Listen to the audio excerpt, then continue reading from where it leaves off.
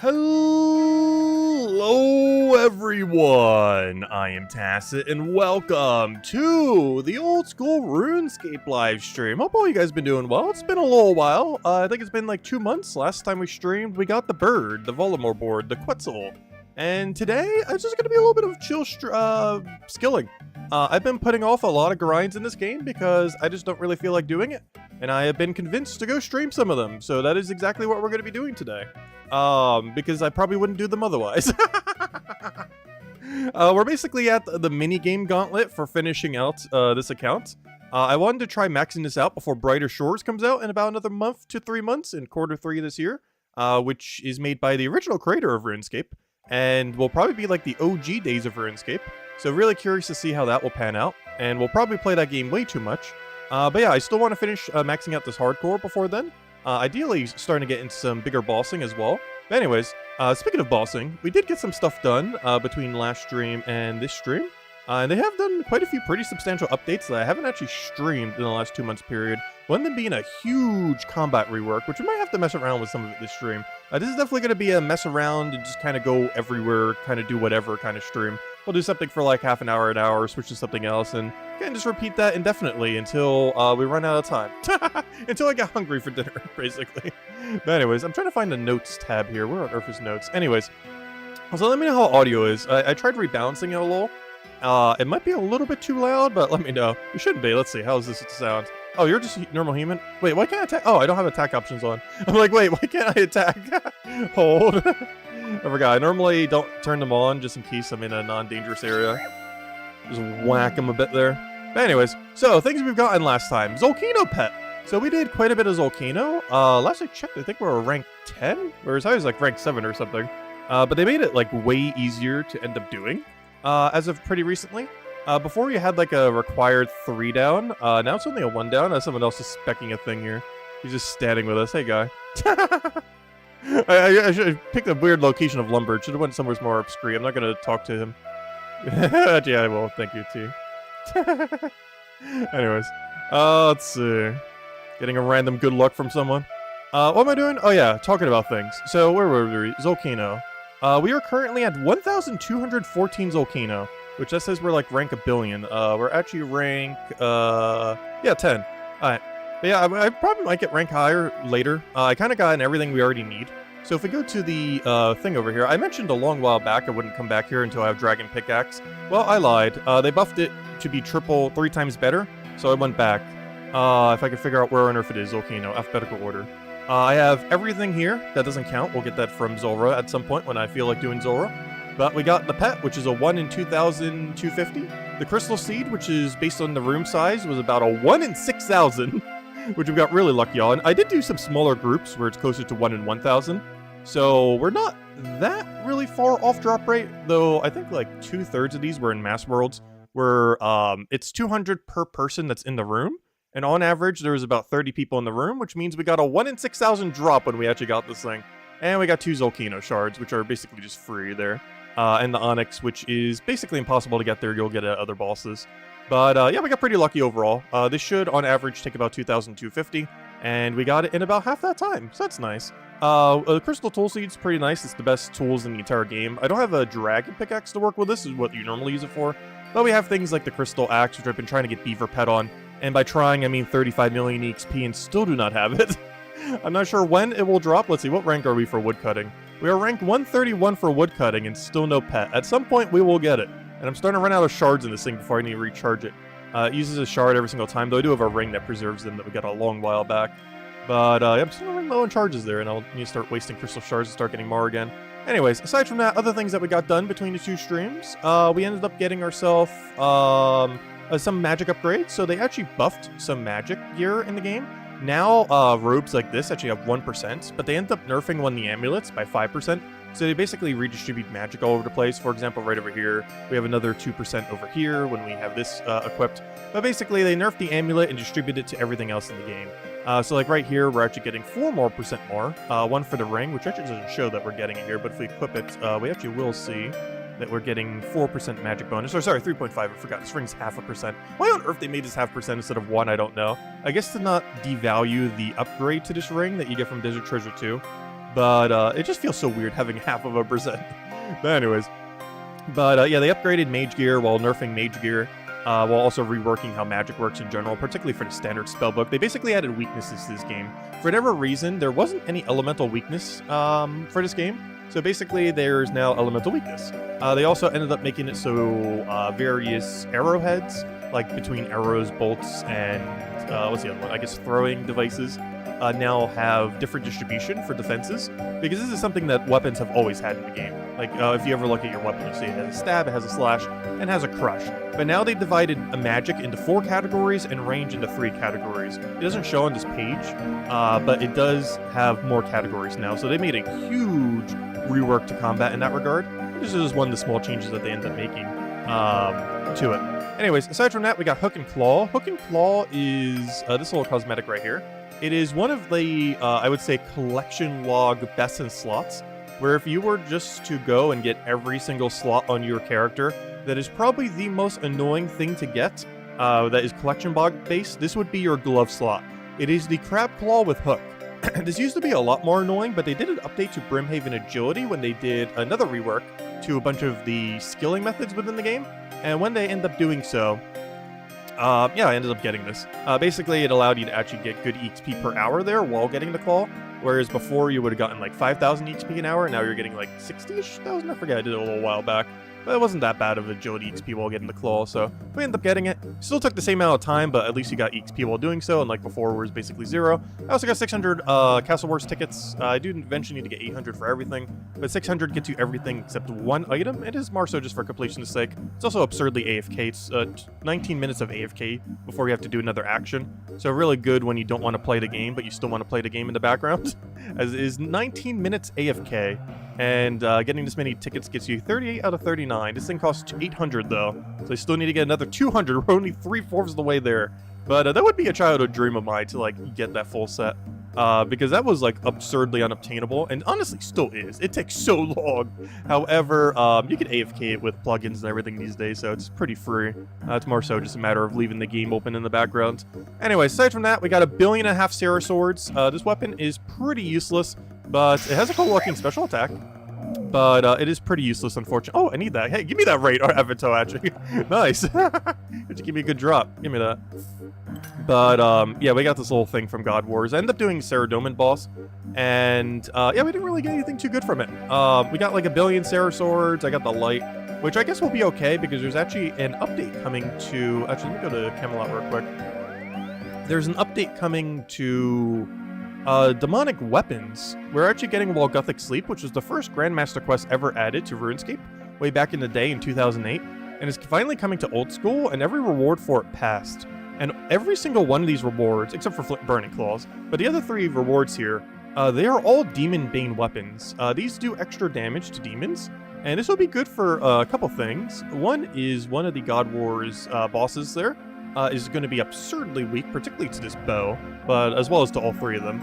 However, this is basically just really good Slayer XP. About 1/4 of the Slayer tasks in the game are considered demons, and that will help us a ton in finally finishing out our demon grind. And I want to try getting a bunch of greater demons as our Slayer task by then. I think currently I have Cerberus, and I still need to get the boots and everything from it. We'll be doing that a little bit this stream. But I want to go get 2 greater demons tasks so we can just farm them like crazy when they come out. I believe they're coming out on July 10th. But I likely won't be streaming it here on the channel until about the 13th or 14th, like the Wednesday or Thursday of that week, kind of like we're doing right now. Because I will probably be away seeing family for 4th of July and probably won't be back by then. So, yeah, I'm not sure if I will be back by then or not, but regardless, we'll probably wait till like midway in the week. Wait till they get all the bugs out in case there's like an insta-kill mechanic or something. And aside from that, we got this Bando's God Sword finish while doing the Saradomin boss. We actually got okay lucky on it. As far as getting God War shards, we got lucky. Though on the boss itself, we should have one of its mega rares, but have none.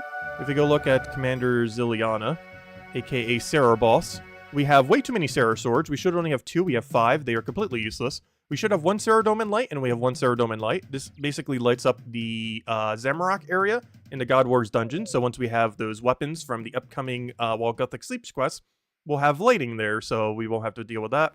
And we got all 3 of the God Shards. With how many I was killing? I think there should have been 1 in every 300-something kills. So we were able to finish this slightly early. And that's nice, because we got really lucky on the Bando's Hilt, and now we have Bando's Hilt. which is one of the best in slot for reducing stats, and actually allows us to do the Corporeal Beast to get the best in slot shield in the game. Will I be doing that anytime soon? No, because I need to go to Tomes of Amaska and get a Fang first. I need a really good stabby weapon, and I currently am using Dragon Sword, I think. So, because I don't even have Dragon Hasta. So, yeah, we could definitely use an upgrade there before we head to Corp.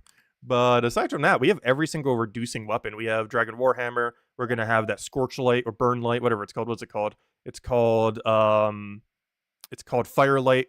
So we don't even need to waste any charges on it. And, of course, we'll have the Bando's Godsword, which is in our hands right now.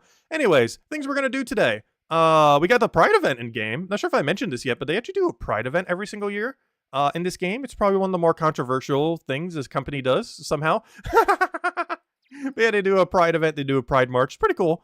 They already did the Pride March, of course. I didn't bother partaking. Pretty sure I was busy that day. But, yeah, they have a Pride event thing. Not sure what they really added. I think added like some kind of Pride cape or something, as well as a little event that will probably take like 5 minutes, 10 minutes. I'm not sure. I haven't looked at it, but we'll do that at some point. We're going to go and gain XP in every single skill we have not maxed to at least some degree. And we're going to play at least 4+ different minigames. Just kind of switch it up, try a bunch of different things. And we're going to whack a Cerberus, because I have currently a Cerberus Slayer task. And I feel like every single time we ever do a stream, I either have a Cerberus Slayer task I don't want to go do, or a Calphite Queen Slayer task I don't want to go do. And today we're actually going to go do it. I got to go kill 103 more, which is about 4 trips over the course of 4 hours. As my current setup for safe spotting it is about 25 kills an hour with 1 inventory. So, yeah, that'll take about 4 hours or so. We're not doing all 4 of those hours. We'll be lucky if we do 1 hour this stream. But anyways, let's start with... Oh, no, what do I start with? Let's start with construction. I think I want to do the construction grind first. All right. Let's get into the construction. Actually, how's our timers doing? Is our farm run ready? No. Oh, our birdhouses are, though. You know what? I can't not do birdhouses. Let me go do a birdhouse run real quick. My addiction to trying to get even remotely close to getting this evil chicken outfit. We are only 1/4 of the way there. I think I only have 1 singular piece after 350, which is basically on drop rate, but still, it'd be nice if we got lucky on it. It's one of the more annoying grinds in this game. Is, where is it? Probably over here. Is getting the full evil chicken outfit. Not only can it give you dupes, but it is a 1 in 1,200 per piece. Which means if you go exactly on drop rate, it'll take you 1,200. However, it'll definitely take you more than that. And I've only done 1/4 of that, and it's extremely time-gated. There are very few things that you can do to just infinitely get the eggs that you need to get that done quickly. And yeah, it's super, super, super time-gated. Something else I should probably be working on is the farming pet, which I am really slack on doing tree runs in this game. I'll be lucky if I do like 1 tree run a week. I was going to say a day, I wish. I'm closer to 1 tree run a week. Basically, when everything's ready, I'm like, okay, yeah, I'll do it now. Yeah, the evil chicken outfit. It actually gives you a special flap emote. It's a really, really dated outfit that I have no clue why they made it so rare. It was like pre-collection log. And there's some things in this game that are way, way, way, way, way too rare. I'm looking at things like the Dragonstone armor, the evil chicken outfit. Hey, there's one part of it. That's what we're doing this for. There's things like Corporeal Beast. There's things like the Nightmare, which I actually ended up making Nightmare slightly less worse of a grind. Yet somehow still made it like the worst grind in the entire game. It's also one we'll likely never do on a hardcore, as it is a very extremely lethal boss that can kill you in 2 hits if you mess up. Technically even 1 hit if you mess up hard enough. So we're probably never messing around with that. It actually does seem decently fun, but it feels like it'd be fun for the first hour or 2. And then when you look at the drop rate and see that it'll take you about another 300 hours, you'll be like, oh, I never want to do this again. It's one of those kind of bosses. Like, as far as any boss that's going to take 1 billion years to end up completing, that I actually want to complete, it's actually the group boss of Nex. We are actually... What kill count are we on right now? I actually really like the concept of group bosses that you could just go to a world, hop in, and be good to go. We're currently rank 13 on Nex, out of all the millions of hardcores that have existed. Mostly because we do it in mass worlds. And so far, we still only have the Torva helm that we got earlier this year. I'm still trying to get a second piece of Torva. I would be so happy if we could get either body, leg, and or horn. If we can pick up like 2 of those, ideally like horn plus 1 of the other Torva pieces that isn't a duplicate helm, we are going to be so set. Because then we have absurdly good tank bonus, absurdly good strength bonus, and the best crossbow in the game. And they actually did a lot of reductions to stats recently. that crossbow isn't actually as bad to use as a main hand ranged weapon. It's still mostly used as a spec weapon these days. However, main handing it isn't the worst thing in the world after some of the changes that they made to several of the bosses. So, yeah, it beats Rune Crossbow. Though we still need to get Armadillo Crossbow from the Saradomin boss, which unfortunately we did not get. We should have one of her 2 big drops by now, but we currently have 0. Anyways, I think I'm going to start by doing Mahogany Homes. I'm going to do some construction. So we're just going to start kind of doing minigame hopping, just kind of do a bit of whatever. We're going to be doing a lot of random stuff this stream. We're just kind of going all over the place. Anyways, where's the carpenter outfit? I already have it. It's in my bank already. Never mind. I didn't think I grabbed it already. Well, let me go get it. Alright, let's go do some carpentry. Alright, where's my setup for this? It is buried, which would explain why I never do it. No. Alright, let's go get all of our gear for this, which is not optimal at all because I am missing several things. But it will get the job done. Alright, teleport crystal in case we somehow whack something, which reminds me, I need to go turn attack options back off. Because there is some random units in some of these houses, and I don't want to whack them.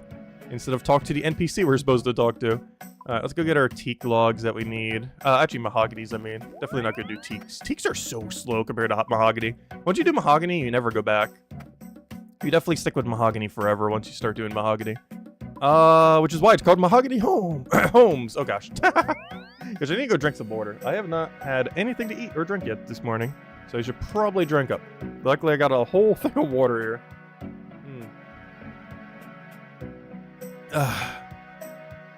Refreshing. We're gonna need that water. We're gonna be here a while. Alright, we're gonna need this. We're gonna need this. Also, I don't think I've ever actually streamed Mahogany Homes, oddly enough. We ended up streaming, we ended up going through like almost every minigame in the game at one point on stream. Though one of them that I very specifically did not end up getting around to, oddly enough, was Mahogany Homes for some reason. That I do not know. Why I didn't at the time. But anyways, let's go do some. So, basic premise with this minigame is it is a way to not make construction as spam clicky. So normally when doing construction, you get absurdly good EXP, but it is very costly and you have to click all over the place. Basically how this works is you come to this lady in Falador, she will give you an assignment, and then you go there. Currently we have, who do you say? Larry. So we got Larry. Hey, Larry from Pokemon Sword and Shield. Larry, he was the best character in Sword and Shield. I mean, not Sword and Shield. I mean in Scarlet and Violet. Scarlet and Violet did a lot of things bad, but it did a handful of things good. Like, I really liked the legends. I really liked the storyline that they ended up going for compared to like normal Pokemon storylines, especially the arc with Arven. And they did a couple things like really, really good. And one of the things they did really good was adding Larry. But yeah, Larry's in RuneScape too. Just the casual business guy here. Doesn't quite look the same, but probably serves the same role. Ultimately. There we go. We got Larry. Goodbye, Larry. We will be back about a couple of thousand more times. Until this EXP rate says 99. No, we're not going to do that much. I might do it for about an hour or so. So basically, that's Mahogany Homes. You go to someone's house. She basically gives you an objective like, hey, go fix up this person's house. We go put a bunch of mahogany equipment in their house. And it all repeats. Also, I forgot I need to go do this outside. There we go. We got Barbara. So Barbara is right here in Osidious, actually right next to our home teleport. It's actually worthwhile to have your home teleport here, as this is the closest way to get here. Next closest is the Glade teleport with your amulet. But, yeah, really easy to get here. But yeah, just rinse and repeat. Keep building stuff. A lot less monotonous than, like, normal construction. But it does get a little tiring after a while, which is why I've been putting off this grind for a very, very long time. It's also quite a bit worse XP rate, but also saves you a ton of money. Because I didn't actually show it yet. I'll show it back when we go to the shop next time. But you can actually buy supply crates. And not only is the XP per XP per log way better when doing this activity, you, on top of getting better XP, also end up getting little reward caskets, which gives you a bunch of stuff, like the outfit that we're wearing, a wieldable saw that for whatever reason doesn't go in the shield slot, and all these other rewards, like for example the Hasidi's blueprint, which we're using on our house, a saw that should really be an offhand and not a main hand, A plank sack, which we're using right now, which holds a bunch of planks. It's useful for quite a few things other than just this. Like, we'll be doing hollowed sepulchre at some point in the stream, and it's really good for that as well. Supply crate, which is what I was just referring to. Actually, we're slightly short, but basically just gives random supplies.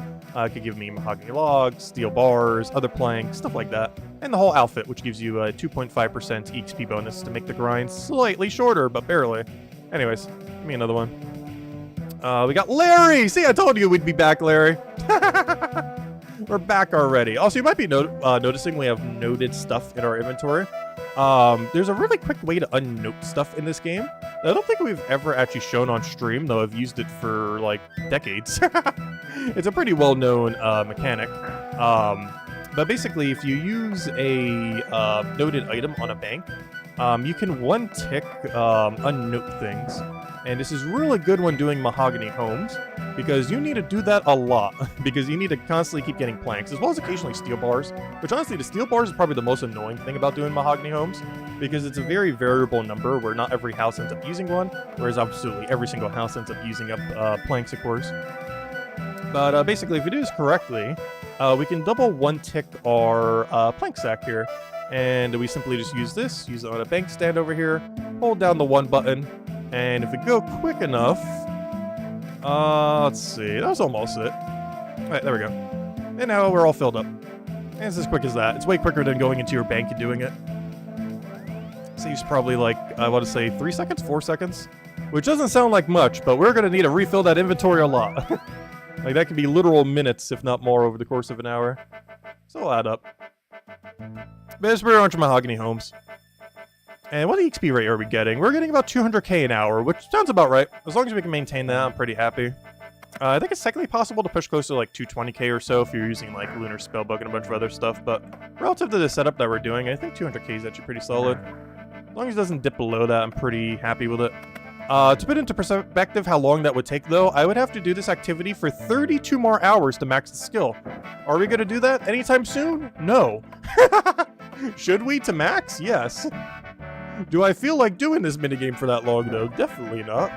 But if we keep chipping at it slowly here and there, we will get there. At some point. Within the next, hopefully, month or two before Brighter Shores comes out. But at some point, we will hit it.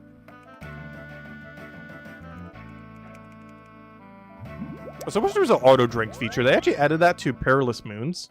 But they did not add that to Mahogany Homes, because Mahogany Homes was the original mechanic. So all the newer ones they ended up making better, but they didn't actually fix it for Mahogany Homes for reasons I do not understand. You should have just like a right-click option or like auto do it, because there's no reason to not restore your run energy. Unless you have like a run energy restricted account or something. But yeah, there's really no reason it shouldn't just auto restore your run energy. They always ask like, hey, do you want a cup of tea? No, they should just shove it down your throat. Give me the run restore. Because that makes it so you don't actually need stamina potions, because if this minigame didn't have that mechanic, you would run out of run energy very quickly and would have to keep managing run energy. But instead, you can full refill your run energy with a cup of tea every single time. But it doesn't do it automatically, so you have to go through an entire extra menu prompt, like 2 extra menu prompts to go do it. For reasons I don't understand. It would save about 1.2 to 1.8 seconds every time if they remove that. Which adds up with how many times you have to do this per hour. Hey, we got Norman! Someone that's not Larry and Falador. I think there's 3 guys here. Well, technically 2 guys and a lady. You also can optimize this a little bit by doing like correct order, holding down certain keys, and stuff like that. I generally don't try hard it too hard because it's already quite a grind. So anything that gets it done simpler. I do try to do some little bit of efficiencies here and there when possible. Also, this guy being clickable is very annoying right there. Like, one thing that you can do is double action right here and stuff like that. Instead of wasting all your time on one action, you can actually do both actions simultaneously. Or within the same tick anyways. There's a few other small things that we can do in that and a couple of the other houses that makes it a little bit quicker. But ultimately doesn't really affect the EXP rate too much beyond the 200k an hour. Right now it's up, but this was because we got like a big drop. I do believe it is possible to hit about 220k, but it's pretty sporadic. Depending on a lot of factors. Yeah, we're going to be playing at least several different minigames this stream. Actually, the next minigame that's going to be added to this game, I'm really, really looking forward to. I think I've talked about it in the past. Hey, we got Larry again. I think I talked about it in the past, but they're going to be adding basically Overcooked and or Played Up to the game to some degree. So we ended up streaming that game, about a month ago or so. We ended up doing that with Isabel, Cookie, Genki, and everyone. But basically, it was a cooking sim game, you know, one of those where you basically just, like, manage a restaurant and, you know, have to do a bunch of orders. You know, pretty standard game in that regard, in that, you know, like one of those games where you have a bunch of orders and you have, like, a time limit and you have to keep, like, doing those orders. Well, they're adding that exact kind of minigame kind of style to this game, finally. There is a minigame somewhat like that with cooking in this game, though it's a little dated. And I don't have the bank space to actually go do it right now, otherwise I would go show it at the Dome Cooking Restaurant. But it's not quite the same. It was added back in like 2004, 5, 6, something like ancient times ago. But they're adding a more modernized one based on potions that's going to be added in the Varlamore Wave 2 update. They're also adding a really cool dragon boss that we're going to farm like crazy. But yeah, they're going to be adding the basically cook up to the game. So I'm curious to see exactly how that will end up panning out. We don't know the exact details on it or really anything. I've just been hoarding all of my herbs, and we'll probably do some herb runs to stream too, just to maintain our herbs, because we're going to need it for the activity. I'm not sure exactly how many you're going to need. Every single herb in speculation has gone up like crazy. Herbs that were like 10 GP in the past are now like 100 something. They literally 10x themselves, like Marintils and stuff. Because everyone's speculating, like, ooh, how many herbs are we going to actually need for this? I've actually been farming Terramins, because it's like the one herb I have almost zero of, not counting Torstals, that keep getting used on super combats. But, it'd be interesting to see exactly how it pans out ultimately. We don't really know, but it's basically going to be like a cooking sim game, but for potions. So, sounds like it'll be a lot of fun. And we're going to do that all the way to 99 herb lore. It's one of the reasons I haven't gotten 99 yet. I actually have 99 banked right now. If we looked at banked XP and click on herb lore, we already have 99 right now. The main reason, there's two reasons I haven't cashed that in yet. One is the minigame itself has rewards that will actually make you use less resources when doing herb lore. So there's literally no point in doing herb lore right now until they release it. The other reason being is in unlocking all the uniques from that minigame, there is a good chance we might get 99 herb lore. We don't quite know what the XP rates or anything will be, or how rare the rewards are. But completely getting every single reward might already get us 99 herb lore, so there isn't really much of a point in trading it now. If not only do we waste resources, but we also might be getting 99 anyway, so... same reason I haven't maxed out agility, even though I will be doing some Hollowed Sepulchre to stream. They're going to be adding an agility prayer training thing that has like a few like unlocks from it that you can end up getting. And I want to go and potentially finish out 99 agility there, as it would also help us with 99 prayer. So that's one of the reasons I haven't capped this all the way out. I wasn't going to leave this at like 96, but I keep training it on mobile just because of how mindless it is just to keep tapping it while watching TV or something. So if I am ever watching like YouTube or something, I'll just be tapping away at agility. And I've accidentally almost gotten 99 agility that way. Even though I did not intend at all to actually get higher agility there. But it kind of just happened. But yeah, we're going to be getting XP for every single one of these skills. So obviously we're doing construction right now. But we will make progress on all of them. Technically even herb lore, though. Herb lore basically just counts as farm runs as getting XP for. I guess we'll technically clean the herbs, which is theoretically herb lore XP. Well, this guy's still doing it with us. I wonder why he's using that book, though. There's no reason to use that book for teleport when doing this activity. We got Bob and Varrock. Also, I don't have enough. Speaking of capes or gear, we actually have to go over here, do this. Fill this up, put that in there, put that in there. If I could click better, that'd be great. Put that in there, so then put that in there. Gosh, that was so slow.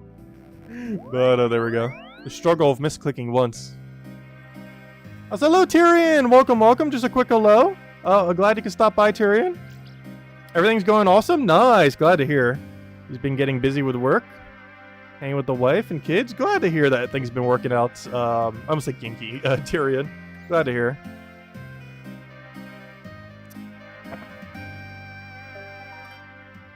Because, yeah, that was kind of depressing earlier what you were mentioning with it, but glad it all worked out in the end. And hopefully it'll continue to keep working out.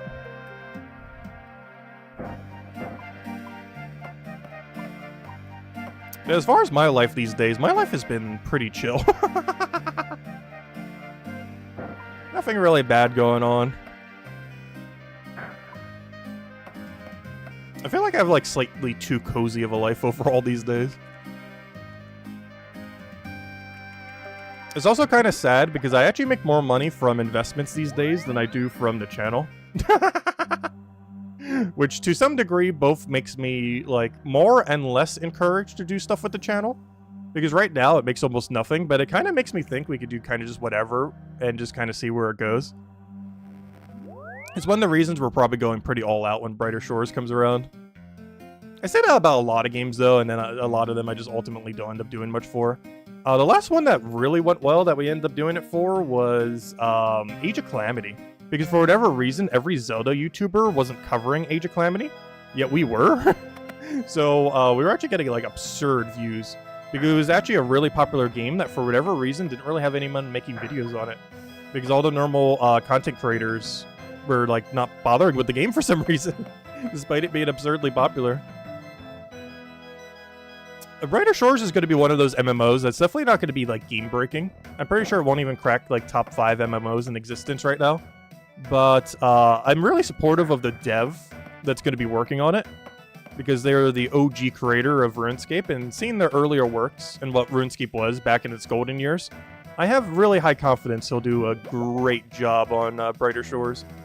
And it's probably the closest we're ever going to get to the feel of RuneScape on launch. And I'm looking forward to that. Because that was like one of the best gaming experiences I've ever had. Was the early days of Warcraft 3. Like I'm talking 2003, 2004, 2005. And the early days of RuneScape, which honestly are pretty much those exact time frames, except it goes until about 2007 or 2008, as far as when it was still good. Though so was Warcraft 3. The two main things that kind of hurt Warcraft 3 were Reforged in 2020 and Dota 2 in 2013 or 2014 or so. Dota 2 took a lot of the player base of what was originally Dota 1, of course, and what was the other one? Oh yeah, and the rework that they did was basically unreleased the game. It was so bad. I still can't get over. Honestly, I'm pretty sure Warcraft 3 Reforged will go down as one of the worst remakes in history. In like the history of any game ever.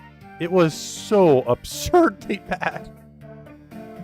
I don't even understand how you do it that badly. Like, if they did absolutely nothing, it would have been 1,000 times better than whatever on earth they ended up doing.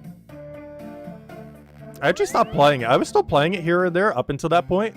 But after about, like, 2020, 2021, like, about, like, half a year afterwards, I just kind of gave up on Warcraft 3. I would probably still revisit it occasionally. I think there's still a player base for battleships, which is one of my still favorite games in that game. There's still Dota 1, which still has a little bit of a committed player base to it. And quite a few tower defenses, like Legion TD, and a few others that are pretty good. Some of which have had remakes. I think they made a Legion TD 2. I don't think it ended up doing too good. Because a lot of people, I think, just stuck with Legion TD 1 from the original Warcraft 3. There's one nice thing that Warcraft 3 still has going for is it still has so many minigames in it. Like, there's so many good games. If you don't feel like playing one game, there's at least, like, 5 other games being hosted that you could go play. You could go play Dota, you could play the original OG one, you could go play battleships, battle tanks. There's, like, a billion different TD games. Normally Legion TD, I think, still one of the more popular ones. There's always some other weird kind of minigame in there. There's even, like, party games, kind of like Mario Party in that game that were pretty good. I said, hello, yeah! Welcome, welcome. Honestly, I don't think we've ever done a dedicated Warcraft 3 stream. We definitely need to at some point. There's still a dedicated player base to that game. That game might be 20 years old, but there are still people that play it. Even after the Reforged incident that made the game worse, there's still a dedicated player base. It's probably not as big these days, but there are still some people who, like, religiously play that game every single day.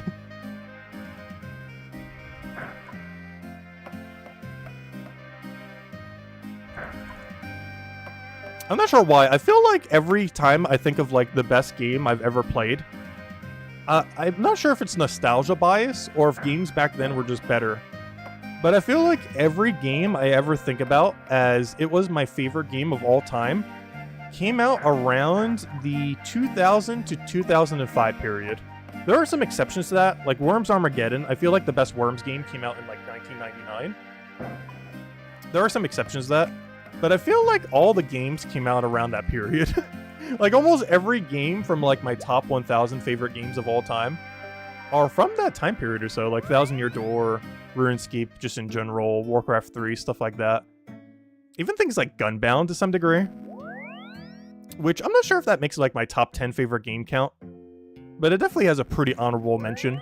Like OG Gunbound. I think there's a game that they remade that kind of is like Gunbound these days that is actually called Gunbound, but it is absolutely nothing like OG Gunbound. Like not even close. But yeah, Gunbound, gosh, I have so many nostalgic memories of that game. It was basically Worms Armageddon, but with one unit. Oddly enough, RuneScape themselves released a game like that. It's called Arcanist.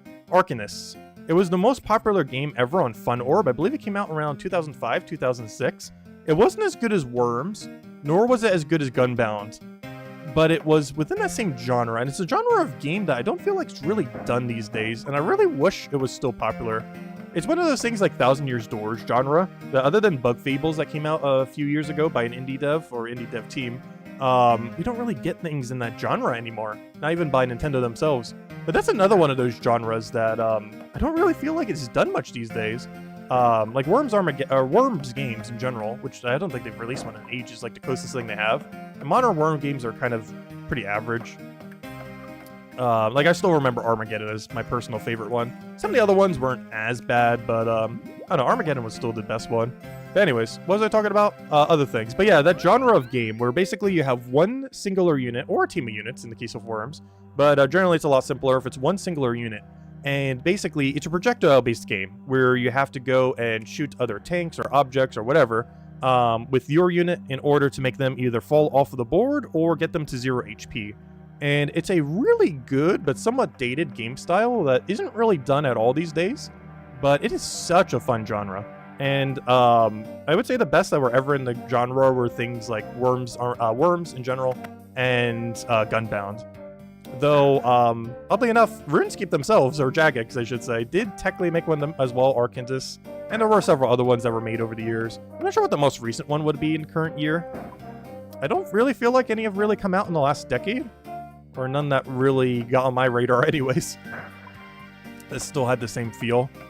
But it's definitely one that's like occasionally gets a game here and there, but a lot of times the game just doesn't really do too good. Or it's made by like a really small dev and they just have no advertising budget or anything else, so the game just kind of dies off. Because it's definitely one of those games that does need a player base to survive. Because it's most fun when you can get into lobbies that's like an 8-way free-for-all or something similar.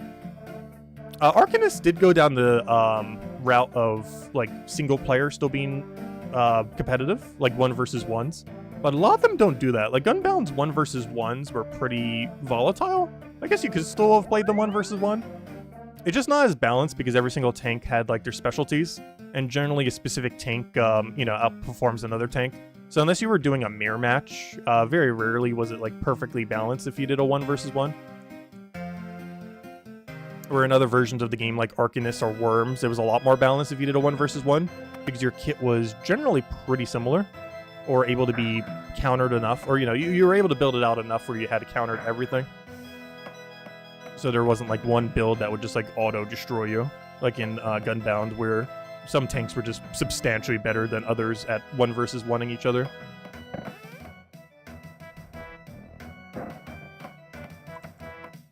But I don't know, I feel like the 2000s were like one of the best times for games.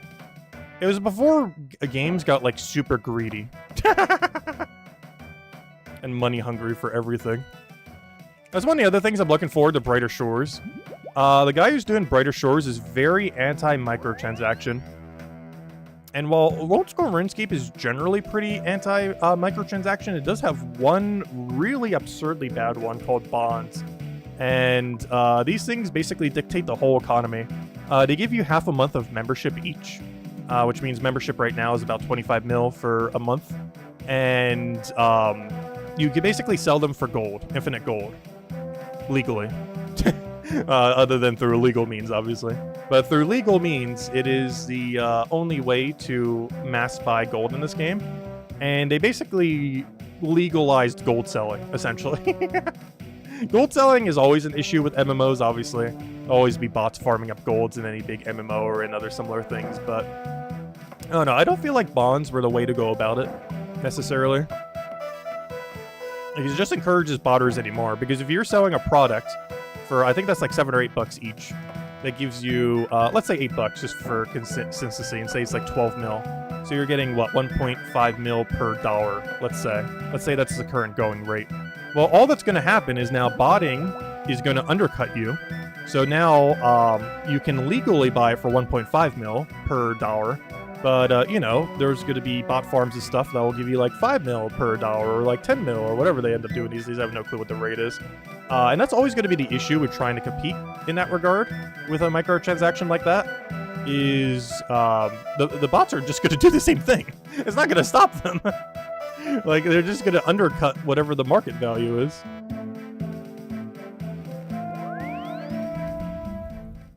And luckily on Iron Man accounts, you can't do that. Well, you can't see our icon, but you saw it earlier. On a hardcore Iron Man or even any Iron Man account, you cannot buy gold. Which is one of the main appeals that I actually had for trying to hardcore. And how we're still alive, I do not know. This is a 1 life account, by the way. Not sure if I mentioned that earlier. I always forget to mention, because when I say like Iron Man or hardcore Iron Man account, I'm not sure if that's like immediately understood what that account is to an average player.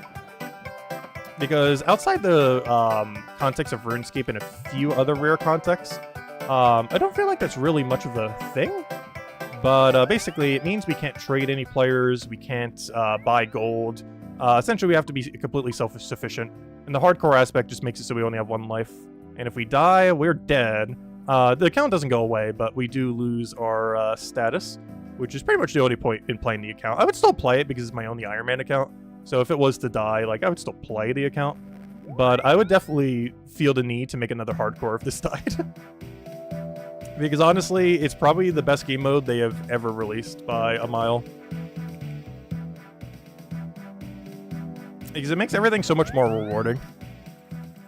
Though I am curious what it would be like to play an Iron Man account normally from the start, because there's a lot of absurdly riskier things you would do on a normal Iron Man that you would never consider doing on a hardcore. Most notably, the entirety of Wilderness. Also, I still don't have Mage Trading Arena done, by the way. Which is like one of the things you do in like early game. Actually, I don't even have all quests completed. I do want to get them done at some point, somewhat soonish. I'm waiting until I get Max Cape. My 2 biggest concerns, there's actually 3 big concerns. One is they still haven't fixed disconnects in raids. So this makes the mini quest of Into the Tombs and the actual quest of A Night at the Theater very risky, because I have a half a year of membership still on this account. And if I disconnect in those raids, I have to wait until that membership expires, which means I would have to wait half a year to be able to play this account again in order to do that if I happen to disconnect during it, which is such bad game design. And why that exists, I have no clue why. And how they have not fixed that in like 7 or 8 years of this mode existing, I don't know why even more, as that seems completely absurd that that hasn't been changed. And I'm kind of just waiting until they do, because there's no way they don't change that in the next year or less. They have to. There's no way they're leaving it like that. It makes no logical sense at all to leave it like that, other than laziness of fixing it, or not enough people complaining about it. I guess not enough people play hardcores these days. Though it's still a decently popular game mode. It's definitely more popular than Ultimate Iron Man, that's for sure. And of course, all hardcores eventually become normal Iron Man, which is probably almost more popular than main accounts in this game. Not quite, but it's probably a good portion of player base. Anyways, there's a lot of things we would do earlier. Like, if this account had infinite lives, literally the first thing we would do is go finish out every quest. And that would actually be the first time we ever do Desert Treasure 2. During Leagues, we fought a couple of the bosses, but we fought it in, like, super cheese methods where we had, like, infinite lives, infinite damage, so it didn't really matter as much. But my biggest concern with questing, and the main reason why I haven't actually done, like, full completion on quests, is mostly Dragon Slayer 2. Dragon Slayer 2 was done... Basically what happened is Grandmaster quests. They are the hardest possible quest generally within the game.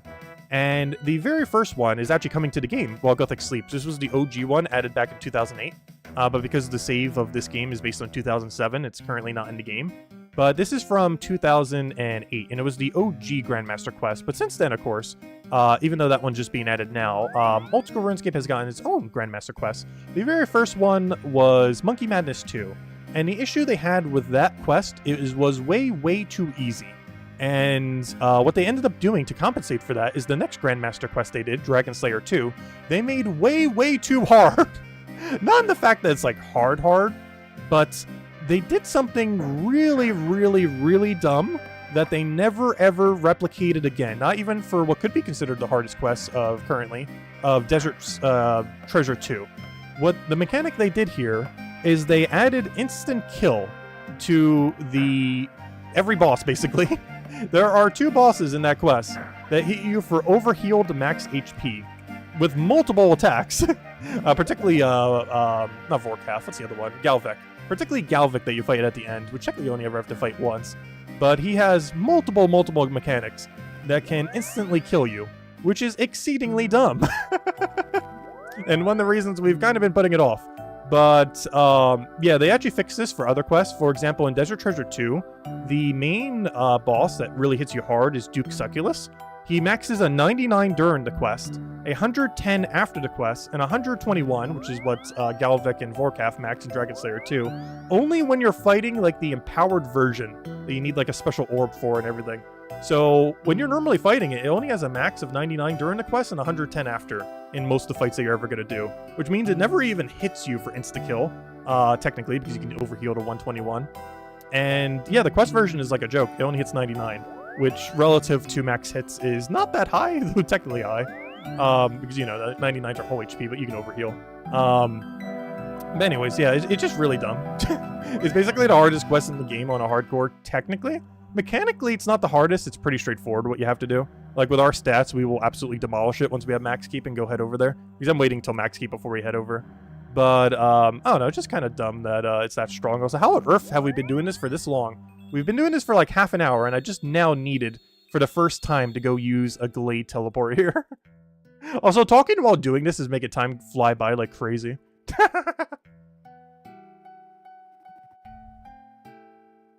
But anyways, let's go head over here. Yeah, we have way too much game knowledge on this game. This is one of those few games where I feel like I know way too much. It's one of the reasons why when we started the channel on like Gems of War like ages back, one of the reasons we did is, like, I have way too much game knowledge in this game.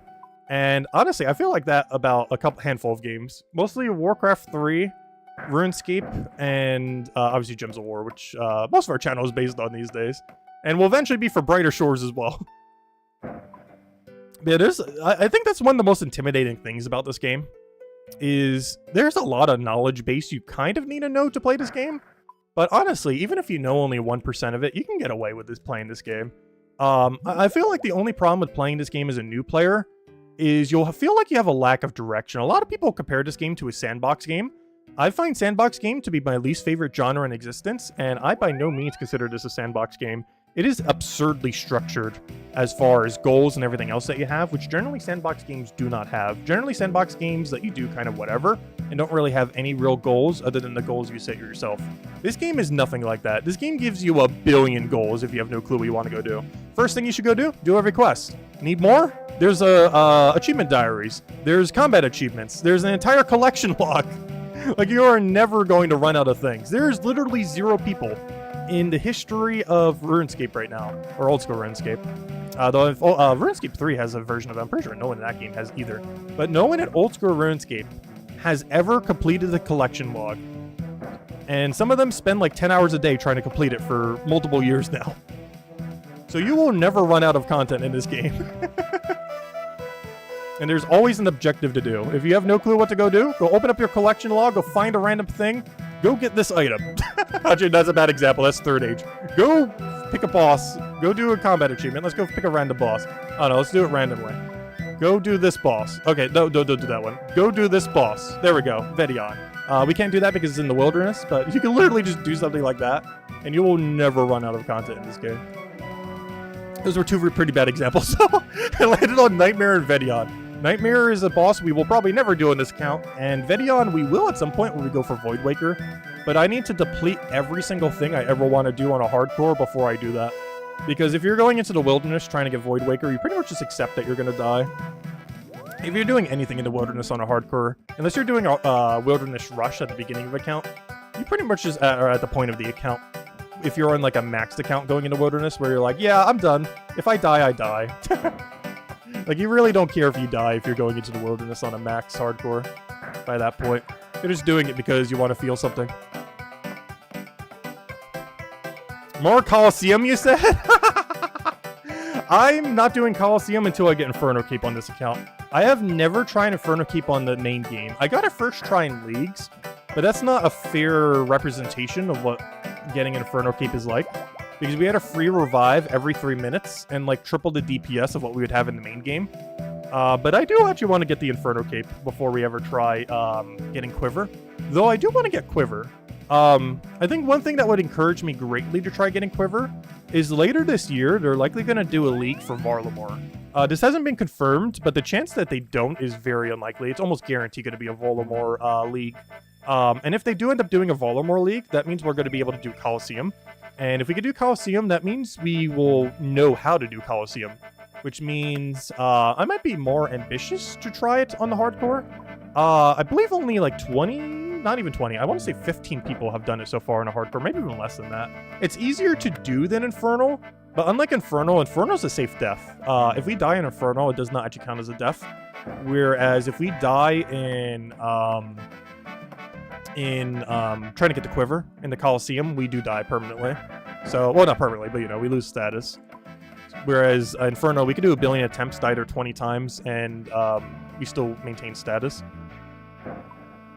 Also, Inferno Keep would help you do Quiver, because Coliseum is actually really melee heavy, and the best melee keep in the game is Inferno Cape.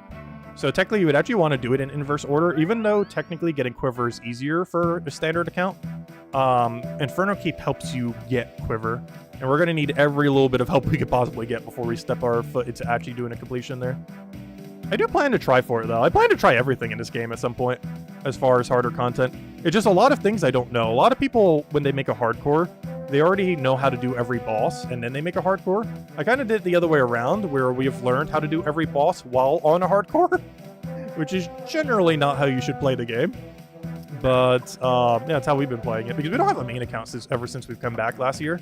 I never bothered making a main. It was something I was considering, but then Brighter Shores got announced, and I was like, oh, well, I'll just do Brighter Shores. Why make a main in RuneScape when we can just go do Brighter Shores to keep playing the hardcore or eventual normal Iron Man on the side? So we really don't have any need to do a main, especially when we eventually die. Our Iron Man's basically a main. They keep making Iron Man mode so easy that Iron Man mode basically is a main account at this point. Like, it's barely even any more difficult than playing a main. Which is why I like doing the hardcore, because it actually has an extra difficulty factor. Whereas normal Iron Man are basically the same difficulty as a main account. You just have to work extra steps to get a couple things. But realistically, once you reach the end game, there's almost no difference. You're still an all best in slot. You still have more supplies than you ever know what to do with. Like, everything's still the same. It's just on a normal Iron Man account, you don't really have a way to use your gold as well. I guess you kind of just dump it all into runes and stuff. Whereas on a main account, if some kind of new content comes out, you just insta-buy it with all your excess cash rather than having to go earn it. Whereas an Iron Man actually has to go do the content and earn it. But if we were going to be doing the content anyways, then it's not really that big of a difference. I guess it lets you skip bosses you just absolutely hate, like the Nightmare. You can get every Nightmare drop. But I feel like one of the sketchiest things I feel like with main accounts is most things that you're buying are just botted equipment. Like, if you're buying a blood shard from the Grand Exchange, you're literally just buying the blood essence of bots. And same as like the Nightmare. It's probably the most botted boss in the entire game, because no one wants to go do it because the drop rates are so horrible. So almost every drop that comes in is from a bot. They did fix that in a recent update, but I'm pretty sure it's still almost only bots that do it. Like if I had to guess a number, it's like 85 to 90%. There's no way it's less than that.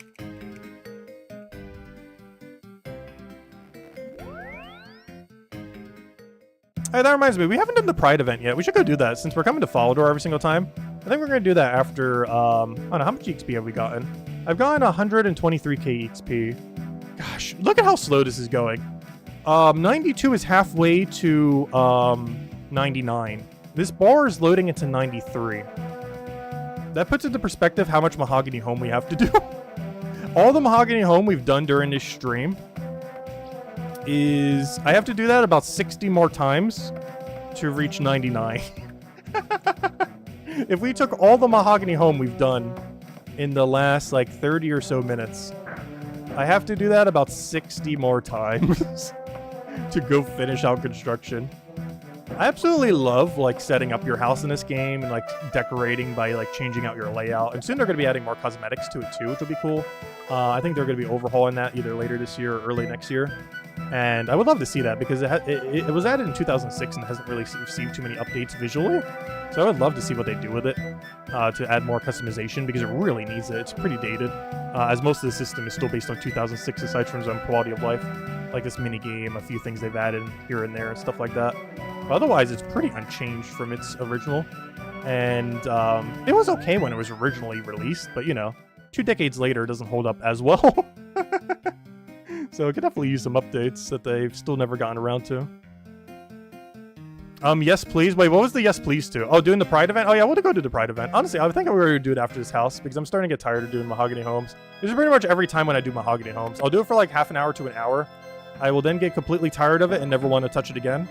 And then about a week or a couple weeks later, I'll be like, I really need to go get my construction level up. And then I will repeat the cycle of doing it for half an hour to an hour and then keep neglecting it.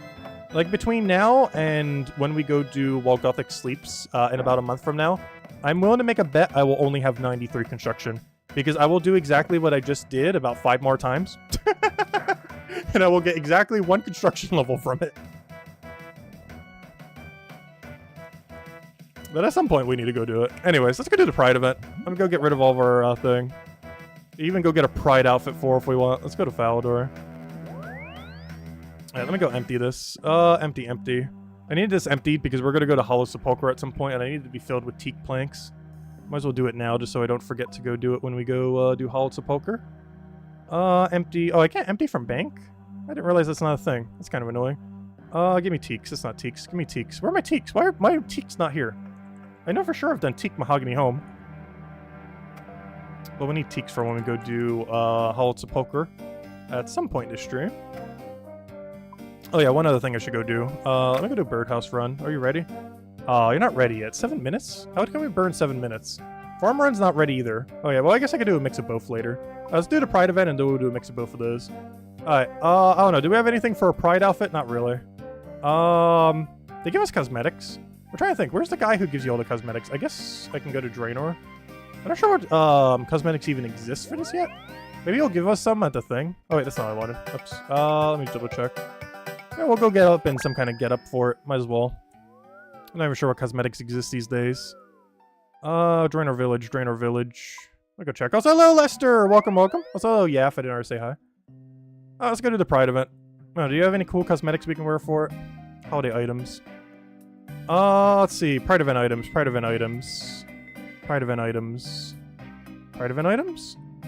Do you not exist here? Oh, there it is. There's one of them. Alright, is it just these 3? Oh, that would explain why they're adding a cape. Alright, let's see. What do we have? We got the rainbow. I think we could change the style, too. Change style. Get a Pride, and then every single thing. Interesting. Yeah, we'll keep the rainbow one. We also got the Armadillo crossbow. With the love arrows. Wait, how do you do the animation? Oh, I think I have to do it on a player. I need to find a player. There's no players here. Quick, player. I must shoot someone with love. Why is there no player? How is there no one here? Wait, why is there no one here? Some are more populated. I have no teleports that are more populated. Quick, grand exchange. Where all the non-irons go. Alright, shoot the guy in full Torva. In Amber. It has been done.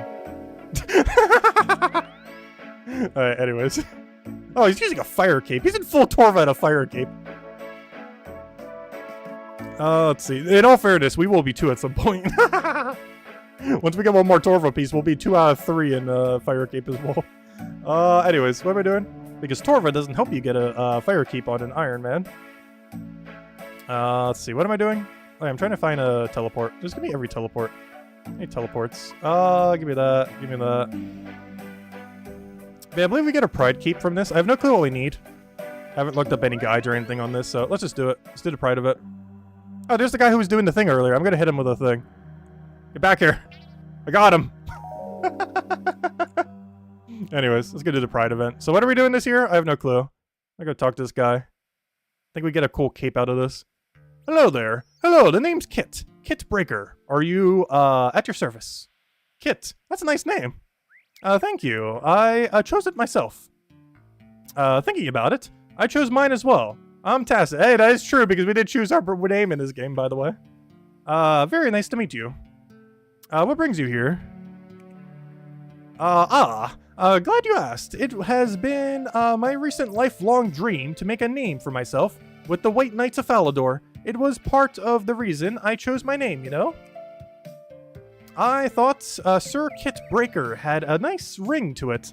The Sir commands respect and sounds quite manly. I want people to think, when they look at me, this man has it together. Yet, I've hardly set out, and I am already falling at the first obstacle. I have no equipment to call my own. I just drag some heavy chests for hours, and I'm puffed out. Worse, I don't even know exactly what's in them. Sounds like you might need some help. Yes, start the Pride event. Let me help you out. Oh, what a relief, thank you. I can't show myself to the White Knights like this. If I want to make a good first impression, I need to look the part. I'm pretty sure they don't bestow the title of Sir willy-nilly. You could be right. I've not heard of any Sir willy-nillys. Anyways, I need a beard. I've done some research, and all the best sirs have one. I had a poster of Sir Tiffy Kashian in my room growing up, and he's my inspiration. But a beard isn't the only thing. I also need some armor. What kind of knight goes about without protection? Not sure, I'm afraid. Ask about the beard. Well, as it turns out, I have yet to manage to grow a beard. Not for fault of trying, you know. I hear some people try their whole life and still can't.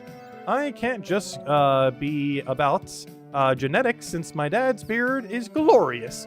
Do you have any ideas? Wear a fake one? Ask a witch for a hair growth potion? Honestly, in this game, that sounds about right. Visit a hairdresser? Wait a few years? Honestly, in this game. Witch for a hair growth potion. I have seen the adverts, and I am pretty sure that it is a scam. I don't want to be one of those people that fall for them. That is fair. What about a fake one? I did consider that, and went as far as using my own hair clippings to make one when I shortened my hairstyle. But it was very itchy and not at all convincing. Honestly, my beard gets really itchy too when it gets longer. Honestly, I wish it would stop growing. I wish I could just like pause all growth on my beard because it's really annoying having to keep shaving it. Besides, I want to be true to myself. Also, it grows quicker than my hair here, which is even more annoying because I keep having to shave it more often than my head. Besides, I want to be true to myself. You know, if I can't grow the beard, wouldn't it just feel wrong? Okay, visit the hairdresser? Wait a few years? Visit the hairdresser? There's one not far from here in Falador. The reason why he mentions this is obviously normally a hairdresser wouldn't be able to give you hair. However, in this game, you can go from a hairstyle that has no hair to hair. So if you go to the hairdresser, you actually legitimately in this game can go from no hair to hair, which is why he's mentioning this. It is canonically within the game possible, though obviously in real life you can never go to a hairdresser to get a beard. But in this game you can. I thought hairdressers only removed the hair, not added it. You'd be surprised. Technology has come a long way. Okay. I'm willing to give it a go. How about it? How does it work? I've been cutting my own hair at home this whole time, you see? I see. Normally you just turn up, but maybe I can get you an appointment. You would? Oh, thank you. I'll wait here for you. All right, well, our objective is pretty clear. I must go to this hairdresser right here. I wonder if you could use the one in Varrock. Obviously, we'll use the one right over here because they did actually last year add a hairdresser to Varrock. It is right over here. Actually, I believe they added a third one as well for all those area locked accounts. They added one, I believe, to Keldegrim over here, which is now the third hairdresser in the game. So we went from having one, the only one in Falador, within a year to having 3. One that they added to the main hub of Varrock, and the other one that they added to this gnome town thing, which I should say dwarf. Why they added one here, I have no clue. Other than for area locked accounts, because there's literally no reason there should be one there, but sure, why not? Good afternoon. In need of a haircut? No, I'm here for the thing. Do you offer appointments? Do you offer an appointment? An acquaintance of mine is trying to grow a beard, and was thinking of coming here. Normally, people come in and are served on a first-come, first-served basis, because no one ever comes in here. Let's see. But I suppose I could book your friend in? Yes, please. Their name is Kit. Kit Breaker. All done.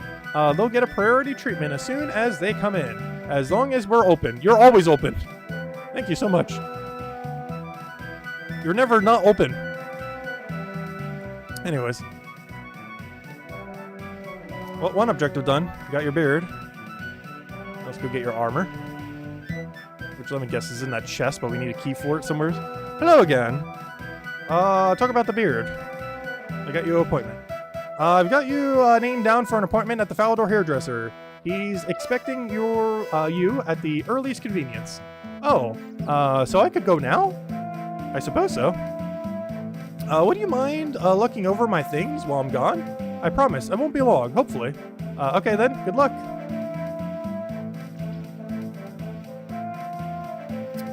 Where's the beard? Interesting story. The hairdresser was actually really helpful. We went through a few brochures of various hairstyles. He looked at my face structure. We tried a few styles, and it turns out the beard just wasn't me. But this new hairstyle, it's powerful yet manly. It is low maintenance. It springs back up after taking a helmet off. I saw my face in the mirror and felt so good. What do you think? Honestly, it seems to have bolstered your confidence. Anyways, talk about equipment. Tell me about the equipment. Knights need armor. I will have more chance to be taken seriously if I'm wearing some. Before I decide, I thought the sentence would keep going. Before I decide to take drastic measures and buy my own, I want to check the little something my mum sent me out with. See these chests? They weigh as much as a dead dragon. I gain 2 strength levels dragging them around. Why on Gillinor have we not yet come up with the easiest way to carry things? Have you considered depositing your items in the bank? They wouldn't take these, apparently, and I can't even open them to empty them. They are locked, and the key my mother gave me isn't the right one. I think the fact that she misplaced her glasses the other day has something to do with it. Anyway, they both make a very metallic sound when moved. I want to double check whether there's equipment in there or not. I don't have the right key, though. I don't know if lockpicking is a skill there's well regarded among the White Knight, but also they shouldn't need a lockpick because this is a free-to-play thing, and lockpick is members. But it's morally questionable. I would rather not risk it in case it harms my chances. I know I hardly know you and all, but would you mind having a go for it for me, please? Only because you asked nicely. Wait, so what now? Oh, it's one of these! It's one of these things. This is a really easy puzzle, though. Gosh, I really love using these puzzles for quests. I believe you have to do this in Desert Treasure 2 as well. I think at this point, the game has gone from using this in no quest to like 4 different quests at this point. And they just had to use it again. They have the asset. They're like, we're going to keep using this. It's such an easy puzzle, though. It's not even a puzzle. It's not even like those ones where you have to do like those rune stones during that one Exiled quest. Like, at least that's like a long-standing kind of puzzle that actually has a little bit of challenge to it. That's literally just do every option until you win. Like, you'll always get it first try every time. It's like a pseudo puzzle because it's not even a puzzle. It's literally just put numbers in until it just all works out by brute force. That's done. I'll let you check the contents out. That's great, thank you. I'll go and check it out right now. Oh, wow. There's my dad's old steel plate armor in there. He is not going to be happy when he realizes that has gone missing. There's also a letter. Oh, it's a letter for me. Are you going to read it? Should I? What if it's not meant to be read right now? If it wasn't meant to be read, I'm not sure what it's doing in there. Addressed to you. Okay, here it goes. Dearest Kit, I hope you'll find this eventually. I'm sneaking it in with the armor I'm packing for you. Firstly, you might want to give all the old stuff a polish. The P is highlighted for reasons that is probably relevant later. Your dad may not have used it in a while, and I'm sure it'll be dusty. Oh, is this his mom? Wait, I'm confused now. Secondly, there should be a money pouch in amongst your stuff. You might need it on your adventure. I've also packed a few snacks. You'll need them after carrying those chests. You might think that okay, the R is highlighted, so we got P and R. You might think that we managed to keep your departure secret from your dad. Okay, who's this talking right now then? I know you've been apprehensive of his reaction. I want to reassure you. P-R-I. It's gonna be pride. Alright, P-R-I. He loves you, way more than he lets on. The other chest I gave you is actually from him, and the code to open it, represents his feelings towards you. We'll miss you, but this is your chance to go and find yourself out in the world. You'll always be welcome home, but I get a feeling it might be a while before you're back. Never stop chasing pride. Okay, there's the D. Never stop chasing your dreams. You've got a good heart and some decent armor to protect it with. Maybe look to replace it sooner rather than later. It's a great name too. I can't wait to hear the stories of Kit Breaker doing something heroic, and obviously the E. Just don't be too brave all of the time. Wow, they're literally gonna do like every puzzle they recycled for Desert Treasure 2 in this. The puzzles that are basically not puzzles. Though in all fairness, some of them in Desert Treasure 2 actually are difficult if you don't use a guide. But there actually is one of them where you need to get like a 5-letter word from a clue thingy as well. And it's spelled out Wrath. But no, they did it for pride, though they did it in a completely different way. We love you lots. Mum. Okay, yeah, I was reading that wrong. Anyways, P.S. The dog misses you too. It sounds like your parents are actually really supportive. Yeah. I should put on the armor. Right, there we go. Looking sharp. I know, right? I never thought I'd see the day where I got to wear my dad's old armor.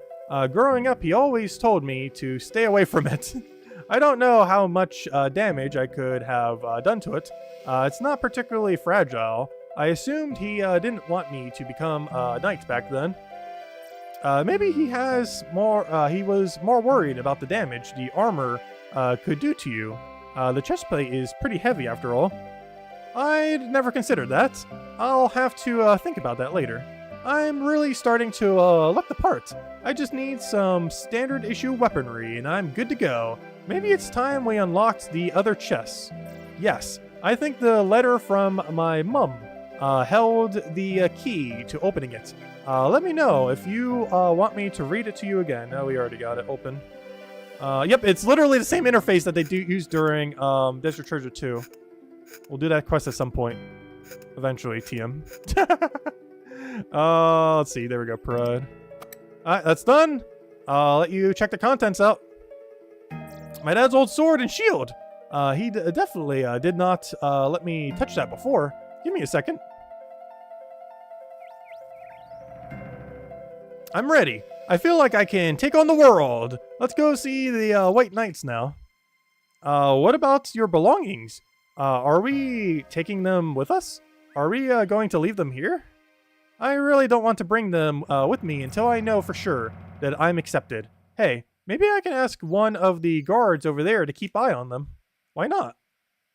I'll tell you what. I'll go and ask. If I don't come back, assume that he said yes. And come and join me in the castle courtyard, okay? Fair enough. He's not coming back. I should go to the White Knight Castle courtyard. Okay, there we go. All right, let's save a few frames. Get in there. Save those ticks. We're gonna go teleport literally a few tiles away. All right, who do we have to talk to here? Oh, someone died. Not you, not you. Oh, Kip Breaker. Hello, my name is Kip Breaker, and I would like to enlist in the White Knights. Sure thing. First, I have a bunch of forms to fill in with your details. Oh, okay? And here is a pamphlet about the joining process for unproven recruits. You'll be a Knight Squire like me for 5 years before becoming an initiate. 5 years? Yes. I know it feels like it has been longer than that for me, but it's, yes, it has. You've been in existence for 20-something years, and you're still a Squire. You literally came out in a Knight Swords quest, which I believe came out in 2001, which means you're 23 years old and you're still a Squire, which means you've been a Squire for way more than 5 years and still have not been promoted. Anyways, yes, I know it feels like it has been longer than 5 years for me, but it's not too bad. Is there no way to accelerate the process? I wish I knew one. If anything, he decelerated it. He's not the person you should be talking to. Sir Amic can make people knights at his discretion, but that usually requires a truly heroic feat to have been performed. He's upstairs in the castle tower to the west of here. Tacit, we should go meet him directly. I'll head there right now. Please, join me there. We're going to brute force you to become a knight instantly. Oops, I didn't realize he had dialogue. I think it just said wait for me something something. Anyways, who was it? The guy who does the White's Knight quest thing? Sir Amicard or whatever his name is. Oh, there he is. Yeah, Sir Amic Vars. Oops, I didn't dialogue properly. I am the leader of the White Knights of Falador. Why do you seek my audience? Greetings, sir. My name is Kit Breaker, and I would like to enlist in the White Knights. New recruit? Excellent. Please, talk to the squire in the courtyard for the required paperwork. Would it be possible to avoid the squire period and move straight to initiate, sir?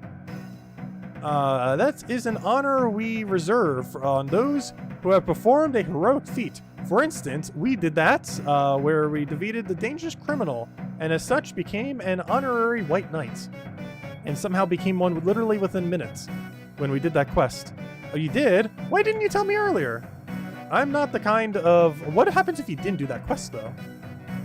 I wonder what the dialogue would be if you didn't do that quest yet. Because that quest is not a requirement for this event.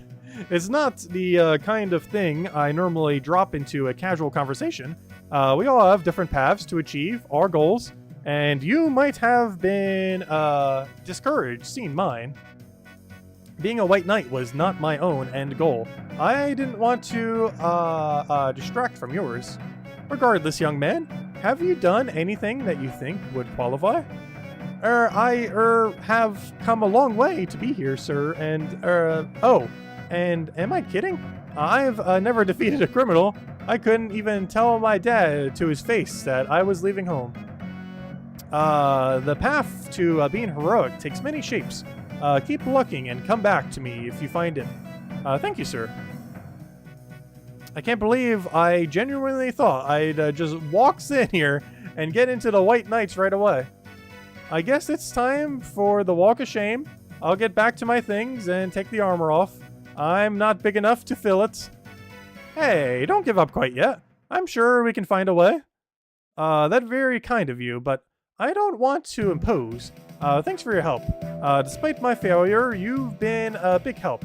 I will see myself out now. You're already gonna give up? Alright, I assume you're all the way at the front. Let's see. And he's gone. One sure thing, he is very good at running off. I should go catch up with him.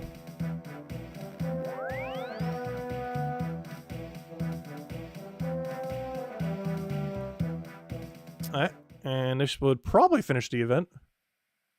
Hello. I know that must have been a blow, but you can't let that get you down. Oh, what's the point? Who am I kidding? There's nothing heroic about what I'm doing. Well, I wouldn't be so sure. It seems you already come a long way. Yes, can't give up at first hurdle. I have come a long way just to get here. It would be a shame to quit now. Oh, we're getting our motivation meter up. That's a new one. Let's see. You've got to let yourself grow into the armor. Oh, wait. Is there a better option? That, or I should have a reason to get my own armor rather than a hand-me-downs. Alright, let's see. One day you could be a fine swordsman, or that sword looks a little sharp, or for someone... No. One day you'll be a good fine swordsman. Are you saying I'm not already? No, wait. I didn't mean it like that. I'm just pulling your leg. I know I've got some training to do. Alright, let's see. You haven't seemed like a quitting type so far. I should probably get on with something else. No. You haven't seemed like a quitting type so far? Wait, really? Yes, look at you. You've stood here, fully armored and ready to go. Alright, motivation being increased. You brought a lot of stuff with you and failed attempts. You should stay. You brought a lot with you. Wait, brought a lot of stuff with you for a failed attempt. Okay, let's go with the first one, I guess. You now... I think that's supposed to be no. You now, I'll have to take it back. Yeah, it's definitely no. How's that a mistype? Come on, this thing's been in the game for like 2 weeks now. How do you have mistypes here? How's no one corrected the no now to no? And, wait. Now I'm even more confused. Wait. And now. Oh, no, it's now. Never mind. Oh, wait. Never mind. I'm reading that so incorrectly. And now I'll have to take it back myself. Never mind. Pause. I'm just bad at reading. Anyways, did you consider finding... I was reading way too forward into that sentence, and yeah, now is correct. Did you consider finally finding someone to take it all home? Do you think I'll ever make it as a white knight? Of course you will. Say nothing. Only if you don't give up, though. With your belief, I don't think I can give up. Thanks for that. I'm feeling a lot better now. I'm glad to hear that. Now, you had better keep that armor on. To be honest, I wasn't even sure how to take it off properly. Regardless, what am I going to do now? I can't wait 5 years to start training. I don't know. Maybe it's time for one of your mum's snacks. Not a bad idea. I could do with a crunchy right about now. Wait, what's this on the floor? Another letter. That's my dad's handwriting. Alright, this time we can do it. Read it, read it. Gosh, it sounds like Isabel. No. Let's see. My dear son. Okay, this time it's definitely his dad. My dear son. I know it's been hard for me to express my feelings. We've not always seen eye to eye, and I'm the first to admit I'm not always been the most understanding. It's hard for an old codger like me to change. You know what they say about dogs and new tricks, but I love you. I know you can do anything you put your mind to. I know that you've been wanting to walk in my footsteps for the longest time. You don't need to do this to make me proud. I already am. Maybe it's time we all stop trying to see you as a younger version of your mom, and I start seeing you as yourself. I thought so. I didn't mention it earlier, but it seemed really obvious that originally female and then male and trying to become the guard and everything. But yeah, that just proves it right there. So originally female and then trying to become a Sir Kit Breaker. Good luck on your journey to find who you really are. Meeting people will expand your horizons and help you progress. I know meeting you changed my life. Meanwhile, I will look forward to the day where you come home and I get to see the awesome person you've become. It's actually kind of funny because I believe just last year, or maybe the year before that, actually 2 years ago, they ended up actually adding female white knights. For the longest time, every single white knight was a male. But they actually added females like 2 years ago for like a diversity thing in the game. So now they're not all male. Because there was a time for the longest time where they were. Anyways, meanwhile, I will look forward to the day where you come home and I get, which is kind of weird that he's, or she, well, whatever way you look at it, she who became he, who is now trying to become a knight. But now they offer females an option to do so. So, you know, you could have still done it as one as well, even if you wanted to become a knight. But because every knight was a male, he also wanted to become a male. Anyways, meanwhile, I will look forward to the day where you come home and I get to see the awesome person you've become. Love, Dad. I really needed that to read that. We're not had the best history. I wish he could have said this face to face. It's already a huge step forward, but for now, let's focus on you. You're right. It's time to move on. Maybe he does have a point, and meeting new people will help. I don't know who, though. Actually, I know a person who is great at helping people find their true self. Oh? Yes, Gilbert. Just outside of Varrock. Who? Gilbert. I forget who Gilbert is. Just outside of Varrock. He has a lot of people, and is quite wise. We should, or he's helped out a lot of people. Anyways, we should go meet him. Wait, I know what happens now. You've going to run off and leave me behind to join you later.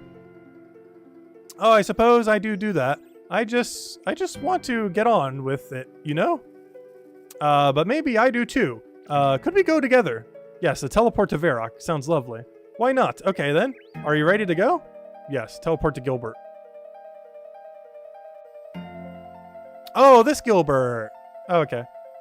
You were right. This is the Pride event hub area for some reason. With all the flowers. This is where they normally start the Pride March, which they already did this month. Anyways.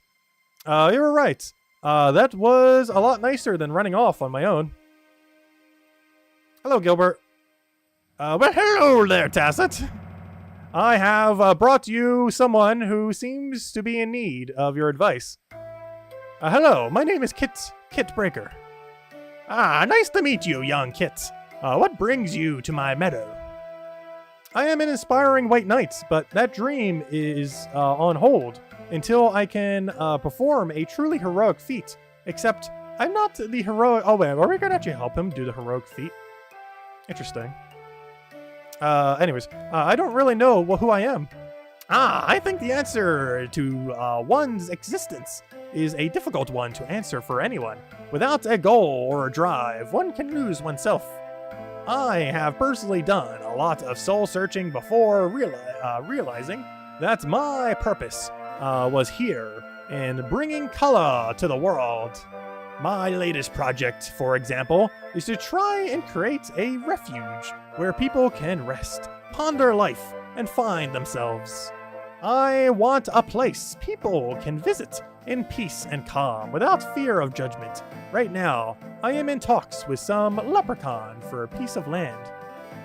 If everything goes well, I should be able to start working on it next year. Hint for what they're dropping next year? It won't be a quick job. It will have to wait till next year's Pride event. Sounds like a beautiful vision. I wish such a place existed a few years ago when I was less in control of my life. Back then, I would have loved having someone understanding like you to talk to.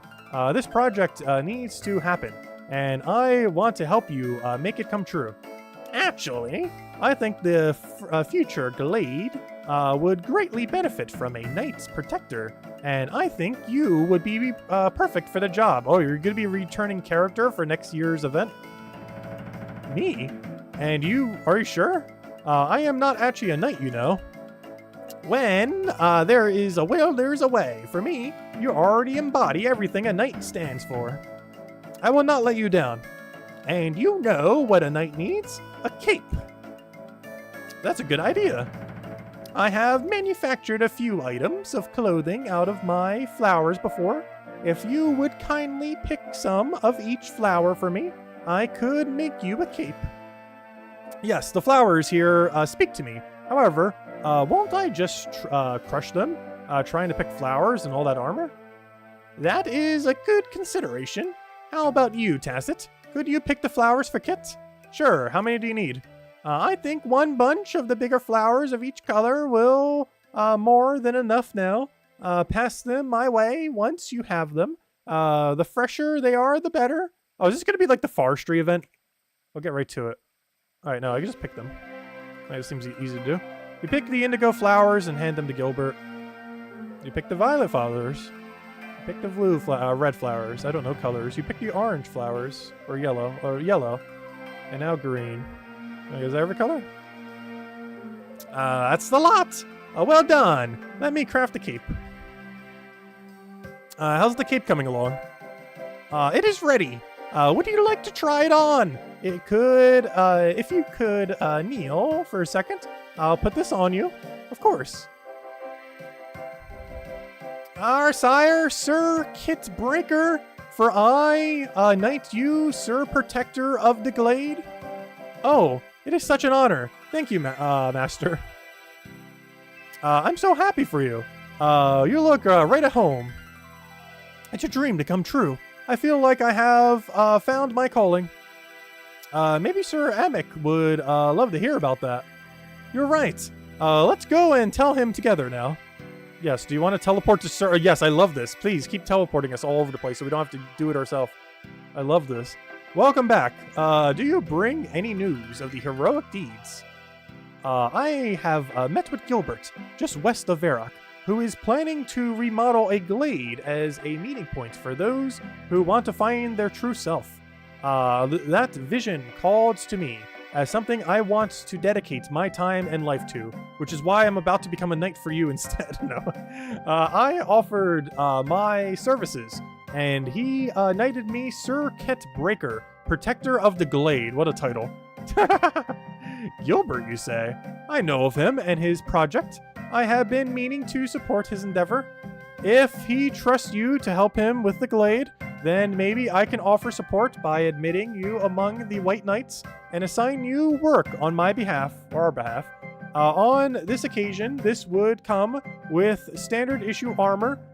Would you wish to represent the White Knights in your new role?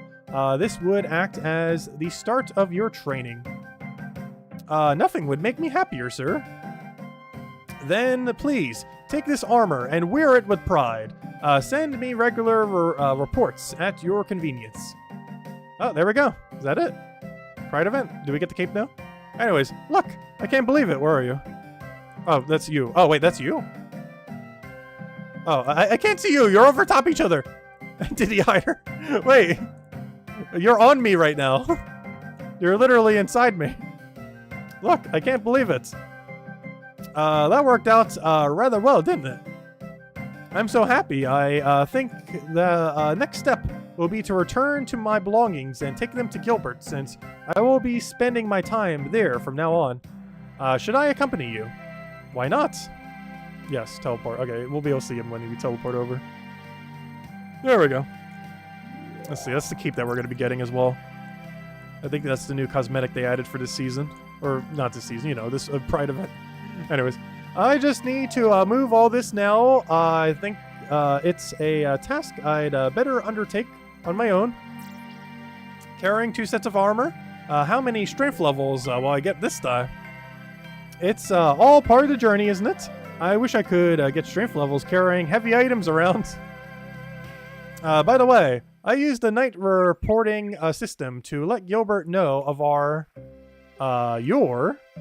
Yes, my success in joining the White Knights. I thanked him for his help, and he sent a rather extensive reply. Anything of note? Or was he just as happy for you as I am? I haven't actually made my way through everything here yet. However, he did ask that you go and speak to him. I will head there now. It feels odd to leave you behind for once. Oh no, they didn't give me a free teleport. What are you doing? You were doing so good. I actually have to use a law rune. Let's go get our cape. And this will probably conclude this quest. Well, Pride event. Though technically quest. The Pride event quest. But I assume this has multiple different color changes that you could do similar to this, where it has like a billion different recolors. But yeah, let's go get our cape. And that will be Pride event completed. Alright, right then, Gilbert, Kit mentioned you wanted me to stick my head in for chat. Yes, your work with the young knights has been inspiring me. Inspiring you? Quite. I'm sure you're aware that I can't get out and about as much as you, so I put together a cape for you to wear on your adventure. It makes use of the magic of the flowers to change color. Kit is out there with theirs, but they will be back here shortly. With you, the cape has a chance to go around the world. Once they're back, we can get started on some early training. Fantastic. What sort of work will you have them doing? Just odd jobs, small favors, that kind of thing. At least until we have land to work on. They would be here before too long. If you wanted to check in with them before you go off adventuring again, you know what? I just might do that. You should be wearing your cape. Amongst all this circuit breaker talk, I nearly forgot to give it to you. I'll even throw in an extra shirt for good measure. Wear them with pride. I think I'm already wearing the shirt. Nope, it's a different shirt. The rainbow crown shirt. Oh, that's the, okay, that's another new cosmetic. Oh, we got 2 cakes too. Wait, just cake? Okay, just cake. Normal cake. It's not a special cake, right? This is just literally normal cake. But yeah, the 2 new cosmetics they added are rainbow cape and rainbow crown shirt. Alright, there we go. Pride event completed. Anyways. Alright, so these cakes are just normal cakes, right? I can just drop them. Yeah, there's just normal cake. We do not need normal cake. Alright, anyways. Say we got this new shirt. Let's see, what kind of different styles do we have? Oh, it has the crown on the back. Oh, that's cool. Oh, they're actually selling this shirt in real life. That's kind of funny. This is product placement right here. They're actually selling this exact shirt right here. This shirt. But yeah, I saw that on their thing when they did the weekly update. But now they have ad placement in their game. It's a pretty cool shirt, though. You get to wear it in real life and in game if you want to. Yeah, they have one for every single pride flag thing in the iconic party hat of RuneScape. So if you don't want to wear the super flashy one, you have something a little bit more subtle, which is really cool. Honestly, I actually prefer this one if we would ever wear it for fashion. And then we have the rainbow cape. And let's see, what styles do we have for this then? Let's see. Check all the colors. And it has a little pride flag for each one, and like a little color scheme going. Why does transgender always get the best color scheme? Let's see. I'm not a fan of yellow on that. That one looks pretty royal looking. This one looks like I belong in a garden. This one looks very warm. And then we have this one. Is this actually the gay flag? I have no clue. I'd probably fall under this category for the most part. I guess maybe pan. I don't know. I've never been with someone who's like a different gender than like standard male female. So I wouldn't know. I'm also somewhat asexual. Though I'm like absurdly kinky, so I don't know. I'm asexual in a weird way. Because I never like seek out sex or anything. But also I'm way too kinky to generally be considered asexual. Like you still can be. But I think it sends the wrong message if I say I'm asexual. So I generally just go with like bisexual or something. But then bisexual sounds like you're against trans people. But I don't know, pansexual just sounds weird to say, personally. I'm trying to drop these, not do that. Let's see, destroy everything. We can reclaim them from the Ango later. Let's see, destroy. Destroy. Destroy. And we can get them from Diango whenever we want them back. Just destroying them so they don't take up bank space. Anyways, let's go do a farm run. Let's go farming. Anyways, farming time. Farming. Alright, wait, why am I grabbing this to go farming? I'm gonna go get the full farm set up. Also, it's actually kind of funny. I don't think I've ever done a farm run on stream. Like a full one. Because I do farming in this game. Obviously, we have like 20 mil farming. But I definitely been slacking on it. Like, if we haven't been slacking, we'd probably be like 40 mil farming right now, if not higher. But, I don't know, I don't do it too often. But we said we would work on every skill this stream in our things to do this stream. Which technically, let me go to that right now. We've actually marked some of those off. So, Pride event, check. And we've so far gained 1 in our 7 skills and in 1 of 4 minigames, at minimum. But, yeah, let's go do a farm run, which will count as us getting Herblore XP, technically. As it is banking Herblore XP, even though I already have 99 banked. We don't currently know the EXP rates that we're going to be getting from the Varlamore, Hell's Kitchen version of it. the plate up, whatever you want to call it, overcooked version of potion making. So because of that, I do need to go over 99 banked herblore XP, just in case you get so much less from the activity, because we know for sure it's going to give less than normal herblore. We just don't know the exact rates of how much less currently until it's actually released. So, but anyways, let's go do some farming. We'll do a full run. Because I don't think we've ever done on stream. Might as well. Actually, if I'm not mistaken, I need to go kill Horspori too. I might as well go do that too. Why don't you start by doing that? Let's kill Horspori first, and then we'll do everything else with farming. Which means I grabbed the wrong outfit. Alright, let me go kill Horspori real quick. Let's grab a little bit of everything. Not that one, give me the used one. Which one of these is used? Wait, that's so confusing. Which one is used and which one is not used? It doesn't say. It's not like bearer's equipment and it tells me which one is degraded. Wait, that is so confusing. Wait. Why would you do such a thing, game? How am I supposed to tell if it's degraded when they both look the same? Alright, do I have left click on? That's something I would probably have turned off, yeah. Alright, let me make sure I have the right prayers on, already good to go. Alright, let's go whack this plant. Looks all good to go, pot up.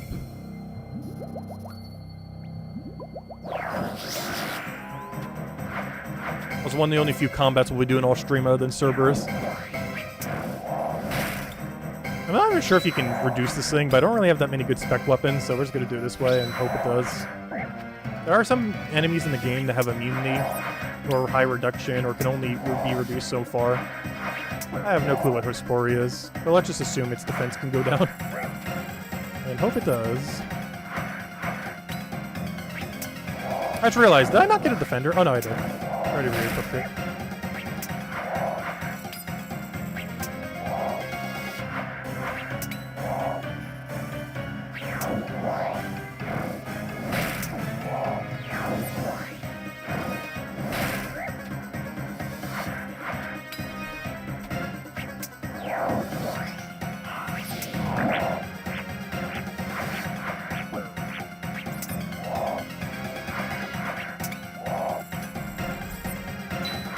There we go.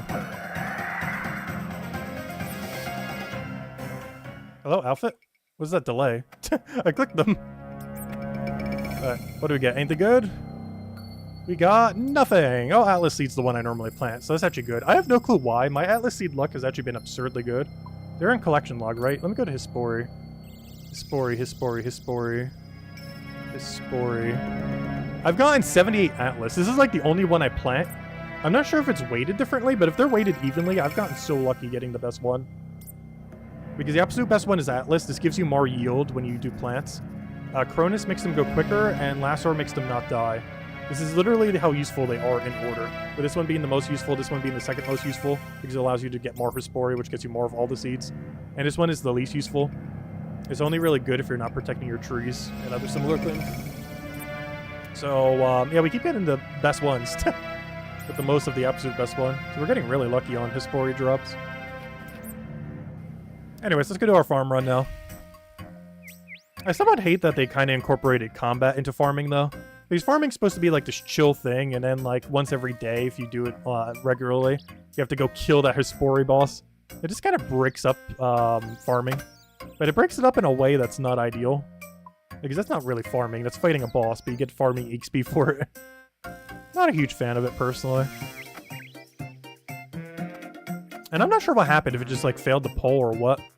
But, there was talk that when they did a farming guild... I wasn't playing at the time, but there was talk before the farming guild came into the game that they were going to add, like, farming in the sense of, you know, how they have, like, chickens and cows and stuff like that. But they didn't end up doing it. Because it would have been a great way to get, like, blue dragon scales, red spider eggs, other similar things, even milk and eggs, generally, just as an ingredient. But, yeah, they didn't end up doing it for some reason. And I'm not sure why. Also, I accidentally used the wrong one. Now I have 2 of these, though. Gosh, I gotta figure out a better system for this, because now it's taking up 3 inventory spots. Oh, gosh. The reason I have to keep doing the Moons of Peril, for any of you wondering who might play the game of why I have more than one set, well, other than the fact, I actually did get a perfect exactly one of all set, so I technically didn't need to go back there. There were 2 reasons I need to go back there, though. One is I need water orbs to make these 10,000 battle staffs, which I'm really hoping the next dragon boss that they're adding to Voldemort adds earth orbs. For one, there isn't really a good way for hardcores to get earth orbs. The other one being, I need 10,000 orbs of any kind. I'll take any. I don't care which. I just need something. But the other reason why we've been doing it is there's a Master Clue casket thing that needs to hold all 4 of these items. And I also want all 4 of these in my bank. So to be able to do both, I need an extra set of this moon armor. And I only have 1 out of 4 pieces. So we still have to do quite a bit of that content to go get the other 3. And unlike before, we can get dupes. Like, I can get 5 of these before I get, like, 2 of each of these. So we could get really unlucky. Anyways, let's go do our farm run. Cactus doesn't look like it's ready, so let's just do standard farm. I'm running out of seeds, though. I need to go do content that gives us seeds. Because I have basically none right now. Also, I've been doing Terramins lately instead of Guams for my other one. Main reason being is I'm not sure how many I'm going to need for the new activity. I want to get to almost like 1,000. Or at least several hundred. Kind of already there, but still want to get it a little bit higher just in case. Because we currently don't know how many of each herb we're going to need for the new Herblore activity in order to get all the drops. And for all we know, it could be thousands of each herb. We don't really know currently until it comes out. And they haven't really disclosed, like, hey, if you're an Iron Man, you should probably have like 1,500 of each herb, or 300 of each herb, or some other number. They haven't really said that yet, so it's also caused a lot of speculation on the price. Like, I think every herb is up. Like, all the lower tier herbs that were like almost single-digit numbers in cost are now like triple-digit numbers. Because everyone's speculating, like, ooh, how much are we going to need? They haven't said yet. Might need a few, might need several hundred, might need thousands. It's not known yet currently. Maybe we'll use some other alternative one. But the way that they laid it out, it seems like you'll need a specific herb to do specific things for the potion making. So there's a chance that every single one will end up being utilized. And there's a chance they'll all be utilized equally. Which means if you need about 1,000, that means you'll need 1,000 of everyone, from high tier to low tier. So I'm just making sure we have a little bit of each, just in case. Beyond just the ones that are purely good EXP. As well as just planting every single seed, because I am running out of seeds. So we'll plant whatever we can get. After this, we can go do a tree run. I think I can do most of my trees right now. All my fruit trees are done. The special tree is done. Yeah, I can do a full tree run, minus hardwood. All the ones at the farming guild I keep in case we get a contract for them. Because they take forever to grow, particularly the redwood. It takes like 5 days or something. I only ever claim it if there's a contract to do so. Because I have a limited number of those, so it's best to use them purely for contracts only. I've never actually ran out of them for contracts, but... oh no, I planted the wrong one! I meant to plant a Terramin there. Sad. Well, I'll place a Terramin in the other location. I guess it doesn't really matter. This place and the other place is the same value. That one eventually gets immunity, but it requires going pretty deep in Coliseum to the point where you pretty much already have completed Coliseum. And we are nowhere near the point of being able to do that on this account. So I just simply haven't. When does that release? Oh, when does the new Herblore skill release? It doesn't have an official date yet. And the next big piece of content that's releasing is on July 10th, which I might still be away at the time, but we'll do it like as soon as I can after that, I guess, like on the Wednesday after or something. But July 10th is the next big update. It's when Gothic Sleeps comes out, this quest right over here. We were talking about it a little bit earlier. This is the first ever Grandmaster quest added back in 2008. But because the backup of Oldschool Runescape is based on 2007, it has never been re-added to the game yet. And they're re-adding it on July 10th.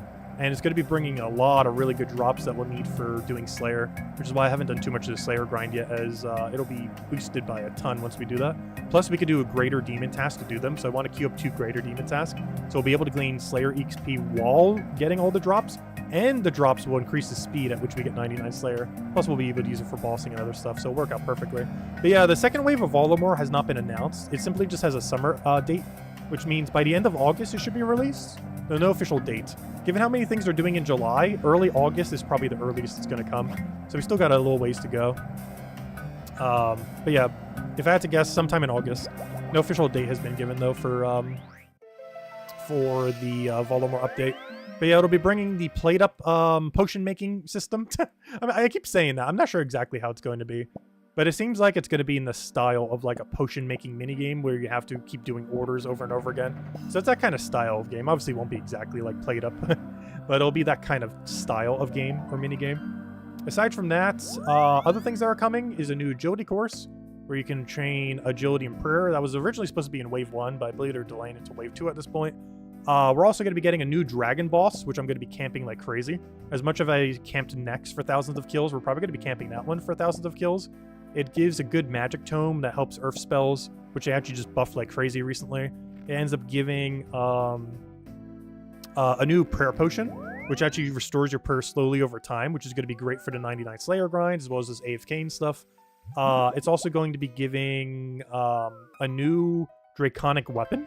So currently there's a weapon that does extra damage to dragon enemies with melee and range, but there's currently no version of it for magic.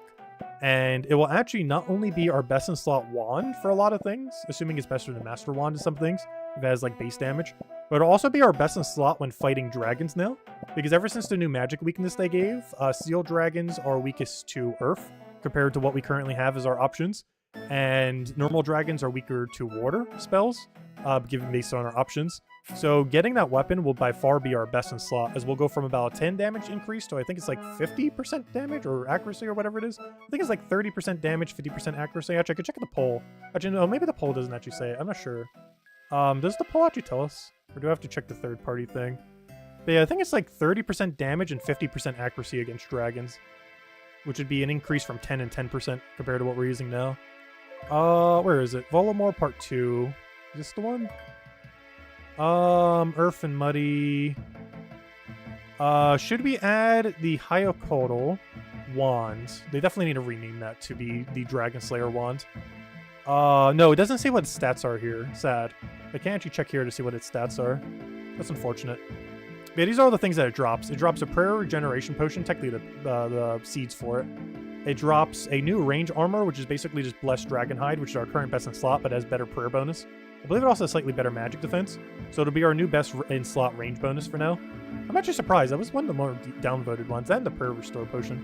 The wand is the one I'm talking about. This is the Dragon Slayer wand, which is not named that for some reason. But yeah, it's the Dragon Bane wand that does extra damage to dragons, and a Tome of Earth, which allows you to do more damage with earth spells, but more importantly allows us to do some things that need infinite earth runes, while also covering a different color or a different element. Yeah, all that's coming in with that. But yeah, that's probably going to be August. The ones that are coming in on the next one, I wish I could bring it up on screen a little bit better. I guess if I open up a little tab thingy and try to capture it, we could, but in-game I don't really have a good way of doing so. But the ones that are coming more recently are going to be all these. Firelight is basically a weapon that kills demons and has infinite charges. It's going to be best in slot melee against all demons going forward, which will help a lot with Slayer because that's generally how you kill most demons on Slayer tasks is with melee. We're getting a Scorching Bow, which will actually be our best in slot range bow, just generally speaking, not even against demons specifically, but just in general. It'll be our best in slot bow based on what we currently have compared to what we're upgrading to. It's also going to be absolute best in slot in the entire game against demons, but it'll also be our best in slot based on what we currently own. So that's going to be huge. And then we're also getting some kind of ignited staff. This seems like it's going to not be that good, but I don't know, we'll have to see. Magic is in a really weird state in this game where they're trying to buff it to be not horrible, but range keeps being better than it. Oh no, we'll see. It'll be used for a couple combat tasks, if nothing else, like against Krill, the one demon God War boss, and a few other things. But for the most part, this will be the last one we get. It seems the least useful. We'll likely get literally in this order, Firelight first, then the bow. Then once we finally get a third, we'll finally get the staff. And then we're also getting Burning Claws, which I assume we'll get multiple of in trying to get 3 copies of these. But this is basically a new spec weapon. Generally speaking, most people's spec weapon option, including my own, for the longest time in this game is the very iconic Dragon Dagger into Defender kind of thing. This is generally like your best spec option that you have for pretty much the entire game until you get later in the game. But they're basically adding a good mid-game option, and that mid-game option is going to be Burning Claws. It's a 3-hit instead of a 2-hit, and it applies burning, and it's really accurate. It's not going to hit too hard, but it applies damage over time and is very, very, very accurate. So I might actually start using that as Nex as my spec weapon, because currently I use Bando's God Sword as my spec weapon at that place now, at Nex, just because it's really accurate and gains like double accuracy, and it has really, really good slash accuracy and somewhat half decent crush accuracy when it does it. But I'm pretty sure Burning Claws on stab, because for whatever reason, it actually has a higher stab bonus than slash bonus, unless they change it when it releases. But Nex is weak to stab, so it's actually going to be a really good budget spec weapon for Nex, which is going to be really good when we AFK Nex, as we'll just make it even more AFK. Anyways, let's go finish this farm run. We haven't actually finished it yet. I just wanted to check the poll thing while we're here. But yeah, I'm really looking for While Gothic Sleep. We'll definitely do a full reading of the quest when it comes out. It's probably going to be a little bit of a dated quest in some regards. However, they have updated some things about it, most notably all the rewards you get for it. However, the questline itself has also been tweaked. It kind of had to be by default for two reasons. One is the storyline in Oldschool Runescape is taking a little bit of a different arc compared to the OG RuneScape. But the other reason they had to tweak it is this was, I believe, one of the first quests, or among one of the first quests that came out around when summoning was added to the game back in 2008. And summoning does not exist in Oldschool RuneScape. It was pulled, and between sealing, summoning, and shamanism, which I really don't want shamanism. It seems like just power creep for the sake of power creeping. But between the other two, between sealing and basically summoning version 2, sailing ended up winning. And sailing's likely being added next year or the following year. It has not yet been added. It's been worked on for probably a little over a year now. But I'm really curious to see how sailing comes out. It'll probably be the biggest update in the history of Old School when it comes out, as Old School RuneScape has never gotten a new skill. They basically completely overhauled skills and re-released them in a sense, like Hunter. Hunter with Volumore back like a few months ago when we did that. They basically completely redid Hunter, essentially. Like, it's basically a re-release of the skill. But we've never gotten a new skill in Old School. Because the last cutoff was Summoning back in 2008. And since this was a 2007 backup, we never got that. But Summoning didn't pass, so instead we're getting Sailing. And that'll be the first new skill added to Old School probably in a year or two from now, as it's still in development hell at the moment. But they're working on it. Pretty sure once it's done, it'll be nice. But they are still very in the alpha phases of development. I believe I'll actually be able to test it some in-game probably in a couple months, like the movement system and a couple things. Because they wanted to get down the movement system before they really worked on too much else. Like how the ships move and like that basic system and everything before they start making like all the content and everything else around it. Because that's like the main fundamental is like how your ship moves. So once they get that down, they'll start working on all the other smaller details. Anyways, our farm run is now done for herbs. I'll go clean those herbs once we finish the run. However, we have two other things we need to go do now. We could do all the trees, and then we need to go do all of the other things. Let me do the trees first. So we need to do the trees, then the fruit trees. So I need 1 magic, and then 1 billion maples. 1, 2, 3, 4, 5. Move the magic over there. Alright, let's go do these trees real quick. Oh, I need a cash stack. I also need teleports to get there. Let's see. I need you. I need... Where's the other teleport to a tree? There's one other teleport I'm going to need. Oh yeah, I need that for the fruit tree run. And I need a cash stack. Money, money, money, money. Alright, there we go. Alright, should be good to go. Alright, first things first. Let's do the easiest one. Oh yeah, we still have that Hellhound task. Gosh. Hellhound task and Cowfight Queen task. 2 tasks I need to go do that I never want to do. Because you basically are just like AFKing a boss. Which is really chill, but gosh, it takes forever. Though it's honestly not too much slower than doing it the main way because they do way too much damage. And you have to keep running to them a mile away. Alright, oh yeah, I forgot to go put runes in my inventory.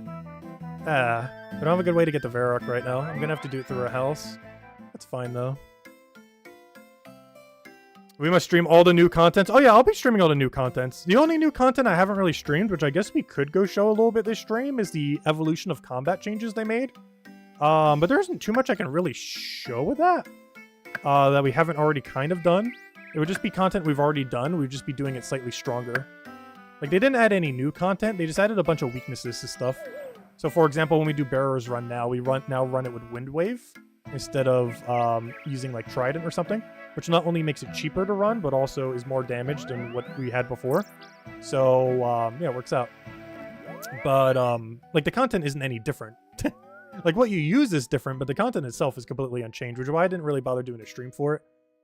Because it only changes the gear you use. It doesn't change the content at all or add new content. But it does widely open our what we can use, as well as increase our DPS at a lot of areas. And now just makes things take less time compared to before. So overall, it's a really great change. It's just there isn't much to show. They are going to be using that mechanic more in the future. For example, this new boss that's coming out, is going to be weak to Earth magic, the new dragon boss. So you'll likely be able to use the Earth Tome that you get from it, because it's likely not going to use Dragon Fire. So you're going to use the Earth Tome that you get from it and the new Draconic Staff thing that you get from it in order to kill it, and it'll probably be best in slot. The only slight issue with that is by the time it comes out, I probably won't have Max Cape, which means I wouldn't have Dragon Slayer done. And if I don't have Dragon Slayer done, I won't have access to the best Earth spell in the game. The best Earth spell in the game is Earth Surge at 90 magic, which obviously we have the magic level 4, but you need Wrath runes. While you can get Dragon Bolts without needing Dragon Slayer anymore, for example, we can get it from Musfa, we can already have gotten tons, thousands of them from doing Nex. However, there is no way to get Wrath runes outside of Dragon Slayer 2. Every means of obtaining them is from Dragon Slayer 2. It's actually one of the bigger rewards you get from it. Normally people do it for the Assembler and the Vorkath head that you get from it. However, one of the other main rewards that a lot of people don't generally think about is Wrath runes. And we can technically get Blighted sacks. However, they're only usable in PvP worlds, and on a 1 life account we wouldn't want to do that. So our only way of getting this is to finally do Dragon Slayer 2. When are we going to do that quest? I don't know. I kind of want to wait till Max Cape, because it is the most likely piece of content to die on. Vorkath, despite mechanically being pretty straightforward, is death-wise probably the most likely place to ever die on hardcore. It's a reason why a lot of people will actually stop after their first head and not bother to keep doing Vorkath, because it is so risky that it can just hit for your max HP at any point. Because you could essentially be chanced at any point where, you know, you get to the point where you take enough damage that you theoretically could die instantly. Vorkath has an attack that every single moment, if you were to disconnect and it hit you, it has a small chance that it will hit you, instantly kill you, which is absurdly bad to do. Like, there's a lot of bosses you can disconnect on that are, like, so free that would never actually kill you ever, or be very unlikely to kill you. The Vorkath is probably one of the highest, if not the highest enemy in the entire game, other than maybe the Awakened Desert Treasure 2 bosses, that if you disconnect on them, you're just dead. You are simply dead. Anyways, I have one more maple. Where's the other one? Farming Guild. How have I not done the Farming Guild? This is normally the first one I do. Now I'm doing it last. Forgot about the little guy. They will be doing that quest at some point. I technically already started it, so maybe if I do a storyline reading, we'll do the... I might actually end up doing that. What I might end up doing is doing all of... Because I already actually started Dragon Slayer 2 on this account. The reason I started is there's an elite clue on one of the islands. So what I might end up doing is, I believe there is a... You could do Dragon Slayer 2 on a quest world, a speedrunning quest world, and unless they take those down because almost no one's using them, that's a mechanic that should still exist in the game by the time we get around to it in like a couple months or whenever we do it. And what I think we're going to do is we'll do a storyline reading while doing the quest version, which means we'll be doing it as slow as possible, ironically, while doing the speed run. But I believe it's a safe death if I die there. I will need to like reconfirm that it is. But I am almost 100% certain that if we die during a speed-running world version of Dragon Slayer 2, that it is a safe death. So this will be able to do two things for us. We'll be able to read the whole story from beginning to end of Dragon Slayer 2, which is probably my favorite quest in the entirety of this game. And it will also allow us to practice once before we go die to Galvik and or Vorkath. So that'll probably be our plan whenever we do a Dragon Slayer 2. We'll literally dedicate a whole stream to it once we have Max Cape, where we first do a storyline reading during the speedrun version. So we'll be doing a slow run of the speedrun, ironically. Then we will do the actual quest, the rest of it in-game. I'll get it up to the point where all we have to do is Vorkath and Galvik, so I can skip the other side parts, because the other parts are pretty free. You could theoretically die, but they're pretty free compared to Vorkath and Galvik. And then we'll just simply do Vorkath and Galvik, and then after that, we can farm Vorkath until we get 50 kills or head, whichever one comes first. Because 50 kills gives you head, but you can also get head before 50 kills. And that'll be our game plan. And then we'll use it on our Max Cape, which is something almost no one does. Generally, when you go for Vorkath's head, your first head goes to make an assembler, and then you eventually use it on your Max Cape. But because we're going to be going into Dragon Slayer 2 wearing a Max Cape, we're actually just simply going to use our one head on Max Cape and then never do it again. This does mean we won't have access to Assembler if we do it that way, But the way I plan to play most raids and everything, I actually won't need Assembler. I guess it would make our DPS a little bit worse when we're doing some more AFK stuff like Slayer and such. But I don't think it's going to be that big a deal. The amount of damage difference with Assembler compared to Max Keep is not that big. It's 2 range strength and 8 range bonus. Which, you know, that's like, I want to say 5 to 8% extra damage, depending on what we're doing. But maybe even less than that, actually. Like, it's not a lot. Like, it's nice, but it's not, like, Died of Warcraft nice. I don't know, maybe we'll go for second head. It really depends how lucky we get. If we get head before 50 kills, I think I would keep going until we get 50 kills. But if we get to 50 kills and that's our first head, I probably won't go for second head. But if we can get a head and then get it again, or, you know, like, get the guarantee head at, like, get a head before 50, then get guarantee head at 50, then I'll go for 2. But if we don't get any head up to 50 and then get the guarantee head at 50, I'm stopping. Will there be new pets? Oh yeah, you'll be able to get a pet for the new dragon. And I definitely want it. Because it'll be our first dragon pet on this account. We got a lot of birds. Actually, let me go get the bird while we finish out this farm run. Because I gotta go do these trees now. I gotta do all these fruit trees and the calquats. So let me go do those. But, yeah, let me go use the bird pet. That's one of the reasons I've been trying for beaver. I'm at 35 million XP with no beaver. On average, you should get it about every 23 million or so, I believe, if you're doing redwoods and other similar high yield things like magic trees. Yeah, about every 23 million XP we should be getting a beaver. We should have 1.5 beavers right now. And I currently have none. And that beaver would then become a pheasant, which would be our 3rd bird pet. Technically 4th if we count shoulder parrot, though that doesn't count. Yeah, currently we have the thieving pet, the free PVM pet of SCOTUS, basically. Some people go dry on it, though we got really, really early on that. We have the Rift Guardian pet for rune crafting. We got the free pet of Chompy Bird, which is probably the freest pet in the entire game. Didn't actually finish Chompy Bird hunting yet, but we did get the bird. We have the mining pet. We have the best pet in the game. And, of course, most recently, when green logging Volcano, or not Volcano, Zolcino, I mean, we end up getting Smolcino. But, yeah, let's go use the best bird. Anyways. But yeah, this bird might be replaced by the new dragon coming out in the next Voldemort update. Because it will be coming in with a new pet. And that pet is... I'm not sure if I would say it's better than Quetzin. But it would be the most realistic dragon pet we can go for. Because King Black Dragon's in the wilderness, and you would want to have a dragon lance before you even bother trying to grind it out.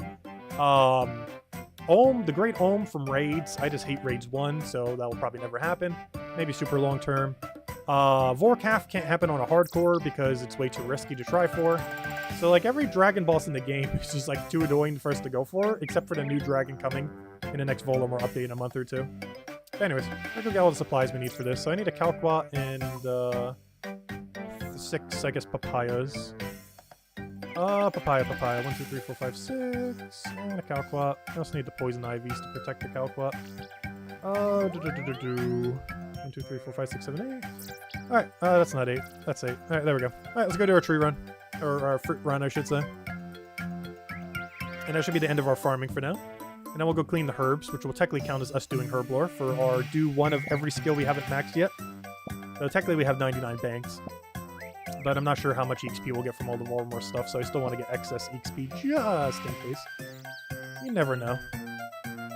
It's still pretty speculative. Oh, I need the cash I accidentally put away. Also, I need the rings I just put away. Why did I put everything away? Wait. I put away everything I literally need to go do what I'm doing right now. Wait. I need that. I need that. I didn't even need those for the other thing. I do need them now, though. Alright. I put the papaya here. Put the thingy on it. That's the next one. Luckily, we just use a spirit tree right here. Head right over to Troll. Oh gosh, Gnome Stronghold. Too many strongholds. Go over here. Tap this tree. We use this on this and don't accidentally eat it like I always do. It's kind of funny. I shifted it so it'd be left click to do this. But ever since I do it, I still have a habit of right clicking it and then clicking the second option. Because normally that would be its second option is use, not eat. But I have it swapped so it's eat, not use. But now out of habit, for like the longest time, I still do it the other way around. So half the time I still end up eating my papayas. Despite doing that so I would never eat the papaya. But if anything, I think I've almost eaten more papayas since I've swapped it. Rather than less. Rather ironically. But yeah, I'm really looking forward to the new dragon. It has so many good drops. Because I'm going to need a camp it for 150k Sunfire Shards too. You need 150k to eventually bless your quiver from Coliseum. And while we will eventually, if we start doing Coliseum, need to do multiple successful runs, the less time we can spend in Coliseum, the better. So we actually do want to get most of our shards outside of Coliseum. And doing it through Hunter is a little slow. We got like about 2,000 so far from it in total, with like 1,500 remaining, because we've used it for prayer and such. However, and for those fire rune thingies. However, this new boss is going to be our most realistic way to farm Sunfire runes, and it will also give us infinite prayer restore potions, while also giving us the pet, while also giving us Earth Tome, while also giving us sheets for that tome, so that we can keep using it. Like, it's going to be such a good boss to camp. Like, I wouldn't be surprised if I actually go for over 1,000 kill count. Like, I'm pretty sure I will be rank 1 for that boss.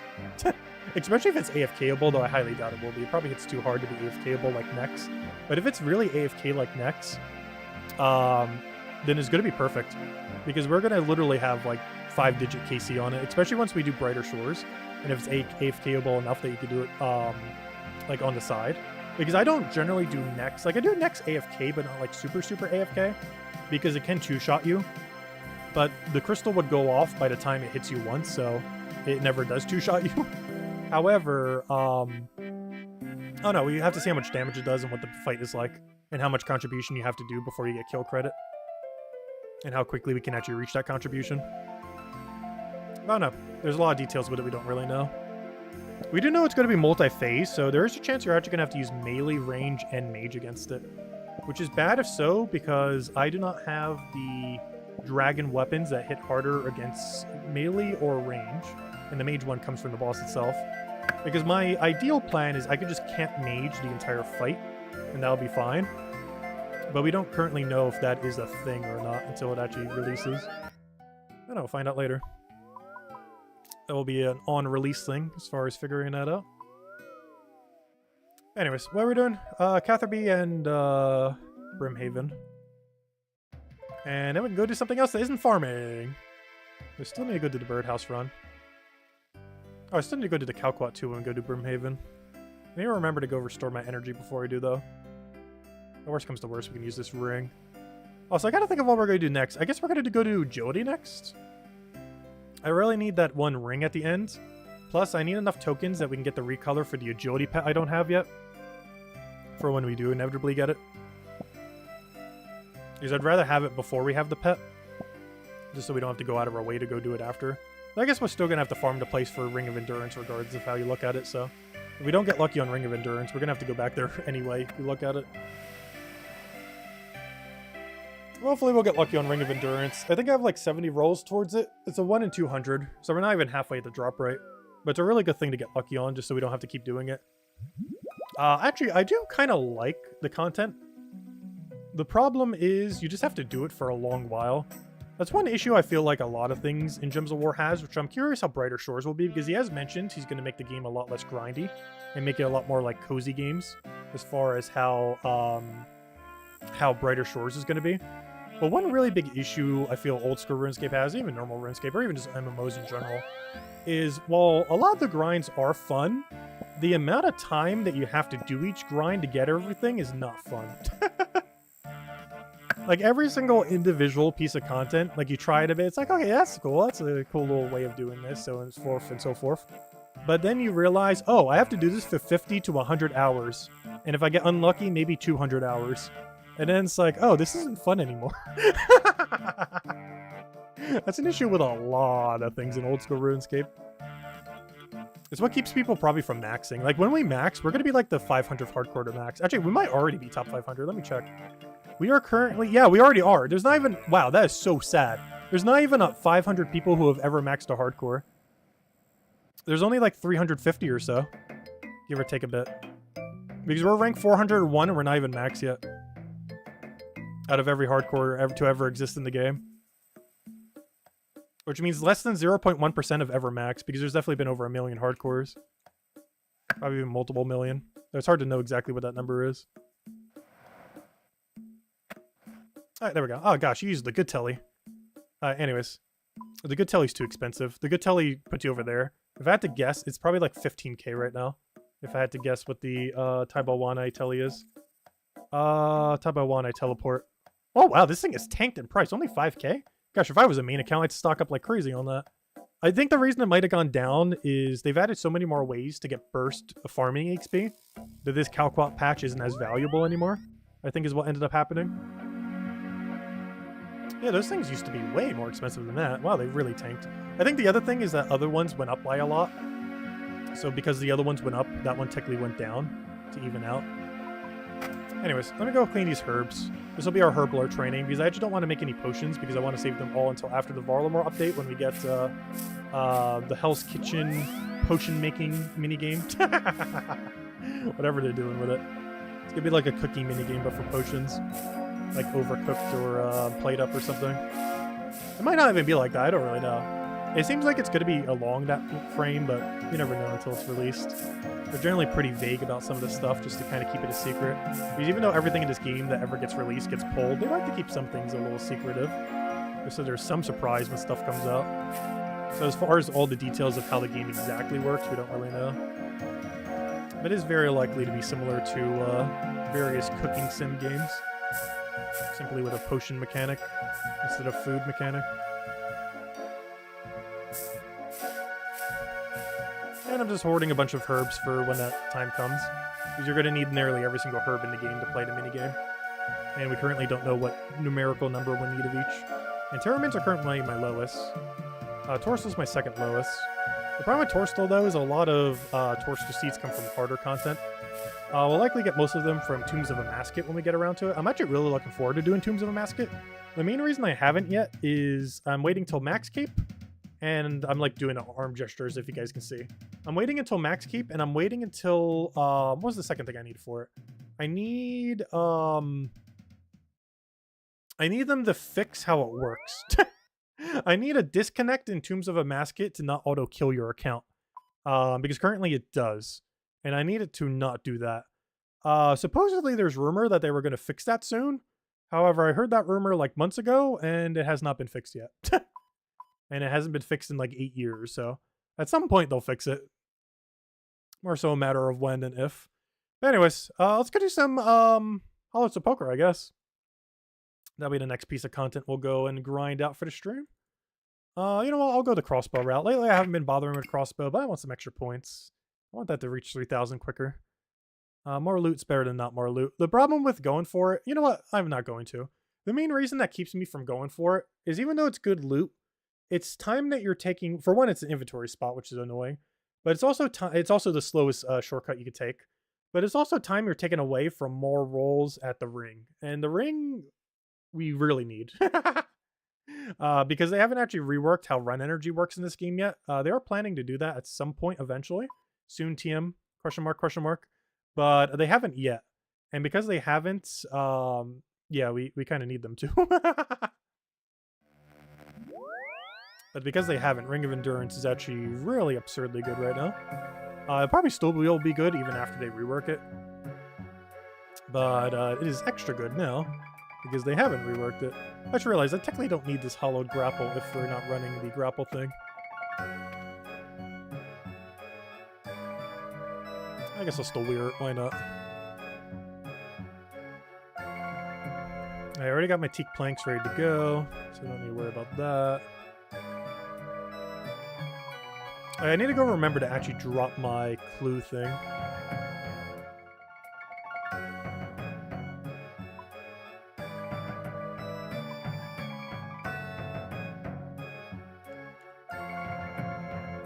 Alright, what else do we need? We need you. I think that's everything.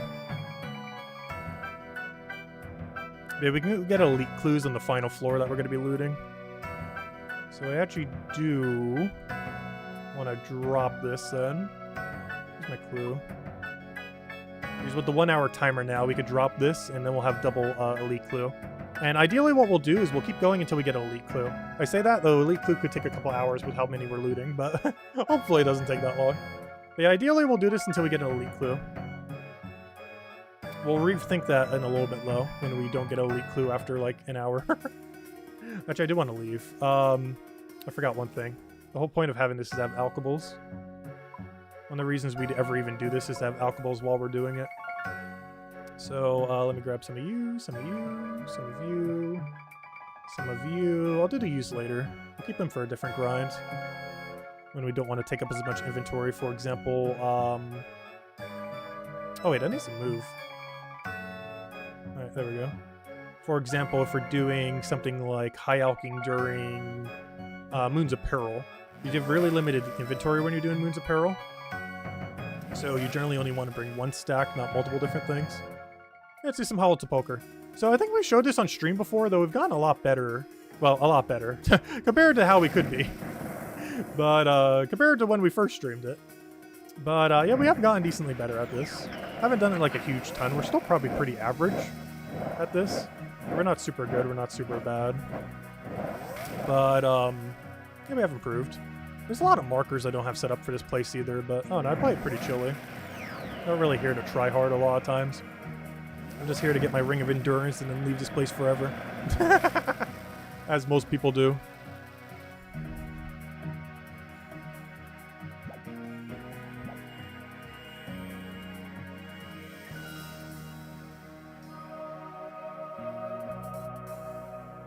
This game is freaking out your PC? How? The requirements for this game is actually absurdly low, as you can probably tell from the non-existent graphics in this game. Which actually could be something nice about Brighter Shores as well.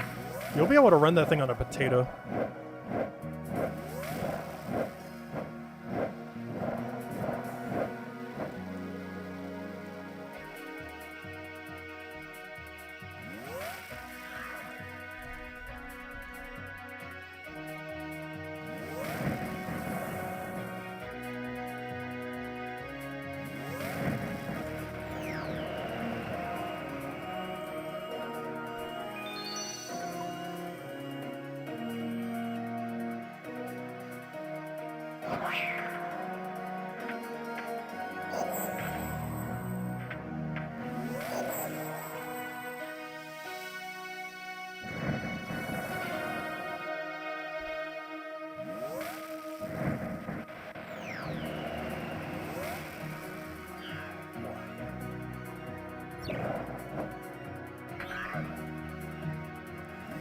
I didn't explain those floor panels. The blue ones move you forward, the yellow ones move you back.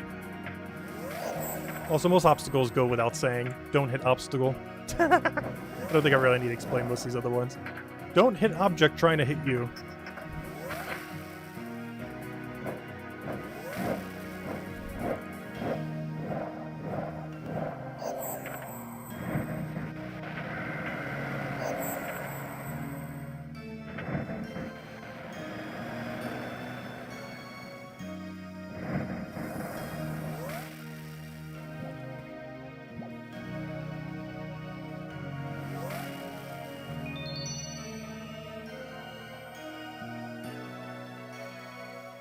Also, I love the music for this place.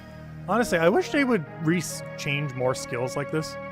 Because this really revolutionized how you train agility. And they kind of did that when they did Hunter's Guild, so to some degree they kind of have. But this is so much better than the alternative of how you would train agility. So the other alternative is a lot more AFK. You just like mash click on mobile and you just gain like infinite HP. But this is a lot more engaging compared to normal agility training in this game. Like, it's really repetitive. It's one thing nice about Hollow to Poker. Even though you have to grind this place for a while, it's a pretty fun grind. I personally find it fun. It really puts the movement system of this game to its full potential as well. They really stretched the mechanic of prayer flicking and the movement of this game as far as they could possibly go, because they're really limited in what they could do. So they gotta get really creative with how they make content. I just realized I could probably outrace. Ah, no, I'll make it. If I would have went already, I probably would have. I'm gonna have to go for slow cycle. That's fine though. That's why we have alcohols here. Oh no. No! I was one tick too short. Oh, now we race. Go, go, go! Go, go, go, go, go, go, go, go, go! Go, go, go, go, go! Alright. Well, we got ultra slow cycle, but I'll take it.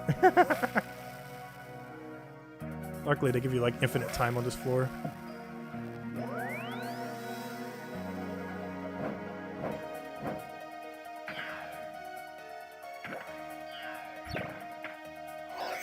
Oh, I was hoping invincibility would last long enough. Gosh, we're rusty. You do gain invincibility frames after teleporting. But I think it's only 2 ticks, which is 1.2 seconds. And it hit me on the 3rd tick.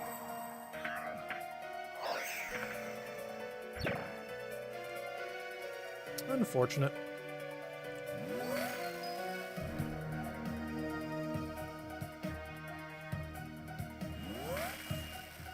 Alright, now we actually start getting loot. On top of a very decent amount of XP. I think we can normally get about 75k an hour. Oh, someone's already on this floor. Because I'm off cycle already. Which means someone's here.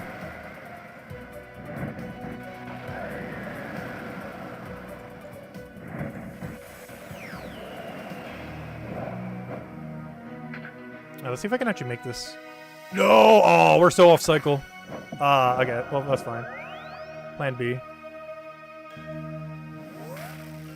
Plan B time. Yeah, we're fine now.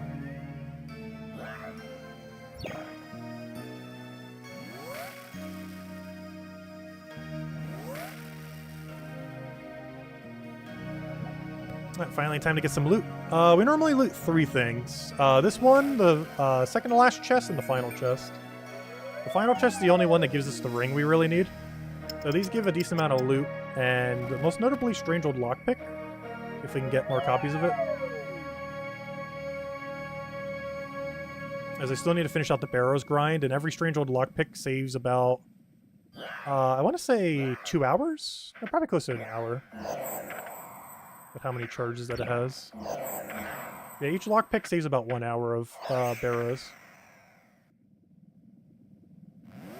Because each one, well, maybe not an hour. Because each individual lockpick saves you probably like 10 seconds, and there's 50 uses, so like 6 hours then? I mean, not 6 hours. Wait, what did that time come out to? 6 minutes? Can't take 6 minutes. Oh no, I need to do the math later when I'm not focusing on something. Because I'm mathing so wrong right now. But it saves a good chunk of time. This is the bottom line. It definitely adds up compared to not running Strange Old Lockpick.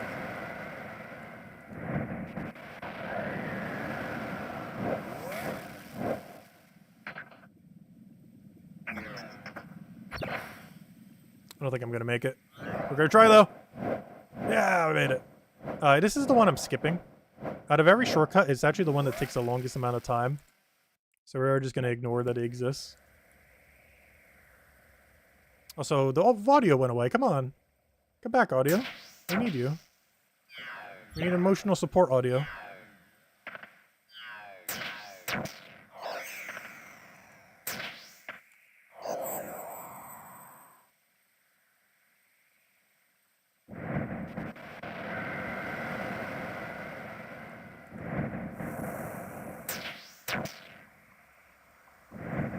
No! Okay, that's fine. I got stunned on the correct tile.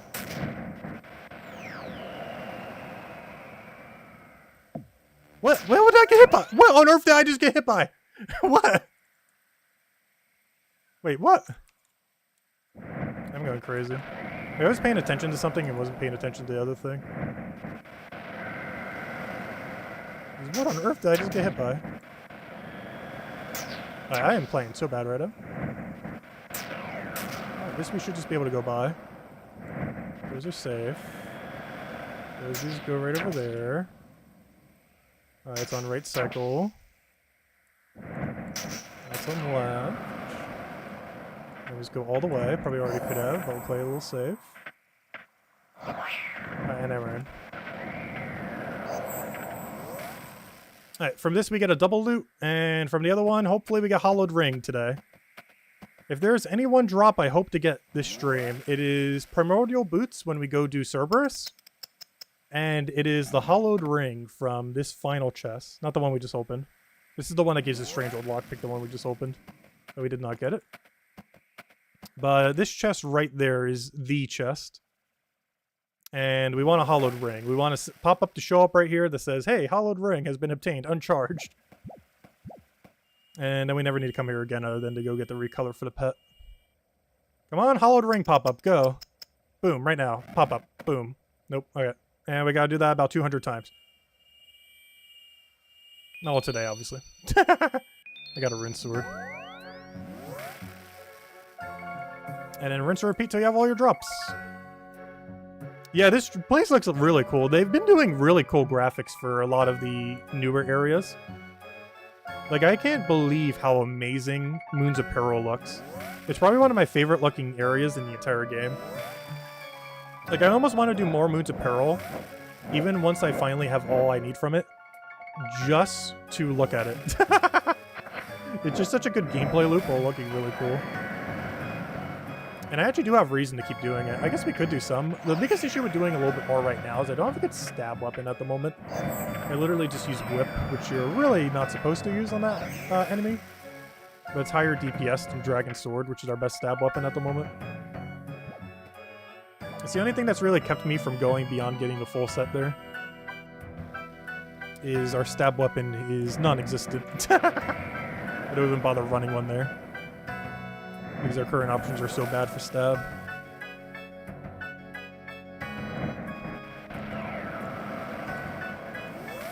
Unless they had a new good mid-game stab weapon. Though I highly doubt it, because currently that entire spot is filled by Fang from Tombs of Amascut. Eventually it's going to be worth like 1 mil. I think at launch it was worth 150 mil. It is worth like 15 mil now or something. It's eventually going to go down to literally high alch price. I wouldn't be surprised. It's like best in slot stab weapon, but it's like the drop you don't want to see from Tombs of Amascut because it's so common. They made the weapon way too good for how free it is from the raid. Technically we could go there, but there is that weird death mechanic I mentioned earlier. But if we completely ignore that death mechanic, we could probably get a Fang within, Actually, it would take a while, actually. Because I think you would need to get about 3 to 4 rolls. And if we run 150s, I believe we're getting, if we can do 2 an hour, that's 4% chance, 1 in 50, 25 hours per drop. It would take around, did I make that? That'd be good. It would take like 75 to 100 hours to get Fang from Tombs of Amascut. And that's assuming we can 30-minute 150s without a Fang or Shadow or anything good. Which I'm not sure if we can. I feel like we might be able to. But I'm really not sure because I've never actually done Tombs of Amascut ever in the main game. I did it during leagues, but our DPS was like infinite and we were running 700s like it was free. With like infinite revives and everything as well. Which is way different than running like a 150 in mid-tier gear. Though we will have max stats and max keep while doing it though. So we won't need a keep switch.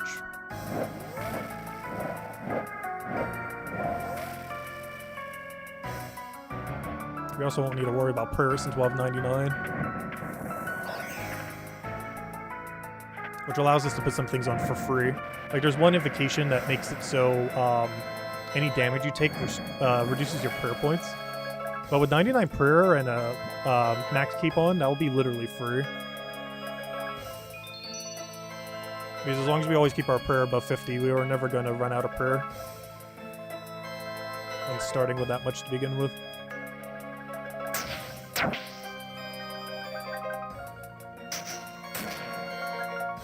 Okay, I think someone's on this floor. Yep, there he is. I was going to say, because that's on the wrong cycle right now. Okay, there's the guy who blocked us on the final floor, so we're actually lapping him right now. We're playing some Mario Kart here. We're getting an extra lap on the person. Which reminds me, I never played Mario Kart since they added all those new courses. I really need to at some point. Oh no, we're off cycle. That's fine though. Yeah, I hate that. Not much you could do about it though. Oh, that's fail. Alright, fine. I'll do bottom then. Wait, I'm on wrong. We both made that same mistake. Okay, bottom, bottom, bottom. Top, top, top. Alright, we're gonna cut it really close here. Go all the way. Alright, we're good. I almost messed up that twice. Super fail. Oh, he did it quicker than him. I actually like when other people are on the world, even though it makes you slightly slower because you're off cycle. I feel like I go quicker because I feel the need to be competitive and try to outrace people. Because when there's no one else around, it's like, okay, I'll just go at my own pace. But if I see someone else near me, it's like, oh, I have to pass them. I can't be slower than that person. But yeah, it actually makes me, I think, go quicker. technically. Sometimes to a detriment. Now we try going so quick that we mess up.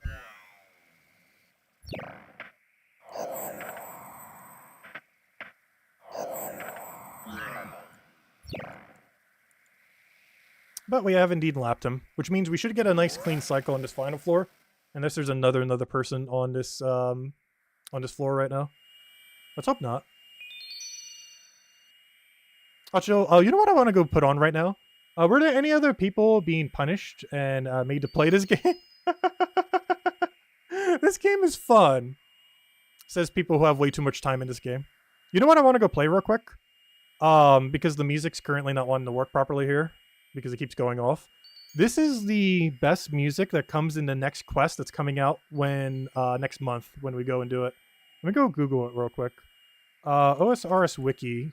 Or no, actually RuneScape Wiki. ORS Wiki. It's Temple Desecrated. And honestly, it is probably one of the better themes from like mid-year RuneScape. Like from like the 2008 to 2011 period. This was among one of like the top 10 tracks. And we're getting it back in this next quest. Wait, let me go play it real quick. Let me know if it's too high. I don't think it will be. Hopefully it's not too loud. But yeah, Temple Desecrated. We'll play that in the background. But this is the new music coming in with the next update. Or the next major update. Like Welcome to Sleeps. This is the area where you fight the demon. We'll be hearing this track a lot.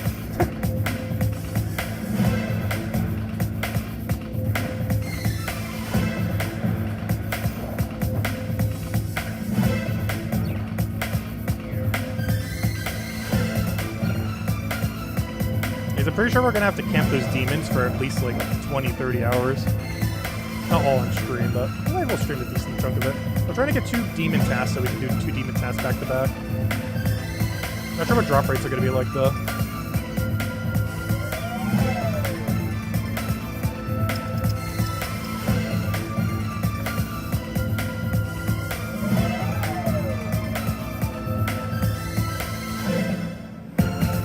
Wait, here's the good part of the song. This is like the part that everyone knows. This theme right now. And also gets an even better version of it near the end, in like 3 minutes from now. I think if you guys look into a different key, and actually I like the key change better than the normal.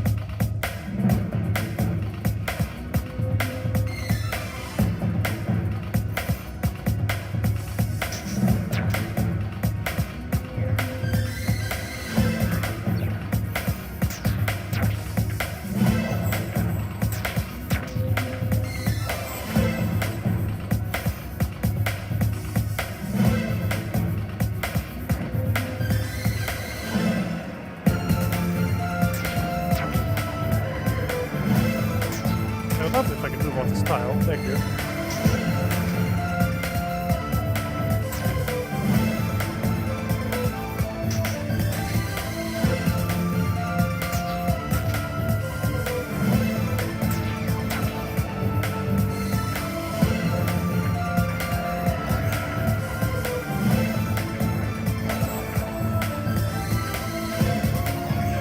There it is. There's the key change.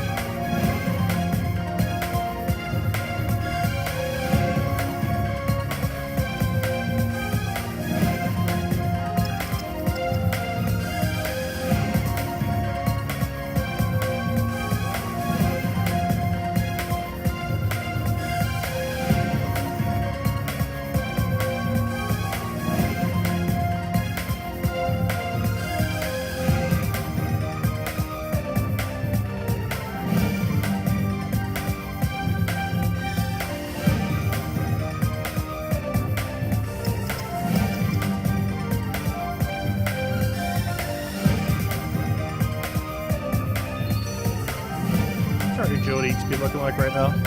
Oh, it looks horrible because we already got agility XP from something else. Whoops. Well, it should be about 70, 75k or so. Give or take a little. Also, while we're doing RuneScape 3 music that they added around this time, Stealing Creations... Actually, probably Fist of Gothics. Wait, when did Stealing Creations come out? Stealing Creations. The Stealing Creations theme goes hard.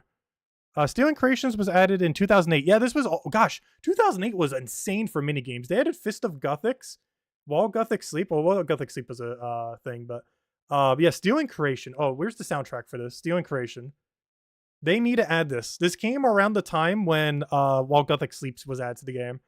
And if they have to choose between adding Fist of Gothics or Stealing Creations, they 100% need to go add Stealing Creations to the game. It was the best minigame RuneScape has ever released. But anyways, the music from it right here. Yeah, this was the best minigame to ever grace this game ever. And it needs to exist. It was added around the time they added While Gothic Sleeps, which is being re-added to this game in a month. Hopefully we can get Stealing Creations soon too.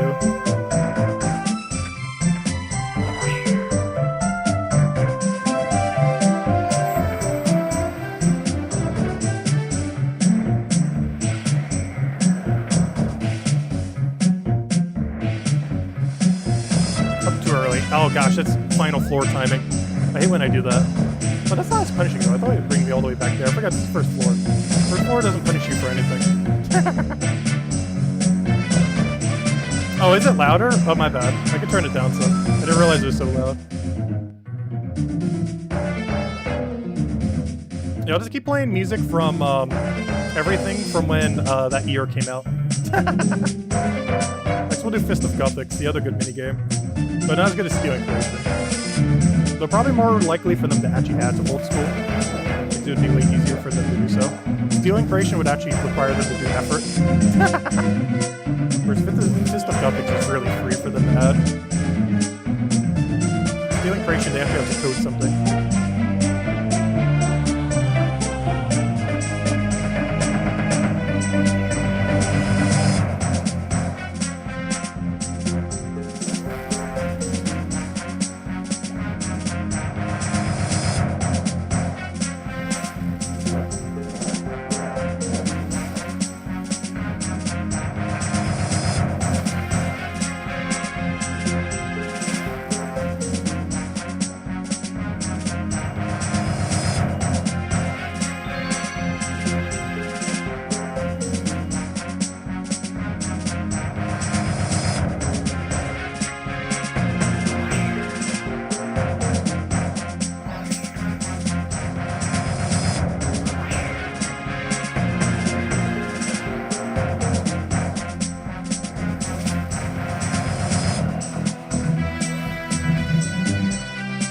None? What? I'm literally on it! What was that delay? I'm standing on the tile. I believe this song's about to drop after this segment. I remember having one absurdly good part, and I believe it's in like 20 seconds. Where it goes dun dun dun dun dun dun dun. It'll do it in a second. Yeah, it's about to do it right now. Wait, it's about to do the good part right here. Right here. Best part of the song.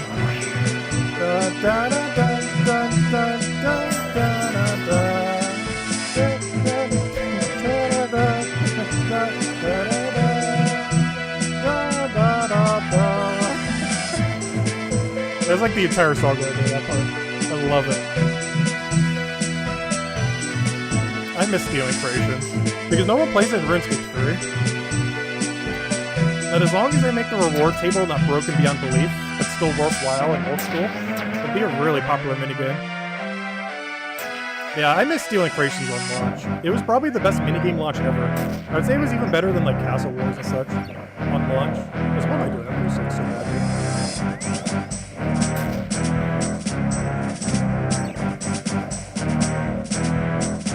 Yeah, out of every minigame I've ever played on launch in this game, there's never been one better than Stealing Creations, not even close.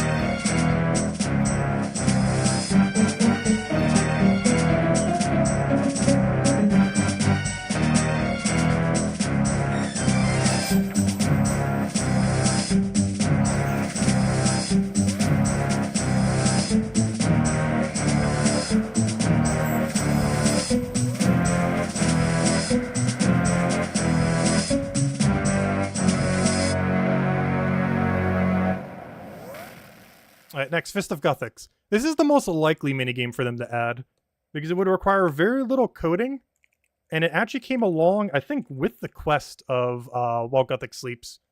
So where's Fist of Gothic's music? Music, music, music, music, music, music. Oh, so I'm on a timer. Quick. Where's music? Gosh, why is this wiki so much worse than the old school one? All I wanted to do is find the music for this game. Fist of Gothic's music. Quest music rewards. No, just get to Fist of what are you doing? Fist of Gothic's. Control find music would probably work. I'm gonna fail this floor at this rate. Music, music, music. There it is, music. Waiting? No, hunt. There it is. This one. Yeah, this is the music for the most likely minigame they would add this year. As it'd be very easy for them to code from scratch Fist of Gothics. They would just have to change the reward system. It would be pretty broken in old school. Because it would completely change the fishing meta. More so than anything. Because Swordfish Gauntlets were really broken from their current modern tick manipulation knowledge that the game has. It'd probably be like 300,000 XP an hour for fishing.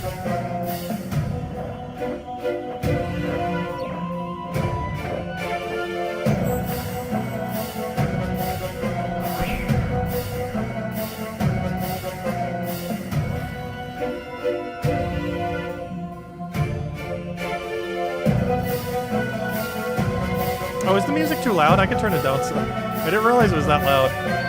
Because I have no way to know how loud it is on the receiving side. Especially since it's coming in through a browser. It has a different audio balance than I have for this game.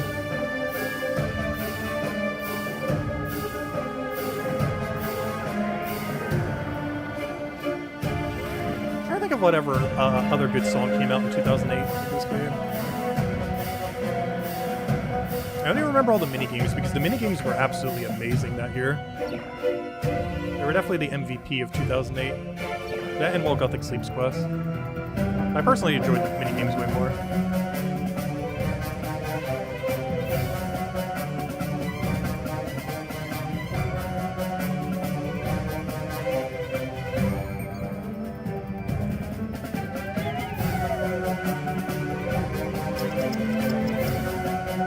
You're babysitting a cat.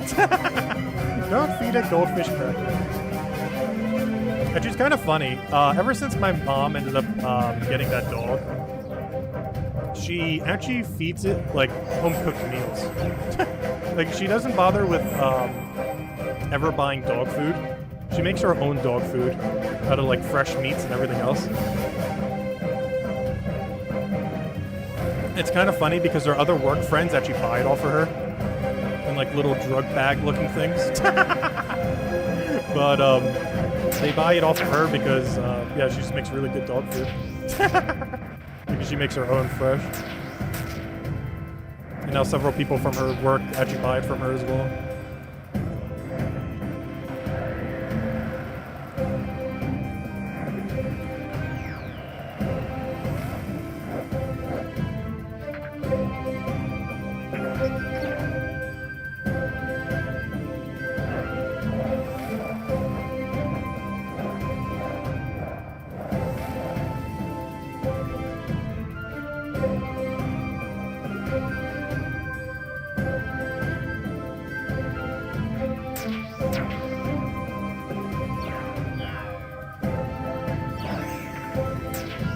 What am I doing?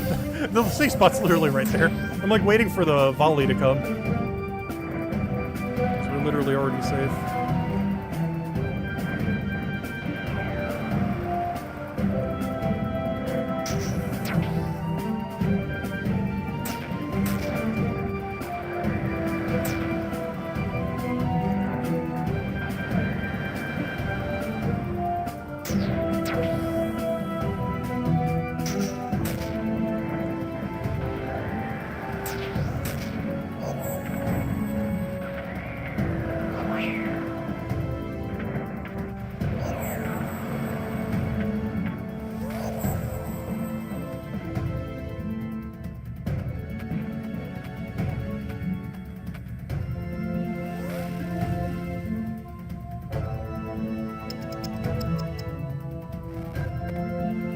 Oh, there it is. Strange old lockpick. That's not the really good one, but it is something we need. So every strange old lockpick saves us at bare minimum several minutes at arrows. I can't do the math in my head right now, apparently, but it is at least several minutes of time saved per lockpick. Come on, pop up right there. A little gray pop up with a thing that says Ring of Endurance, please. At some point. Oh, good, we got an elite clue. This is why we dropped our elite clue earlier. If you're wondering why we have this random elite clue on the ground. And so we could do that for whenever we inevitably get one. And I said we'd do this until we got one, but we actually got one pretty early. I kind of want to do at least one more lap. While we play more RS3 music that came out in 2008.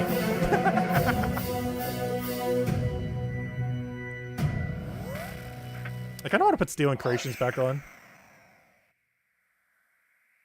Because that just reminded me how much we need Stealing Creations. Everything about it was just so perfect. The only thing they'd have to rebalance is the reward shop. It'd just be way too much power creep in modern old school RuneScape.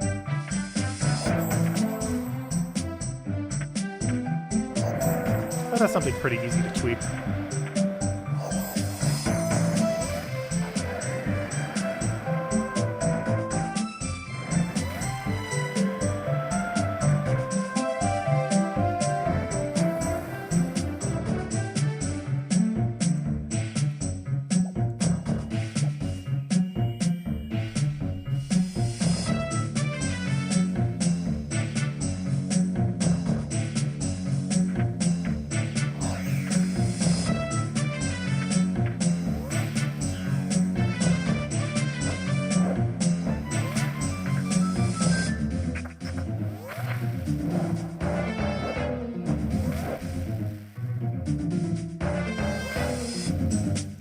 What is that? Misclick.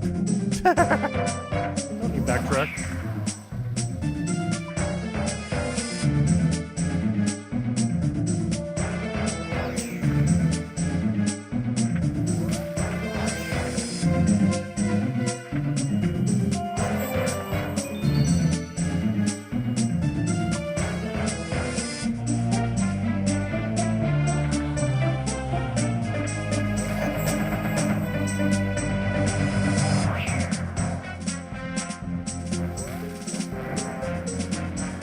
No! I'm doing final floor timing.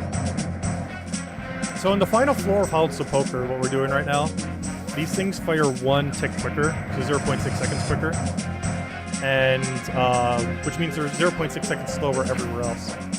And that always throws me off, because they're in slow motion on every floor that is the final floor. That gets me almost every time. Because I'm used to final floor timing, because that's the hardest one, so it's the one you need to be most prepared for. Which actually makes every other floor harder once you know how to do final floor properly. You just keep final floor timing everything.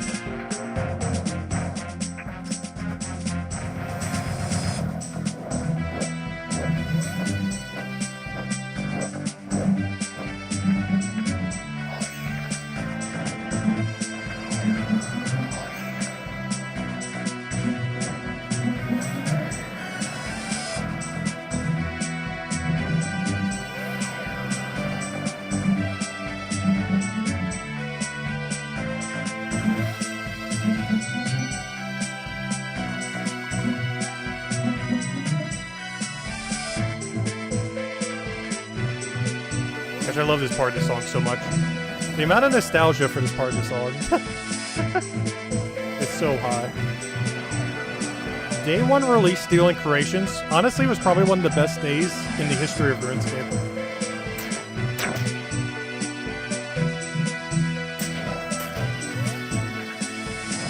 Like, it's definitely like top 10 in there.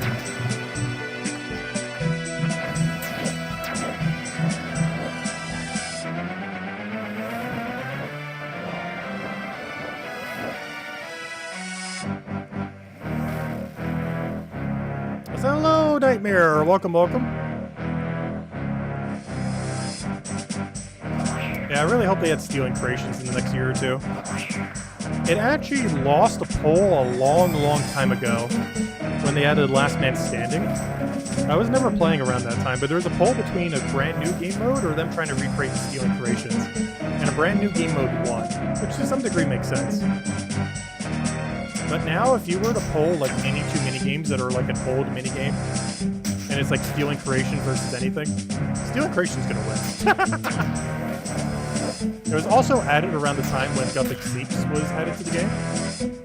Given that that's coming back to the game in a month, it's even more likely that it could happen. I should really hope it does.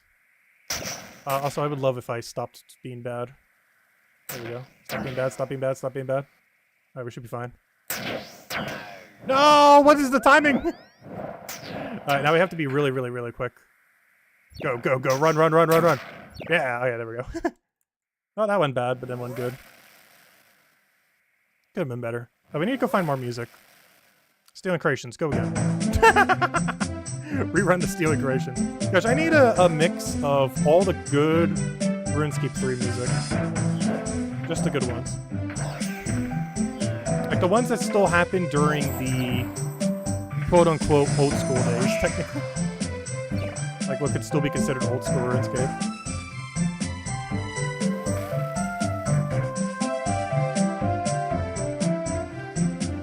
Because the 2008 to 2011 version of RuneScape, Andrew Gower still had influence on the game. Less influence than he did originally, but he was still a part of the game at that point. It wasn't until, oh gosh, where's the safe spot? It's right there, it's right there! No, that's my backup tile! I forgot where it was. Oh gosh, we're already gonna be slow on this floor. But, yeah, it was still back when he still had influence on the game. Back before it went, like, super downhill. 2011 was like the last like viable year of the game where they could pull stuff from the game and then put it into old school. Because everything beyond that is unrecognizable to current RuneScape. Oh, we're doing so bad right now. Getting like half attention. This is definitely gonna have to be our last lap for now. We're very out of it. We got like 100 of these little mark thingies, which we need 1,100 more of. We got a couple rolls towards a ring we're never gonna get because we'll go like 500 and still not have it somehow, despite it being a 1 in 200. Probably get the pet that's 1 in 1,000 before we get the 1 in 200 drop. So that's why we have Syrup Helm. That's actually the first time this happened in the whole like hour we've been doing this. But the reason we're wearing a helm that gives us immune to poison is just so we don't have to deal with the poison on chests. Really? Got sniped there? That's unfortunate.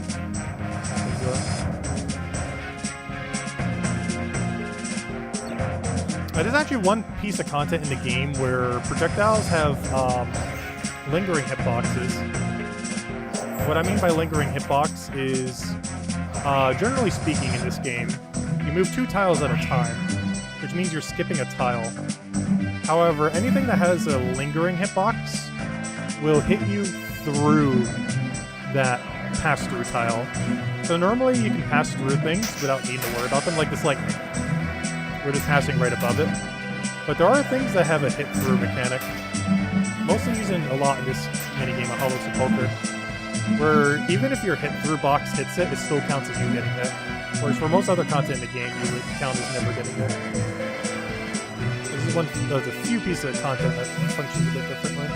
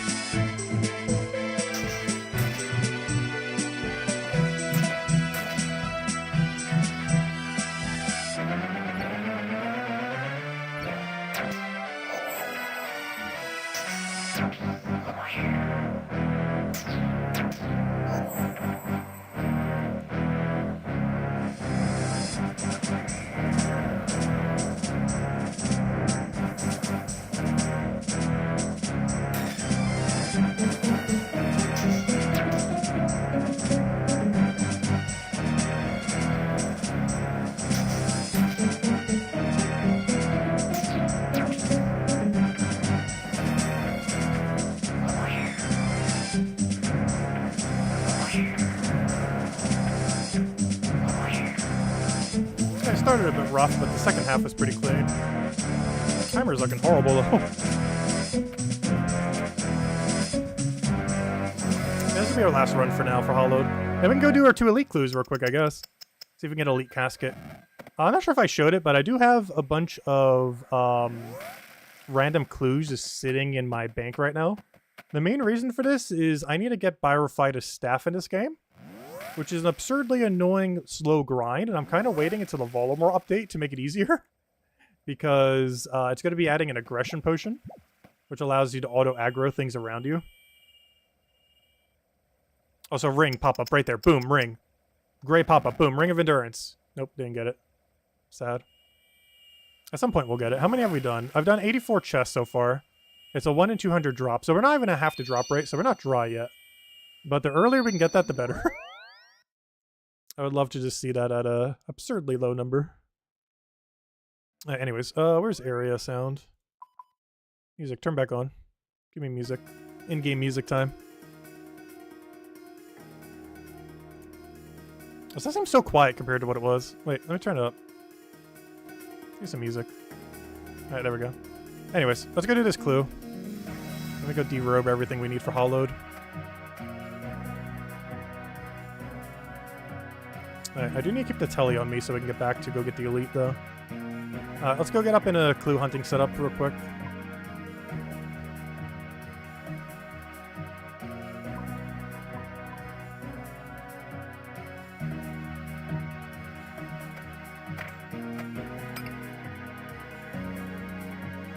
Alright, let's see. I'm gonna need some of these, some of those, some of these. Get some runes. Make sure I get the right runes.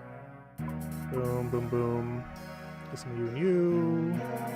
Don't need you. You can stay there. Alright, get like a billion different teleports. I might need for various things. Boom, boom, boom, boom. Boom. Anything else really important? Boom, boom. That should be good for now. We'll bank if we need anything better. Oh, ring elements maybe. Actually, I don't think these have that many ring elements. Mostly the lower tier ones. I say that, we'll need ring elements like 3 times probably. Have to give me ring elements. I know for sure. If I don't grab ring elements, we'll need it like 5 times. That's how it's gonna work. Get a ranging pot just so we have some range bonus.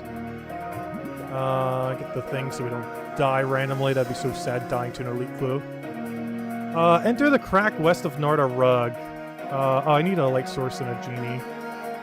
This helm, I believe, counts as light source. So I do just need a rope then. Oh, also that reminds me. I need an archer ring for our switch. Why don't I have the left click wheel? There we go. Alright. And I also need my, there's one other thing I was about to go bring. I already forgot what it was. Oh yeah, my teleport to get back here. I normally wouldn't bring this teleport, but since my clue's here, I do need that to go get my, my other clue. Alright, let's go do this. Narda! Let's go head off. Unfortunately, we won't get to see what we get from this loot. We could try farming our current Master Scroll thing. The problem is it requires on drop rate to kill Moss Giants for about 25 hours. And for obvious reasons, we're probably not doing that this stream. I've currently grinded it for that long. Oh wait, oops. It actually did it already. It was a prompt I have to click through. But yeah, we could go really dry there, which would be bad. And why I've been demotivated, because actually I'm dry there. Only by 2 kills, but that's enough.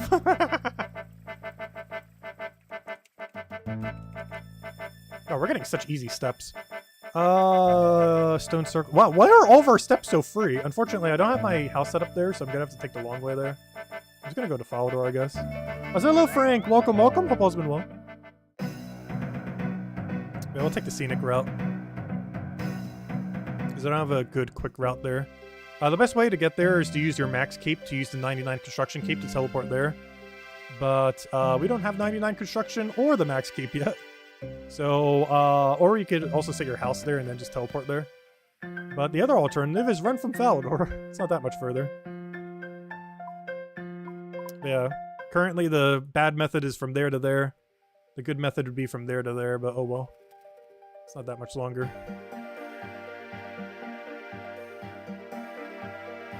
Trollwise Mountain. Oh, this is that one annoying location. I know where this is. Oh, I didn't actually bring the item I need for this, oddly enough. All the items I bring, I did not bring Hilt. This one actually got a lot easier ever since Hilt was released. Back in the day, you used to have to use a Trollheim teleport to get here. However, there's actually a very free way to get there now. And that is using this Hilt to Trollheim. As this saves a good 30 seconds over the next best teleport. Because before you had to go to the top of that mountain, get all the way down the mountain, then climb all the way over here and go north. But now you can just teleport there, just go walk there, and boom, you're already here. Oh, I forgot to bring a sled. No! I forgot. That's one of the reasons I have a sled here. Ah, I forgot the sled. I was like, oh, it'll be in the case thingy, but I forgot you actually need to bring it with you. No, I forgot the sled. Give me a sled. I forgot the sled. You know, I'm bringing the bull roar. I know for sure if we need sled, we're gonna need bull roar any second now. Fine. We'll go again. It is in theory quicker if you don't forget to bring stuff.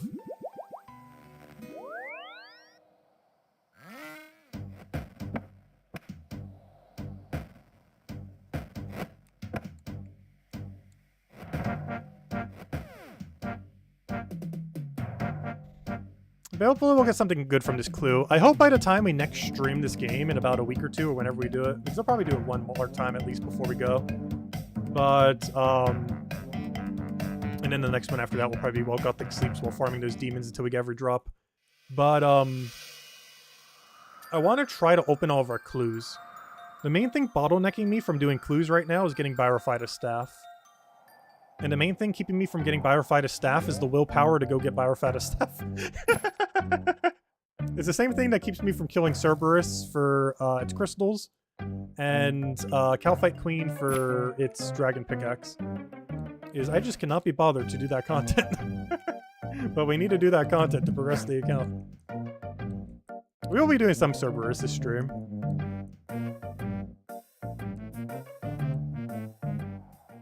So I didn't bring the ring with me. We can use that for some energy restore, and now I'm out of energy. I normally don't bother with restores. Gosh, an 8? What are you doing? Why can you actually hit? It's not allowed. Oh, this is like one of the most obscure spots in the entire map, by the way. It's used during like 2 quests. Troll Romance, and one other one where I think you need to pluck the flower for a potion or something.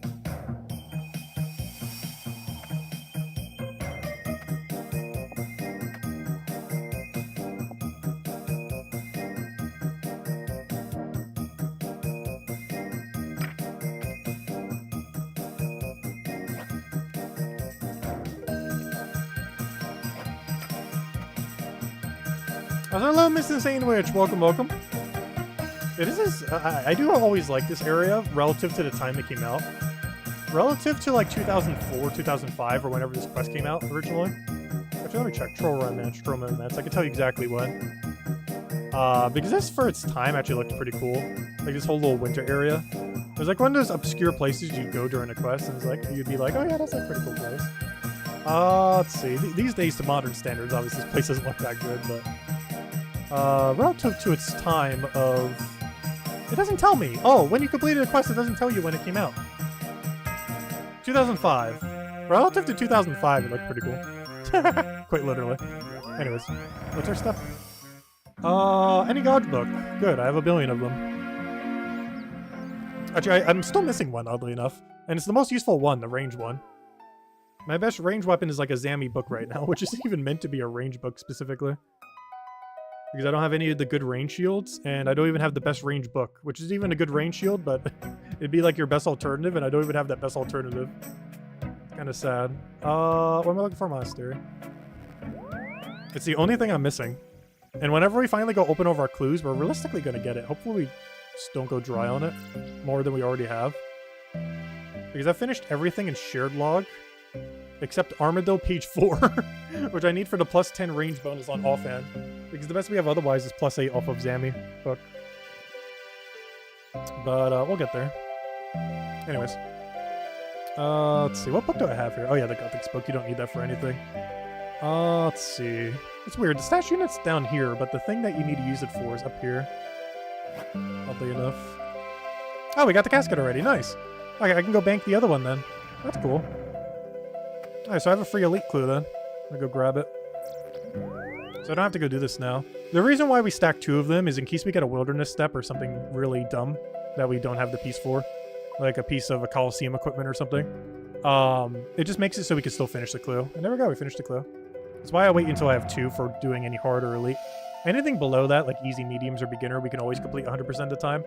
The hard elite and masters, we normally want to stack at least 2, if not 3, just to ensure completion. But anyways, what are we doing now? Let's see. Kill Serb. How have we done on skills? Prayer, technically, we've trained. Though not directly. We still could. Construction, check. Rune crafting we haven't done. Agility, herblore, check.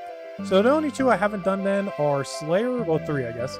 Slayer, smithing, and rune crafting. Rune crafting, we'd need a spellbook change and everything. Smithing...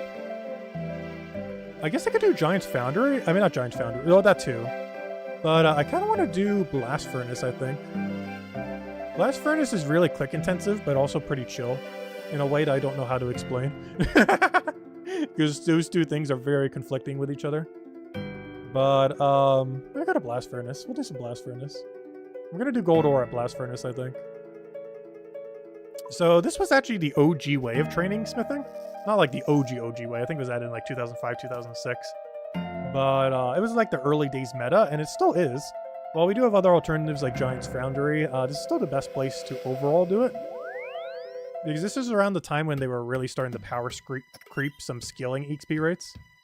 And I believe we can get like 340,000 an hour or something here. Even a little quicker for a little better at clicking.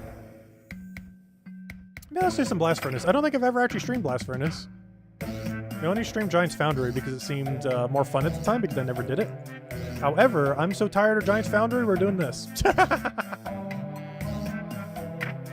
all geared up. Teleport crystal just in case, even though there's literally nothing that can kill me in here or in the next room. But you never know, something will find a way. Alright, and now we just need to go get our set up. So I need goldsmith gauntlets and go head over here. Let me just grab 1 pair of goldsmith gauntlets. So this is the Blast Furnace. To do this, we got to go to a Blast Furnace world. This is located somewhere. 358 apparently. Alright, 358. Let me not take the British one. Do we not have an American East version of Blast Furnace? Well, fine, I'll do American West. We'll do it in the least populated world. Just so we don't have as many people. This place gets pretty crowded. It doesn't really matter how many people are doing it. So just out of curiosity, what does the more crowded world look like? This is the least populated world. Let me see what the most populated world's at. Oh, honestly, not that much more. Yeah, we'll have less lag here, so let me go for the least populated one. Alright, so Blast Furnace, how's this work? Basically, put ore in thing, you get EXP. Repeat forever until you have all the XP you want. Done. So we get some ore, have goldsmith gauntlets on.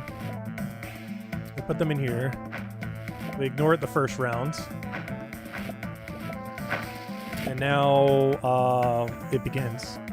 Alright. So now we do it again. However, we do it with ice gloves on. We then click over here. Wait for the click for when we're right next to it. Oh, I was too slow. Do the glove switch. Oh wait, oops. Oh, I'm bad at this. I forgot, I have to hold down spacebar. Gosh, I'm so rusty on this. I haven't done this in a while. So wait, I actually should hold down 1. Hold down 1, so it doesn't click the other prompt. And now I have to hold down 1 for this entire time. Alright, and now we can start playing the game. And now we start getting XP. How are we doing on smithing? Is this our first smithing XP? Okay. Yeah, we should be able to get that to like 330k, I think. Somewhere around there. So we click here. Do that, boom. Look how quick that is. And now we're getting 260k an hour. And it should go up to about 330k an hour approximately. Give or take a little bit based on how bad we are.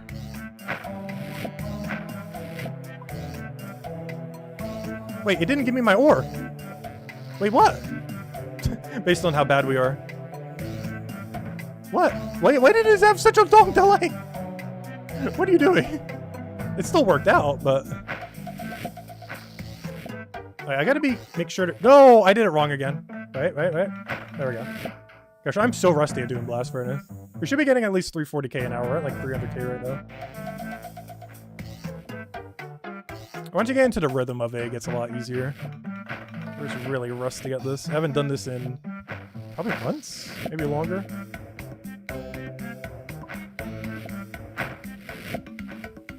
Like, so chaotic. It's definitely a lot more click intensive than the alternative. Once our teleport is done, we'll go to the alternative. We've technically done it on stream before. The alternative is a lot more chill. This is when you really want to try hard. But oddly enough, I find this more chill than doing Giant's Foundry. Okay, I'm so confused. Oh, you know what's happening? I think I'm not waiting long enough for the bars to grab. I keep clicking through before we actually get the bars. I think is the problem we have here. Which is the thing that's slowing us down every time and making it so we don't actually do the action. Alright, there we go. Alright. I think we got the rhythm now. Takes a little bit, but we're in it. Why is everyone running around so fast? They're doing exactly what we're doing. They're putting various ores in there and then getting bars. Just running back and forth over and over again. I like a couple skills in this game. It's a really bank-heavy skill in the sense that most of the skill is you just constantly going back to a bank. This is something that will be fixed in Brighter Shores, most likely. While banks will likely exist in Brighter Shores, it likely will not be like everything is bank. This is a very bank-heavy game, where most skilling is based heavily on you going to bank, then you going to thing, and then you going back to bank. It's not you just go to thing and then keep doing thing. It's you keep going back to bank and then do thing. It's one big flaw that Old School does have. It does work for some things, but it makes it so you constantly have to keep going to your bank interface instead of just doing a skilling activity at a location.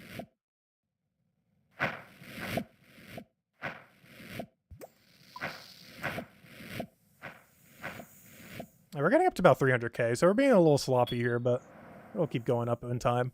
It's better than the alternative, though, because if we do Giant's Foundry, it's about 240k an hour, using Adamant and Mithril, whereas this is easily 300k even when we're doing bad, and up to 340k if we'd stop being bad. Also, the music stopped. I want music again. Come back, music. We need you. Our bird's still following us, I just realized. We have like one of the only people here who has the pet out. No one's joining us. Yeah, smithing is actually the closest skill I have right now to getting 99. As far as skills we haven't maxed that still need a max, that we really need to go and max already. It is by far our closest skill to doing so.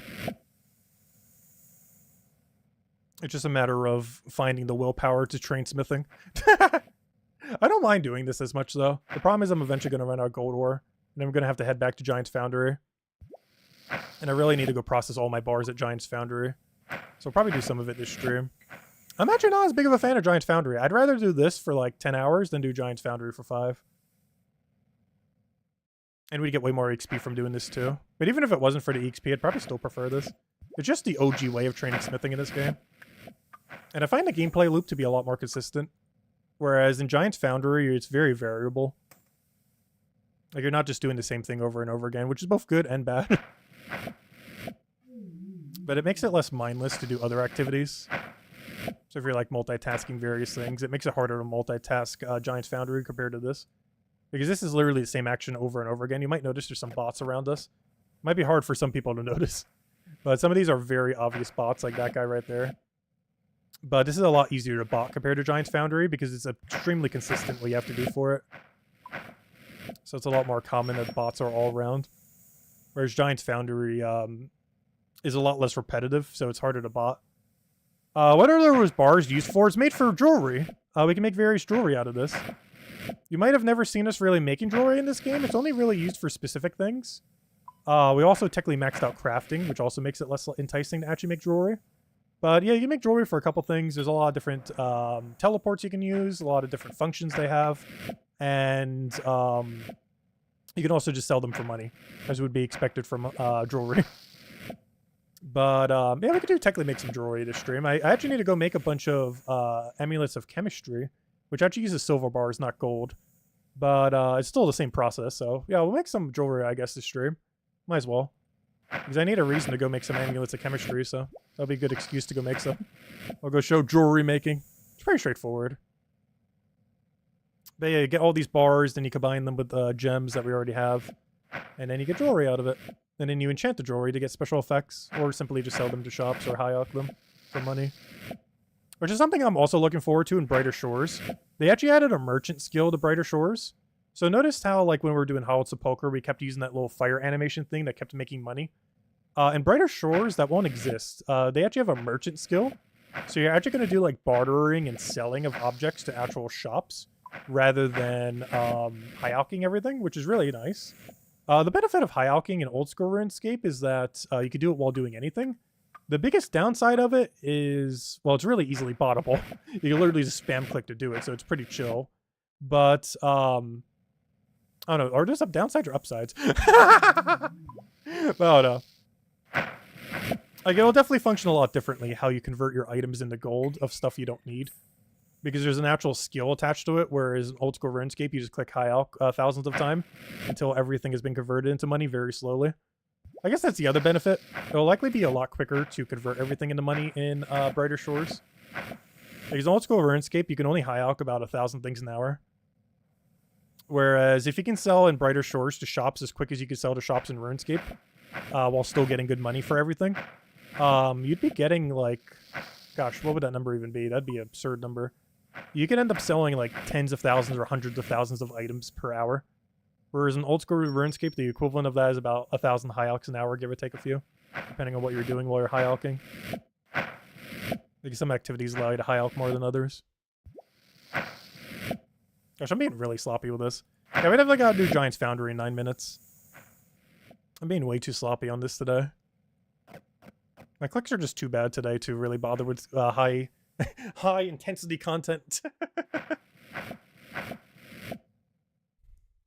Luckily, Cerberus, when we go do it's going to be pretty chill.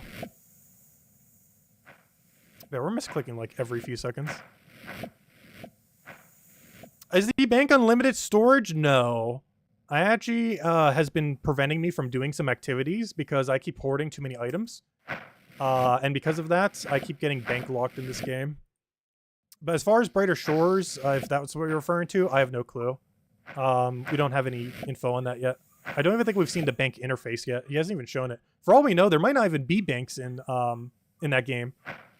At no point have they actually showed a bank or a place to store things. Obviously, such a mechanic probably exists. But at no point has he actually shown in any teaser stuff a bank.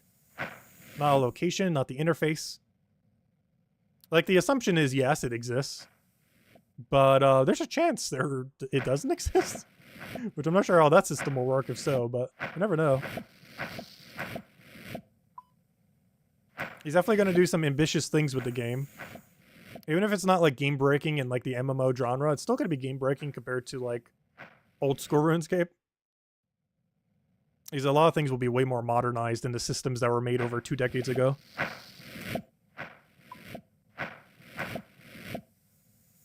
What's the storage cap in the bank? You can pay for more. Currently, we have 1,060 storage. I think you can pay for up to about 1,200. But it starts getting really expensive. I think our next upgrade costs 50 million gold.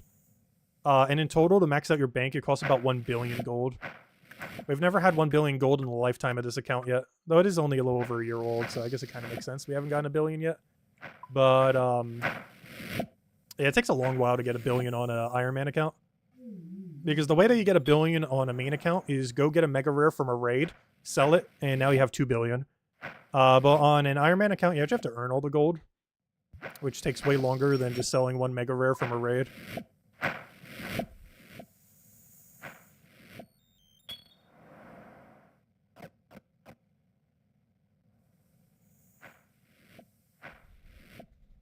What, not 10k? Yeah, storage is pretty limited. However, they keep adding ways to bypass this limited storage. For example, in the next Volamore update, when remember that like potion making mechanic I was talking about earlier? That mechanic is going to be adding a potion storage. So if you want to, you can store all of your potions there instead of keeping them in your bank. I'll probably still keep them all in the bank. They did the same thing for seeds. So you don't have to actually keep your seeds in your bank. I still keep quite a few of them in there, but not all of them. But you no longer have to keep them there. You can put them in a seed storage. So they've added like alternative storage that basically have infinite storage, but only for a specific thing. So we have it for seeds. We have it soon for potions. They'll probably add it for more things in the future. Maybe like ores if we get like a new mining guild or something. And other stuff like that. Like probably a new piece of smithing content would actually probably have that. If they ever make smithing great. They'll probably have a place where you can store all your smithing supplies or something. And stuff like that. Or if they ever do like a complete smithing overhaul, maybe we'll get something like the forestry basket for smithing. Where you can just hold like a billion things. Or like a tackle box for fishing. Which I actually don't have yet. But it cleans up about 30 bank space. Getting a tackle box. I really need to go get it. The problem is you have to do Temporos, and like many things in this game, I don't feel like doing it. So we have perpetually gone not doing it, which then makes it so we don't have it, which makes us need it. But then I don't feel like doing it more. It's a perpetual cycle of us not wanting to do it, making us not want to do it more. That or I'll go do it for like half an hour and then be like, yep, I'm done. That's how much I'll do for this entire month. Like, all this skilling that you see me doing right now, this might be the maximum that I train any of these skills this entire month. There is a good possibility. This will be the maximum amount that I do. Which is why we're not maxed yet after a year. Because it should only take about 1 year to max out an account. But because we're a hardcore, which makes it slower, and the fact that I keep not playing, we're at almost a year and a half. Actually, about a year and a couple months.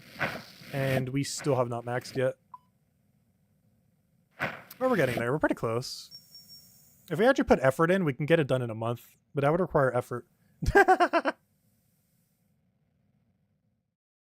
Like, if we played this game as long as we stream it today for an entire month, we would have,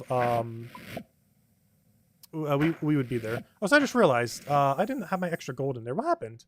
What happened to my spare gold? Oh, no, there it is. I'm so confused. Anyways, what's your XP rate? Oh, yeah, I'm so slow. We're only getting like 200k right now, or 290k.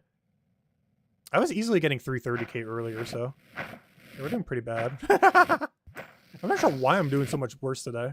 I think I'm just like slightly tired or something, because I did wake up a little earlier than I normally would have naturally. But yeah, I'm not sure why I'm so much slower today. Because this should be easily a free 30k an hour, and we're only at 300k right now, which means we're going really slow. We're going like 10% slower than like average efficiency. And max efficiency is close to like 340, 350. But realistically, you're never going to click that perfectly. But you should be getting at least 330 here, and we're getting 300, so we're about 10% less efficient than we should be. Which isn't too bad. It's also not ideal.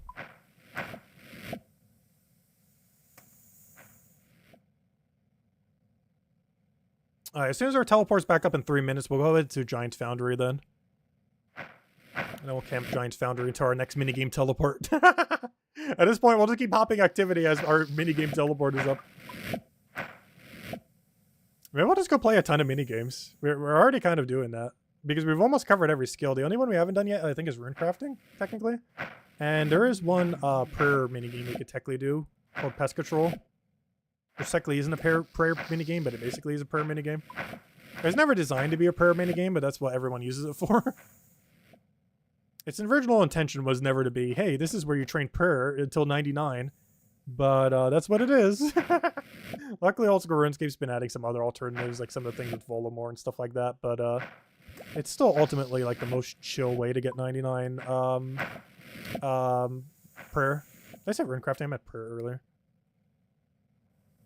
Yeah, we'll keep doing minigames. We'll do Giant's Foundry next, and then we'll, because that's also smithing related. And then we'll go ahead to like Pest Control or some other minigame. I'm not sure which. We'll just keep hopping. We'll keep hopping from minigame to minigame. Very minigame heavy stream. Ideally focus on ones that actually give us EXP though. And skills that we need. Just playing a minigame for minigame's sake is also fun.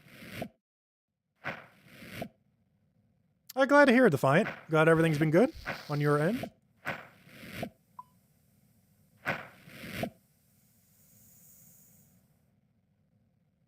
Did Assassin say hello? Yeah, I said hello to Defiant. I think so. But if not, hello, Defiant! Welcome, welcome. Hope all's been well.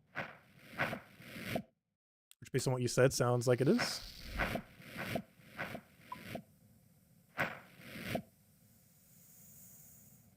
No way.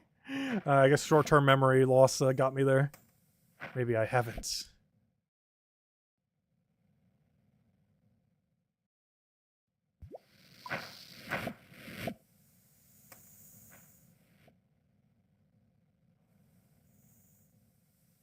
Yeah, we're going really slow. Only 290k an hour? What am I doing so wrong? I don't even know what I'm doing so wrong right now. It's been a while since I've done this method. But we're doing something extremely wrong. Because it should be at least 330k. It could have just been that I started it very badly. And that affected our overall XP rate per hour. I'm also not getting too many of those perfects that I just did. Alright, I think it's minigame teleport time. Actually, I'll do one more inventory. And then we'll teleport over to Giant's Foundry. Are we going to meet up with each other in July? Probably. I'll probably be in New Jersey very early July, around 4th of July time. I don't know the exact dates yet, but by the next few days, by the end of this weekend, I will 100% know what date I'll be in New Jersey. So we definitely have to. But anyways, let me go grab these gold bars, just in case we do ores later. Oh, of course I got rid of my gloves. Wonderful. Well, let me go get into the outfit I need, which is just smithing outfit. I don't need anything fancy here. I just need these 4. Grab our bars. And then we'll go head over to Giant's Foundry. Hey, Giant's Foundry time! So this place is about 240k an hour that we're going to. But it's a lot more chill. Also, before we do, I'm actually gonna home teleport. Actually, I'm just gonna go right here. I think it's time for a birdhouse run. It is. It's also time for a herb run, but I'm gonna ignore that I just saw that. And pretend that we don't have a herb run ready. No herb run. Just birdhouse. Alright. Let me do birdhouse real quick. Let's look at all these XPs we've got on this stream. Yeah, how is it only 100k? Oh, no, 405k. I was going to say, that's just per hour that we've been doing this stream. I was going to say, how on earth do we only earn 100k XP this hour? But no, I mean, this stream. But no, never mind. We're at 405k. That makes sense. So this is going to be our total XP that we earned this stream. I don't want to reset it just to see what we get. Because I'm actually curious, like, if we just randomly did a bunch of stuff on a given day and did what we just did again, like, how much XP would we get in a day? And the answer is, it looks like about 100k an hour. If we just do random everything. Obviously, other various activities have various XP rates. But it does look like we're averaging about 100k into just random skills per hour. If we just simply do random skilling. And just hop all over the place. Which isn't too bad, though. That's kind of low for some skills, but also kind of high for other skills.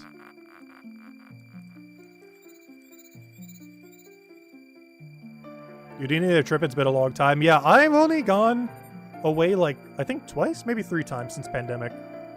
2 times to New Jersey and once to see family. Well, technically that was also to see family, but to see different family. So technically all 3 times were family. Actually, no, there was a 4th time. I did see friends in Chicago one of those times. Ooh, free Slayer XP. Also, I put all my XP lamps in Slayer because it's the slowest thing to train. I think a lot of other people put in like Herblore or Agility or Runecrafting or something. But Agility's pretty free these days. Runecrafting's pretty free these days. Herblore, it's really easy to get 99 banked before you max out everything else, especially with the new minigame coming up. So Slayer is by far the slowest, even though it's not our lowest skill. Anyways, Giant's Foundry time. Giant's Foundry, where are you? So I don't like this one as much as Blast Furnace, but it's really chill. The problem is it's the pattern that you have to do is always different. I think that's the main thing that kind of throws me off when doing this activity, because you actually have to pay attention to what you're doing. Whereas other things that might be slightly more click intensive, you can kind of just turn your brain off because it's the same thing every time. So once you do the pattern once, you just keep doing the pattern indefinitely. But here you actually have to think. Not as hard, because it's actually more chill than what we were doing. But you have to pay more attention compared to what we were doing.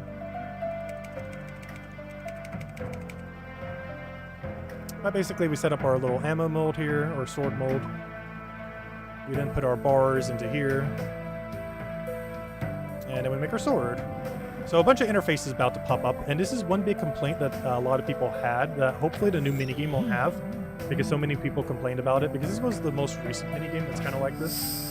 But this game is basically steer at this progress bar. There are 3 things going on here. You only really need the bottom 2 bars. This first bar is just how much reward we're going to get. You can ignore that. This middle bar is what our current heat is. Currently, we are down in our progress bar over here. So this is our current progress array. So let's start here.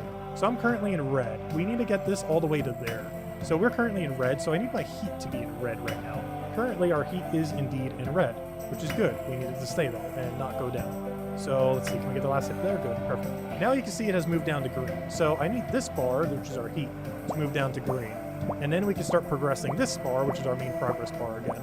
And that's basically this minigame in a nutshell. You stare at this bar and make numbers move until it's all the way through, then you hand in sword, and then you repeat it again. But you have to constantly pay attention because of your heat, and then sometimes there's like a little event that you have to click on. And I don't know, just so much less AFK than just doing the other thing. I don't hate it. It is decent fun. But I feel like it's less chill, even though it's meant to be more chill. I do feel like this feels more like smithing, though, I do have to say.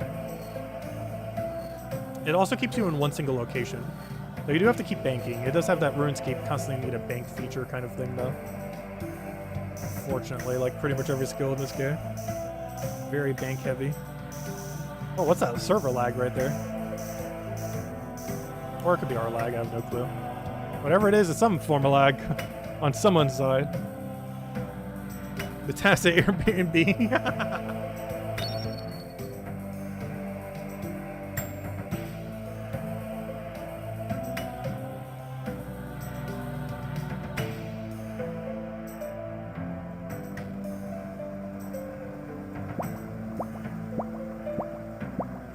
We actually don't have a spare room in that house, oddly enough. Despite how big the place is, it's only 2-bedroom.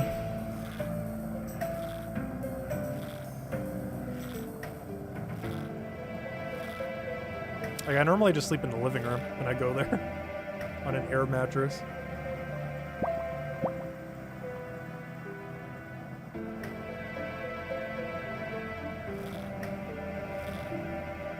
Oh, what's this one music called? I'm actually not sure.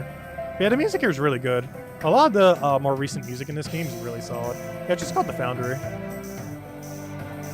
It definitely fits the vibe of this area pretty well. Yeah, honestly, they don't really miss with modern music in this game. Not that old music in this game is bad either. Honestly, all music that this game has ever had has been pretty decent.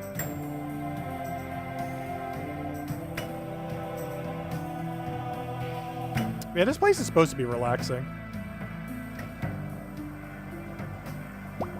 I'm kind of in the middle as far as how I feel overall about this place. I feel like it's relaxing the first few dozen hours you do it. But once you're on like the 40th or 50th hour, it's like, this shouldn't take this long. That's the biggest issue I feel with a lot of things in Oldschool Runescape. I don't mind the grind, but some grinds overstay their welcome. And I feel like Giant's Foundry, if going for 99 with it, is one of those things that overstays welcome. As far as green logging this place, it's really chill. But getting 99 here is not as chill. Like, we have to spend another 30 hours here after how much we've already spent here. I'd have to spend 30 more hours of doing exactly what we're doing right now. Hey, we'll chip at it 1/2 an hour at a time. Like, the first few dozen hours, it's not bad, but, you know, hour 40, hour 60, hour 80. It's a little less fun. It's still pretty chill, though. It's probably the thing I'm really interested in Brighter Shores, too. One thing he really specifically mentions is that he plans to get rid of a lot of, like, the needless grind that a lot of modern MMOs have. They'll still obviously have grinds in the game of various kinds. But I feel like it's not going to make you play a minigame for 100 hours. I feel like Brighter Shores won't make you do that. We'll find out. Though, honestly, as long as it's a minigame as good as, like, the OG minigames, it won't be as bad. Because he was the one who made Stealing Creations, Fist of Gothics, Castle Wars. Maybe not, like, directly, but it was still under his influence, so... Let's see what kind of minigames come in Brighter Shores. Because honestly, he hasn't really missed. Like, all the minigames that came within the first several years of this game are some of the best ever. Unfortunately, Oldschool Runescape only has like a third of them. And a lot of them aren't played the way they used to be, like Castle Wars. Castle Wars these days is just you AFK for tickets. You don't really play it properly. Catch you later, Defiant. Thanks for stopping by. Have a good week. Have a good weekend. Best of luck on the Vault weekend. Which actually why we're doing all this grind right now, because I'll probably barely be playing this game this weekend. Rather than AFKing trees in the background to get the beaver pet that refuses to drop at 35 million XP. But that's literally going to be the only thing I'll be doing this weekend on this game. Which is why when if I ever say I've been playing this game for a while, it's generally not what you see me doing on stream right now. If I say, like, I've played 10 hours of this game in a given day, what I mean is I have clicked a tree once every 5 minutes while AFK. Or something along those lines. We're doing something like the Castle Wars AFK where you have to do like several clicks every 19 minutes. And then need to do nothing after. And just do nothing for 19 minutes. There's a lot of grinds in this game that are like, you just do something and then you don't need to do it at all. And that's something I'm curious with Brighter Shores as well. They're actually adding AFK botting in a sense. You'll be able to go do activities while you're offline. It'll be less efficient than when you're online. But it's basically going to be like auto battle in other free-to-play games. Like when you turn auto battle on for a fight. Like it's going to be less efficient than doing it normally. But it'll allow you to still make progress. So it's only going to be like an auto clicker in that way, where even when you're not playing the game, you're still making progress in the game. And I'm curious to see how that'll pan out. Because that means whatever skills you hate the most, there'll probably be an auto grind method for every single one of them. So whatever skill you find the least favorite, like let's say for example, I want 99 construction right now, but I didn't want to train 99 construction. I could literally just have my character every time it logs off go to a construction site thing, and it will just constantly gain a passive amount of XP. So in Brighter Shores, let's say I just for whatever reason absolutely hate fishing, which I highly doubt it should be a fun skill. But let's say we just absolutely hate fishing. We can just literally just go to a dock and we'll gain fishing XP while not even logged into the game. Just simply having our character there while logged out will give us fishing XP. And I wish RuneScape had that.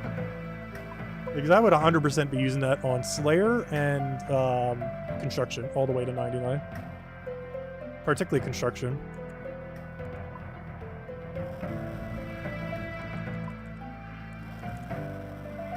Because of course it's our lowest skill.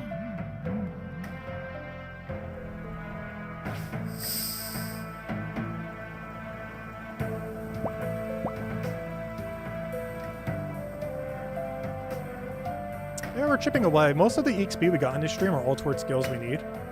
And 400k towards skills we need is actually pretty solid.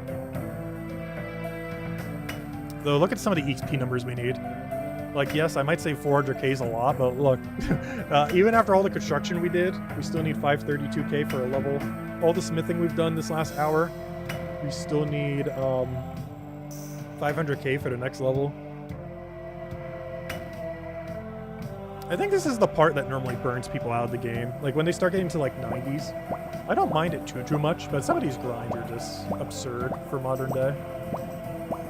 And they've been alleviating some of them a little bit, but, I don't know, some of them are still just kind of crazy. How high some of them are, especially if you hate the skill. Like, it's not as bad if you, like, really like the skill. Like, let's say you like Slayer somehow, then that won't be that bad to get to 99. But if you hate Slayer, it's like literally the slowest skill to train in the entire game by 1.5 miles. Like rune crafting is like 3 times the XP rate of Slayer. Because the average Slayer task is like 30k an hour XP if you're not using cannon or bursting, in which case you do get higher in those situations.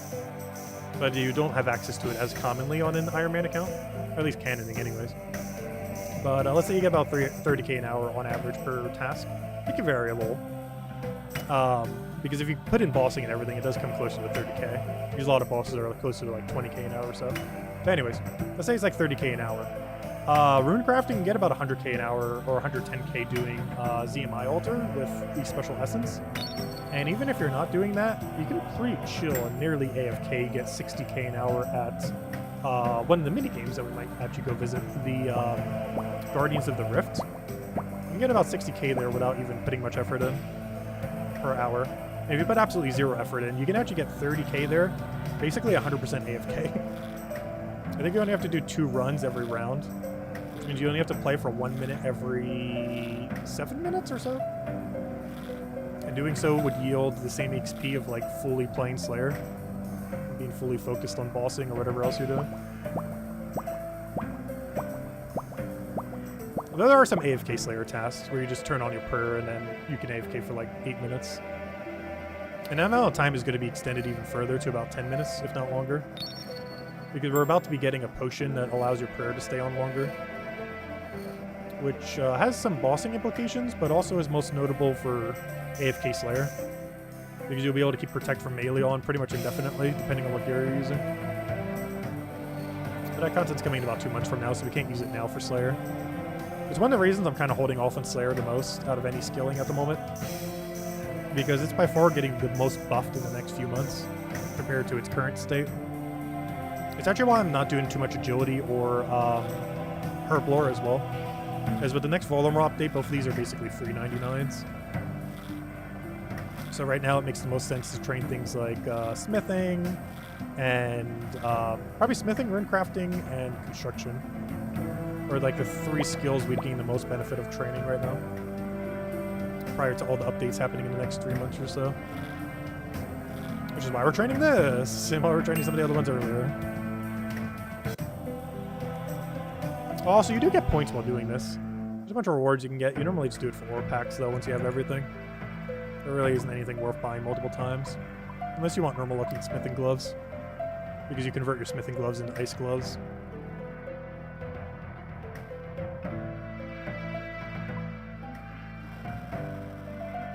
If there's any activity you guys want to see from this game, do let me know. Even if you don't know what the activities are, if you have a vague idea of an RPG activity, it probably exists in this game. So we can do whatever. Because it's just a kind of do whatever stream.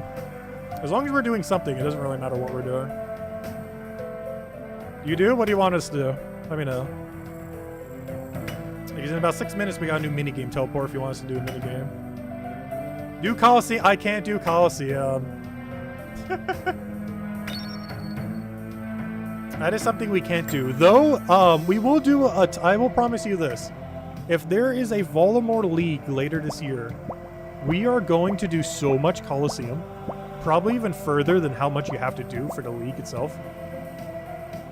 So, that'll be around November, probably, assuming they do it around the same time. But yeah, in November, we will do an absurd amount of Coliseum. We'll be doing it during leagues. Because I'm like 90% certain leagues this year is going to be Volamur locked leagues. It makes the most logical sense. It would also give them a time pressure crunch to try to finish the entirety of Volamur by that time. So they don't take forever trying to finish. But yeah, 100% that's going to be the thing. I'd be very absurdly surprised if that's not the case.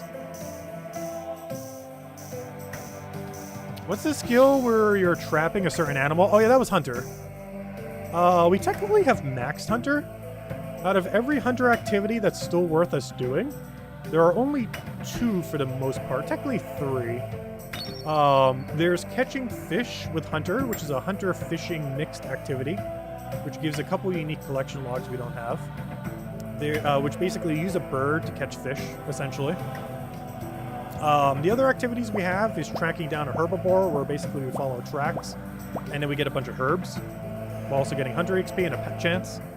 And the other one is catching those little Chinchompa thingies, which also gives you a pet, and also gives you a resource that's really good for killing some bosses. Yeah, I could go do the fishing thing.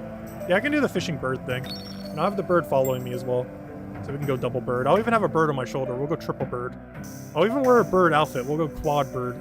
Actually, I can't wear a quad bird. I forgot. I need to wear a fishing outfit. Because I need the 2.5 extra XP. So I'll wear everything but a bird outfit. Go all bird out. Yeah, we'll do that next. Technically, I don't need a minigame teleport for it. But I gotta at least finish the sword first. Yeah, then we'll go do fishing minigame, I guess, right now. Might as well. It'll give me an excuse to finally go get more progress there, too. Because I've been putting off that grind for a very, very, very, very, very long time. Mostly because I think it's like a 20-30 hour grind or something, even with max. The amount of pearls you get while doing it, or mock pearls, or whatever they're called, it scales based on your hunter and fishing level. I've actually never done it at 99 of both. Because when we were doing it earlier, we had way lower than 99 of both. So I'm not sure what the per rate is. We will be getting the best rate you can in the entire game. So I'm curious to see how much better it is. I'm pretty sure not much. I know it's a very, very long grind. But if nothing else, we could work towards the next rod. I think the fly fishing rod is 150. I currently have 0, though. I'm not sure how many pearls we get per hour. I want to say like 20 to 30. And one of the rewards there, you need 1,000 for. Which goes without saying. That is a very long grind. The other slight issue with it is there's no pet chance during it. There is a big fish chance, though. Which I actually already gotten once, so I turned it in for more pearls because I couldn't bother staying there another moment. But if I get it again, I'll actually keep the second goldfish. But yeah, we'll go head over there, I guess. Let's see, is our herb run ready yet? No. Or our herb run is, our other thing isn't. Oh, I'll ignore that for now. Even though I probably should be. I'm running out of good seeds is the problem. I need to go do more content that gets the seeds, like killing the wash giant thing. Anyways, I don't think I have angler outfit in my thing. Oh, I just realized I need my scrolls. There's actually one really good thing about this. I've never actually done this since they buffed clue rate. So I can just drop them on the ground. What is the plugin that shows you your path? Plugin that shows your path. Oh, True Tile, I believe. Let me see. Which one is it? I think it's True Tile. Okay, it's not called True Tile. It's called Path something? No, not Path Marker. Good question. I have no clue. Tile Indicator? Tile Indicator, I think. Yeah, Tile Indicator. Yeah, Tile Indicator shows you... Oh, you mean the path? Oh yeah, I have that really faded. I use this. It's really, really good at Volcano. I mostly turn this on so when we eventually do Vorkath, we don't die. But yeah, it's really good for a lot of things where pathing is really important, where you have like a shadow path. Yeah, here it is. It is Tile Indicator. So I have my path indicated in green. And I actually click on it. My faded path is in a very light white gray color, just so it's not really obvious. And then my true tile is like a light blue. This is my favorite color, and I think it's also default. But yeah, it's a Tile Indicators plugin. It does all this. I normally always keep it on. I'm just so used to it at this point. Even on mobile, it has it as well. Though I don't think mobile has the path finding one, but it does have your true tile one. But there we go. Anyways, okay, let's go catch some fish. So I need to bring my clues with me. What else do I need? A full angler. I need a pouch. Honestly, I might as well bring the whole clue get up. Well, then again, I don't want to have too much inventory on me. I'll bring a diamond staff. No, I'll take the long way around. Actually, you know what? I can diamond staff over there and then do it that way because I need to go to my house anyways to go get angler outfit. Am I sure? You have indicator on that it doesn't show path. Only the tile. Oh, okay, maybe it's a different one then. Line of sight is the one that does the whole grid. This is going to be good for PvP. Though I would definitely need to make line of sight more obvious. It's not this one though. Borderline, fill color. Let me see. Fill color. I need this less opaque. Fill color. This is not the one. I just want to adjust this real quick. Because I'll probably use this during Dead Man mode if we play. Because this shows me... this is also good if we ever go in the wilderness. This isn't really good against bigger enemies, but it shows you everything within your 10 tile range. So you know if you're safe from someone. So if someone's on that tile right there, I know they can't barrage me or hit me with anything. Whereas someone right there, it might be obscure if they can or cannot hit me, but they definitely can. That's not the one I need though. Let's see. I will eventually find this one. Ground markers, empty tighter, path marker. Oh, I think it's this one, path marker. Yeah, path marker. Path marker is the plugin. This one shows you a faded path of your path, and there's a lot of customization you can do to it.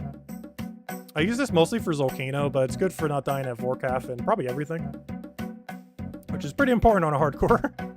But yeah, it basically tells you what your path is before you click. So I already know every single tile I'll be on. So if I click right over there, we'll be on that tile, that tile, that tile, that tile, that tile. You can see the whole path ahead of time. Anyways, alright, let's go head over to where I wanted to go to. Where am I going? Ring configuration. So, we're heading to, I don't know where, actually. I forget the fairy code. I know it's Chasm of Fire. I guess I could just type in Chasm of Fire, couldn't I? Oops, I did not mean to use last destination. Configure, Chasm of Fire. There we go. Wait, that's not Chasm of Fire. Oh, I typed Chasm of Fire wrong. Chasm of Fire, there we go. We're not here for the Chasm of Fire. I'm here for the Mulk Pearl thing. The only reason I'm here is I need to use the bank. Oh wait, I forgot to get my fishing outfit. No, wait. The whole reason I went to the house was not to do the marker. It was to go get my fishing outfit, but then I got distracted. Whoops. I came here to go get full angler, or spirit angler, whatever it's called. Let's see. Angler. You know what? I might even just use the normal angler outfit. Oh no, Isabel, which one do you think? Which fishing outfit looks better out of these two? Because you'd probably know better than me.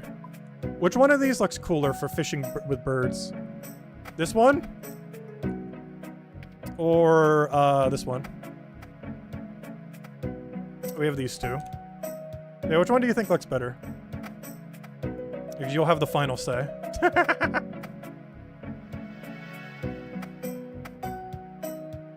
Let's see. Are you sure? Oh yeah, I was actually the wrong one. The green one, definitely? Okay, we'll go with the green one. You like the OG one. I actually got an extra set of this because I actually have this for this exact purpose. Normally, you only need Spirit Angler, but I actually got a whole extra set for this exact moment. Because honestly, I like this one better too.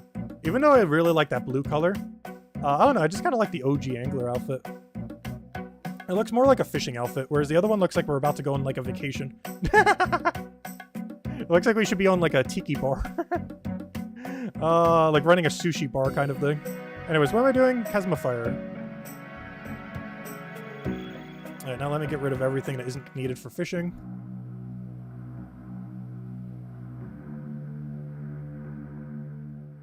Go get all of our birds equipped.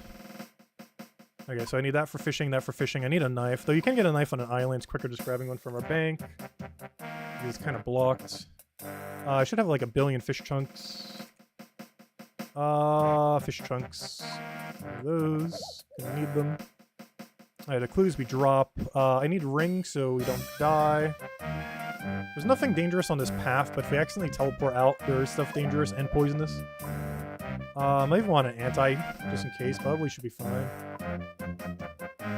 What am I looking for? Oh yeah, bird. I'm looking for fashion. I need a bird. What else can we wear? I can wear an amulet. I'll wear the petal thing. Let's see. Bird, bird, bird, bird, petal, petal, petal. Okay, we can't wear anything in our glove slot, I don't believe. Or hand or shield. And that's not visible, so this will be our get up then.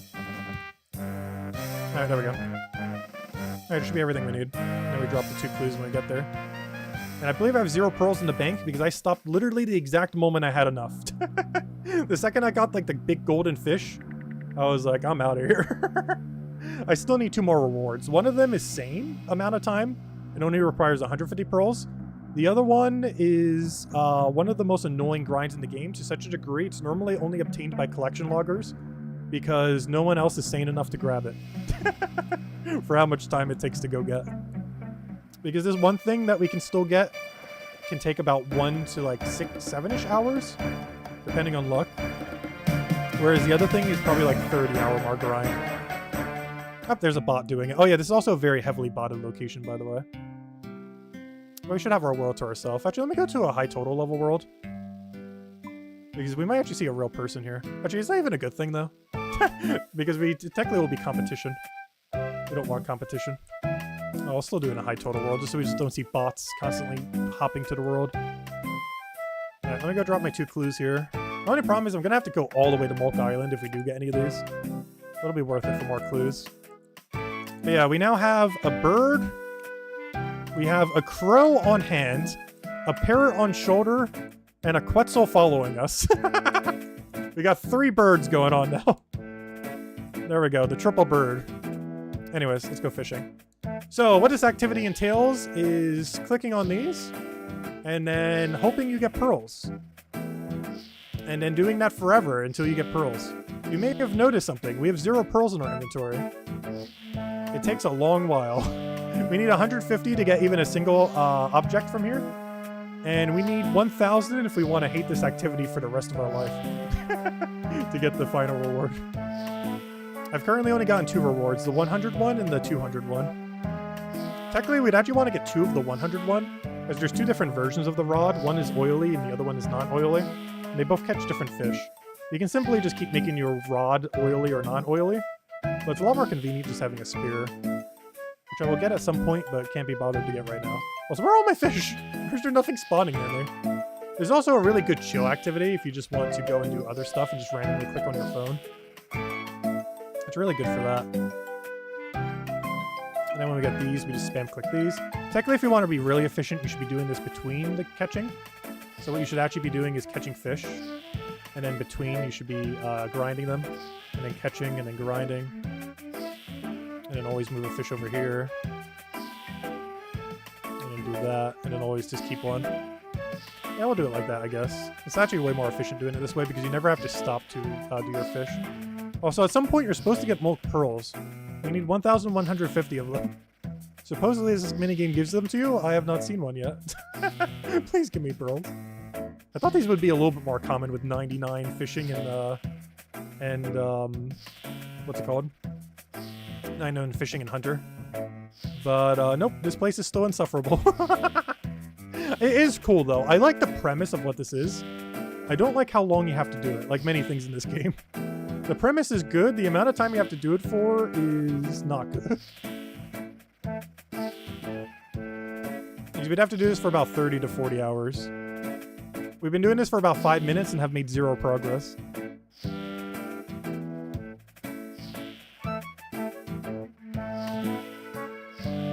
But this is pretty chill, I do like this. I wish they would add more activities where you use a bird to hunt.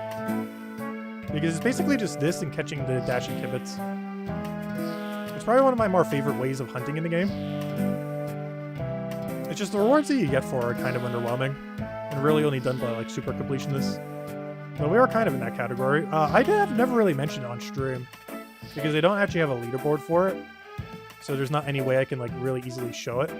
But we are actually ranked 20 or so for collection log in the entire game. For hardcore specifically though. But yeah, with 765, which is only half the collection log, we're ranked 20 of accounts that have never died while getting collection log slots. And there's been a lot of collection log series of accounts that start as hardcore. And yeah, we're ranked 20. Without even really trying, to be honest. Though this is definitely one of those super try-hard ones if you were to green log this whole place. I only got the 2 that are actually useful for fishing.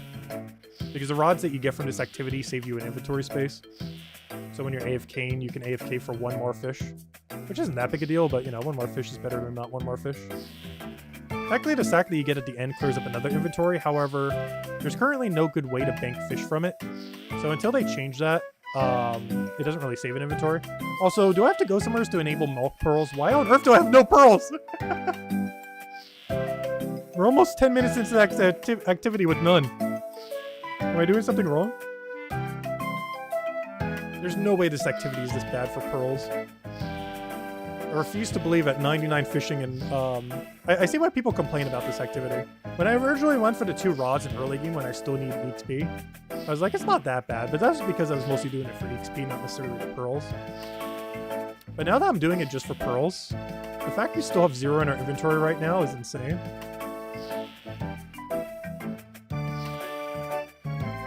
I need 1,150 more in the lifetime of this account. And what you see right now is the progress of making 0.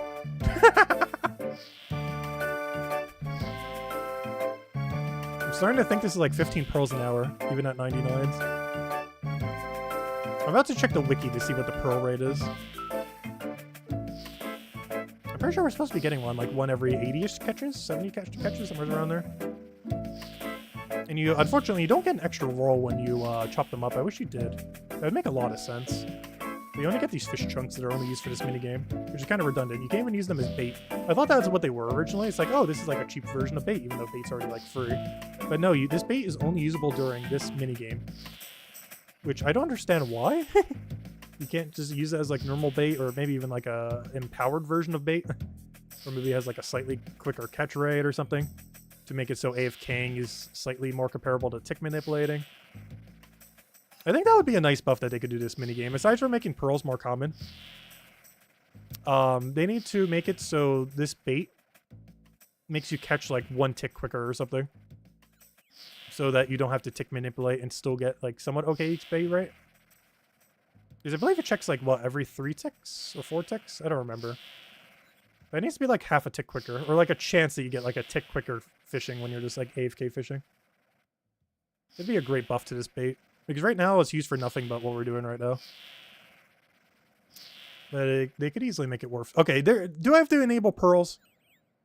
What's going on here? Do I have to like talk to this guy and be like, hey, I actually do want pearls? It's certainly a challenge. Let's see. No, I'm not done yet. I want you to give me pearls.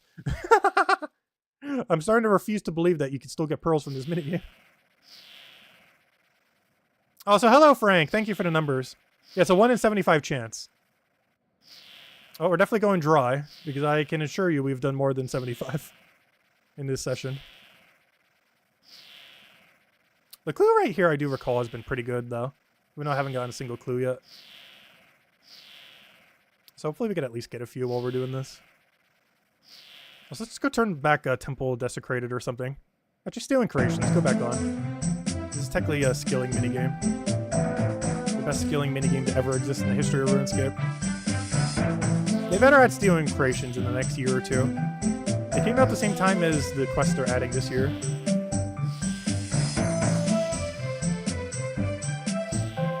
It was one of the best things to ever come out of RuneScape. Like, playing Stealing Creations properly. I'm pretty sure these days in RuneScape 3, people just farm it for the resources. But Stealing Creations played properly is by far the best minigame in a minigame, or in a game, or in an MMO in general, that I think I've ever played. They're just so good at its peak.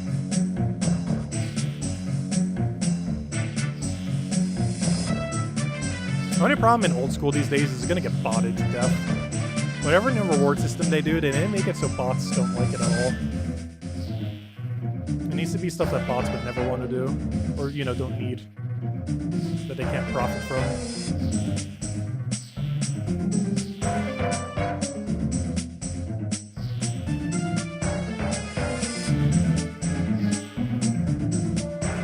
Okay, I want to do this at least until we get 1 pearl, just so I know they exist.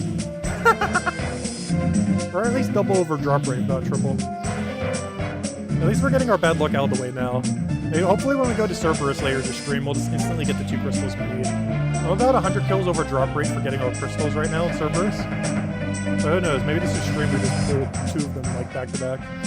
Use up all of our bad luck now so we can get some good luck queued up.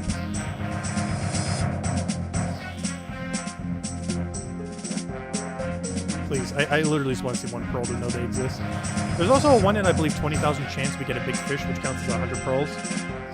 Ideally, you want to see like 10 of them. To make this grind not take as long. Realistically, you want to see like 3 to 4. I've seen 1 so far.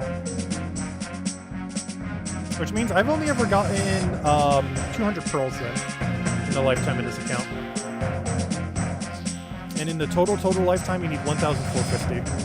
I've only ever done 200, technically. Because I got 100 of them from a fish. Which technically doesn't count as us having caught them.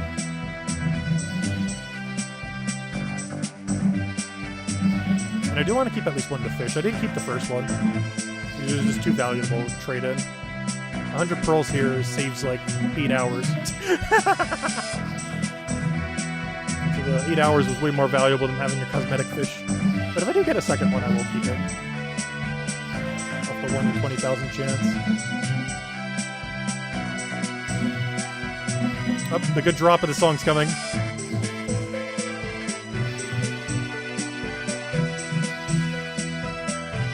I still love this part of the song so much.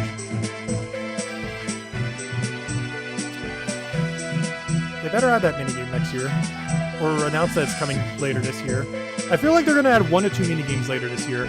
They're either going to add Fist of Gothics or they're going to add Stealing Creations. Fist of Gothics and Stealing Creations both came in around the time of While Gothic Sleeps, which they're adding this year. They can make this year the repeat of 2008. Or just go for the full sweep. And get like all the best content that came out in 2008 back into the game. Can you display to certain fish? Yes, you actually can in your house. There's a trophy hall where you can display certain big fish. There are only 4 of them that can be displayed though. Swordfish, the special swordfish that's caught during the Temporess minigame, a shark, and a tuna. And those were all the OG ones. Well, I guess plus the swordfish one that's kind of new. Oh yeah, she's called harpoon fish. But yeah, there are those 4 fish that you can. Though the fish that I'm talking about that you get from this, you can actually wield it and whack people with it.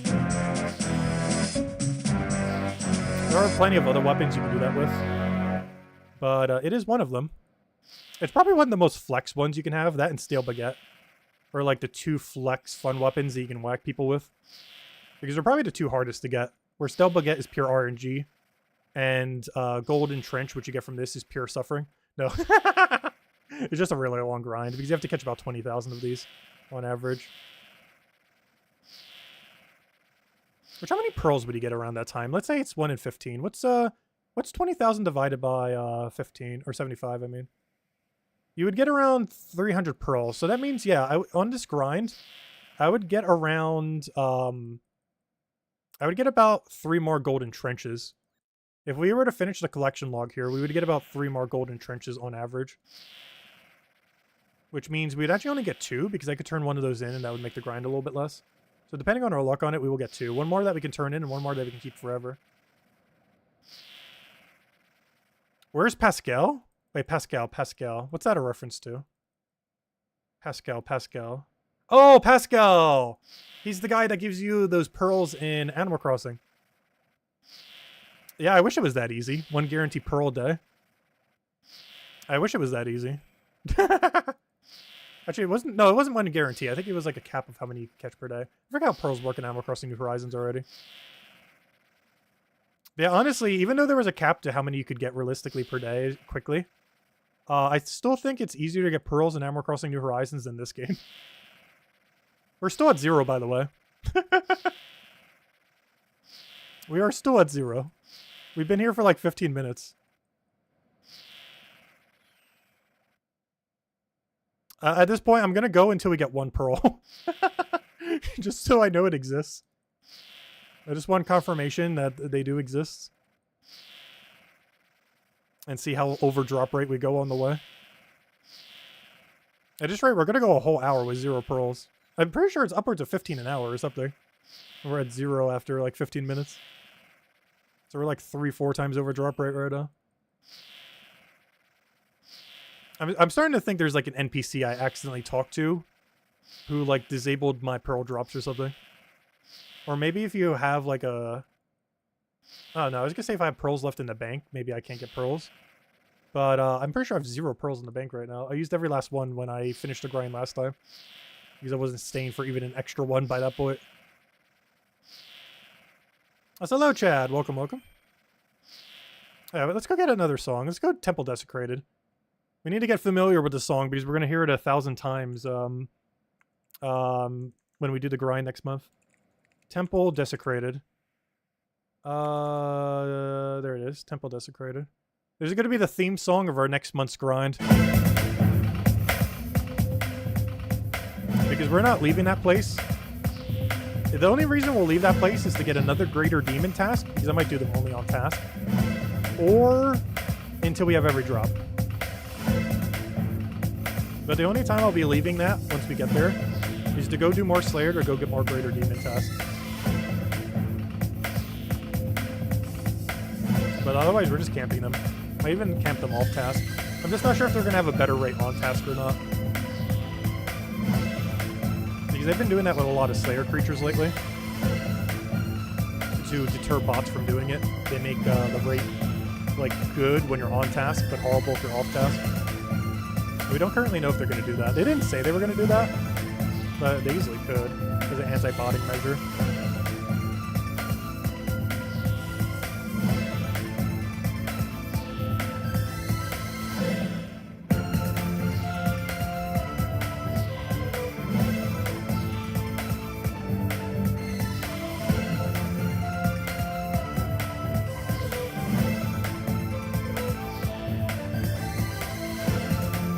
I'm really curious. I want to check after the stream how many fish I've caught in without getting a pearl, because this is insane. I don't think I've ever seen a dry streak this long here. We have to be at least 300 fish. I refuse to believe otherwise. It sure feels like 300. There's no way it's not at least 200 though. With no pearl.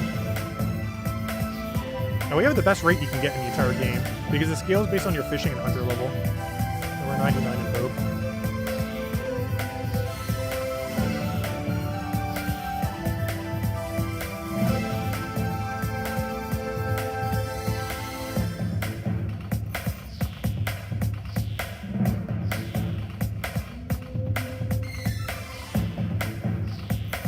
And this is why I never came back to finish this. Honestly, this is making me never want to do the sack ever. Until they buff this place. I'll maybe get the fly fishing rod. But there is zero chance I'm ever getting that sack. If this is our pearl rate. Because this is when we hopped. We've been doing this for 17 minutes and have 0 pearls. At current rate, this is 3 pearls an hour. So we have to be getting unlucky. There's no way this is 3 pearls an hour.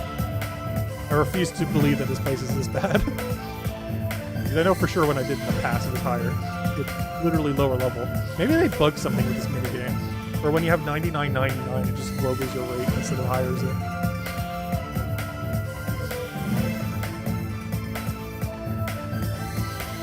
Yeah, I forgot about that. We're 17 minutes and 35 seconds with none. We literally have a timer tracking how long we've gone with 0 pearls. Because I hopped to get to a non-botted world. So we don't see bots constantly hopping in. And we did that right before we started the grind. So we're 18 minutes with no pearl. And while we're not doing this the most efficiently way possible, we're still doing it. This is like pretty average rate, I would say.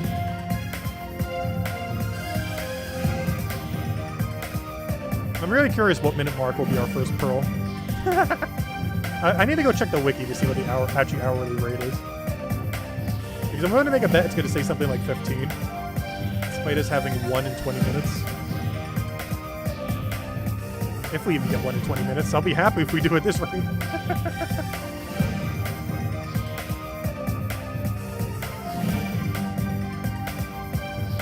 I wasn't going to get here until we get like 10 or 20 pearls or something.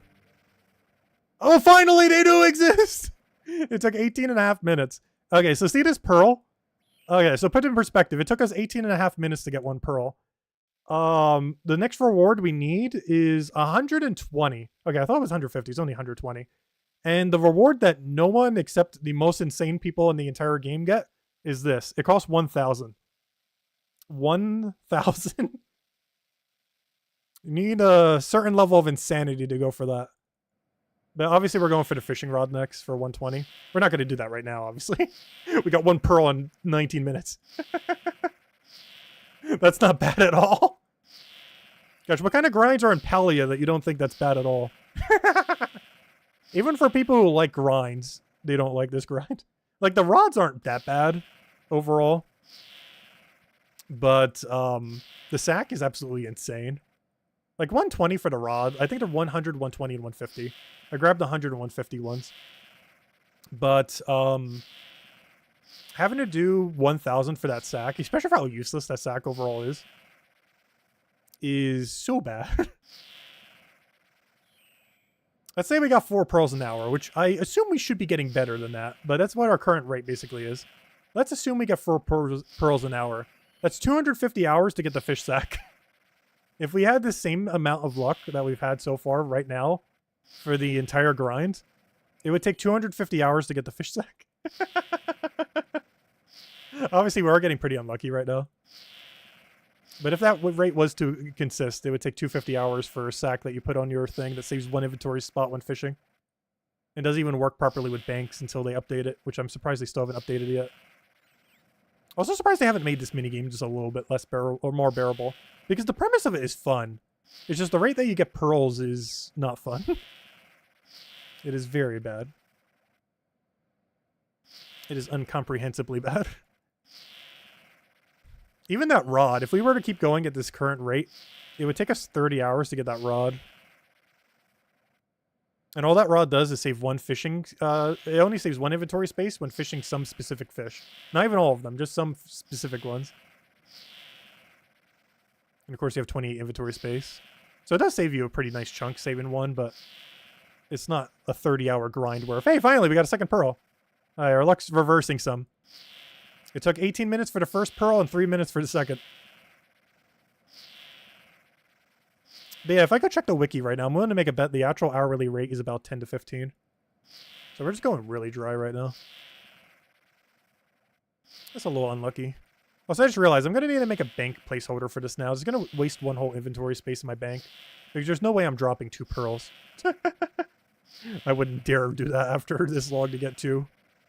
But I actually don't have a bank space for them. Because the last time I used all my pearls, I used literally all of them. Which, of course, zeroed out our pearls. So now we have none.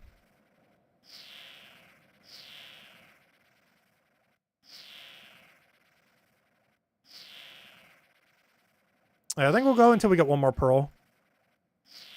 Before we move on to something else. That'll be our sanity limit for now. 3 pearls. 3 pearls in 30 minutes.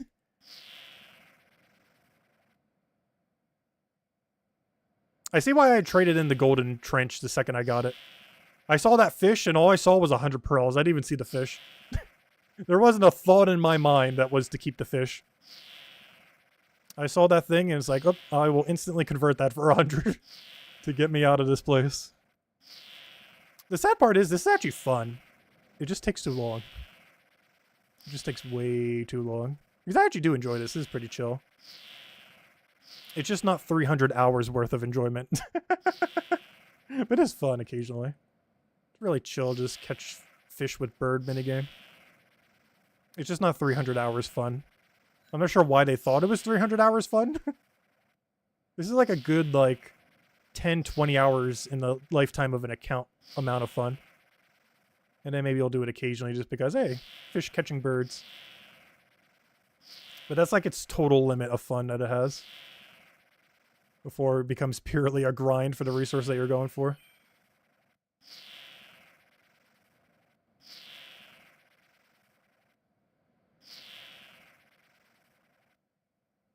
You'll definitely like the hunting and bugging in Palia. It's very compatible, or competitive, and a bit like Power World. Interesting. I don't know. I definitely need to try Power World. It was similar to that of like, what's it called? Where I was like, oh, I'm never going to bother playing it. And then I eventually cave in and it's like, oh yeah, I'll go play it. Because I was that way with, what was that one game called? I was that way with Power World. Where I was like, oh, I'm not going to bother playing it. And then we finally did, and then we played it for a good chunk of time. Also, Power World is getting an update in like a week, isn't it? We might need to start up the co-op server for at least another stream or 2. I'm not sure how much I'll really bother playing when I come back, though. But I definitely will try the update. They're adding PvP as well as enough quality of life that you can put your base anywhere without needing to worry about resources. You no longer need a dedicated mining base anymore because you'll now be able to get every resource from your base. So that'll be nice. They're probably fixing the AI some. They're adding some new pals. Hopefully it'll tweak the shiny system a little bit.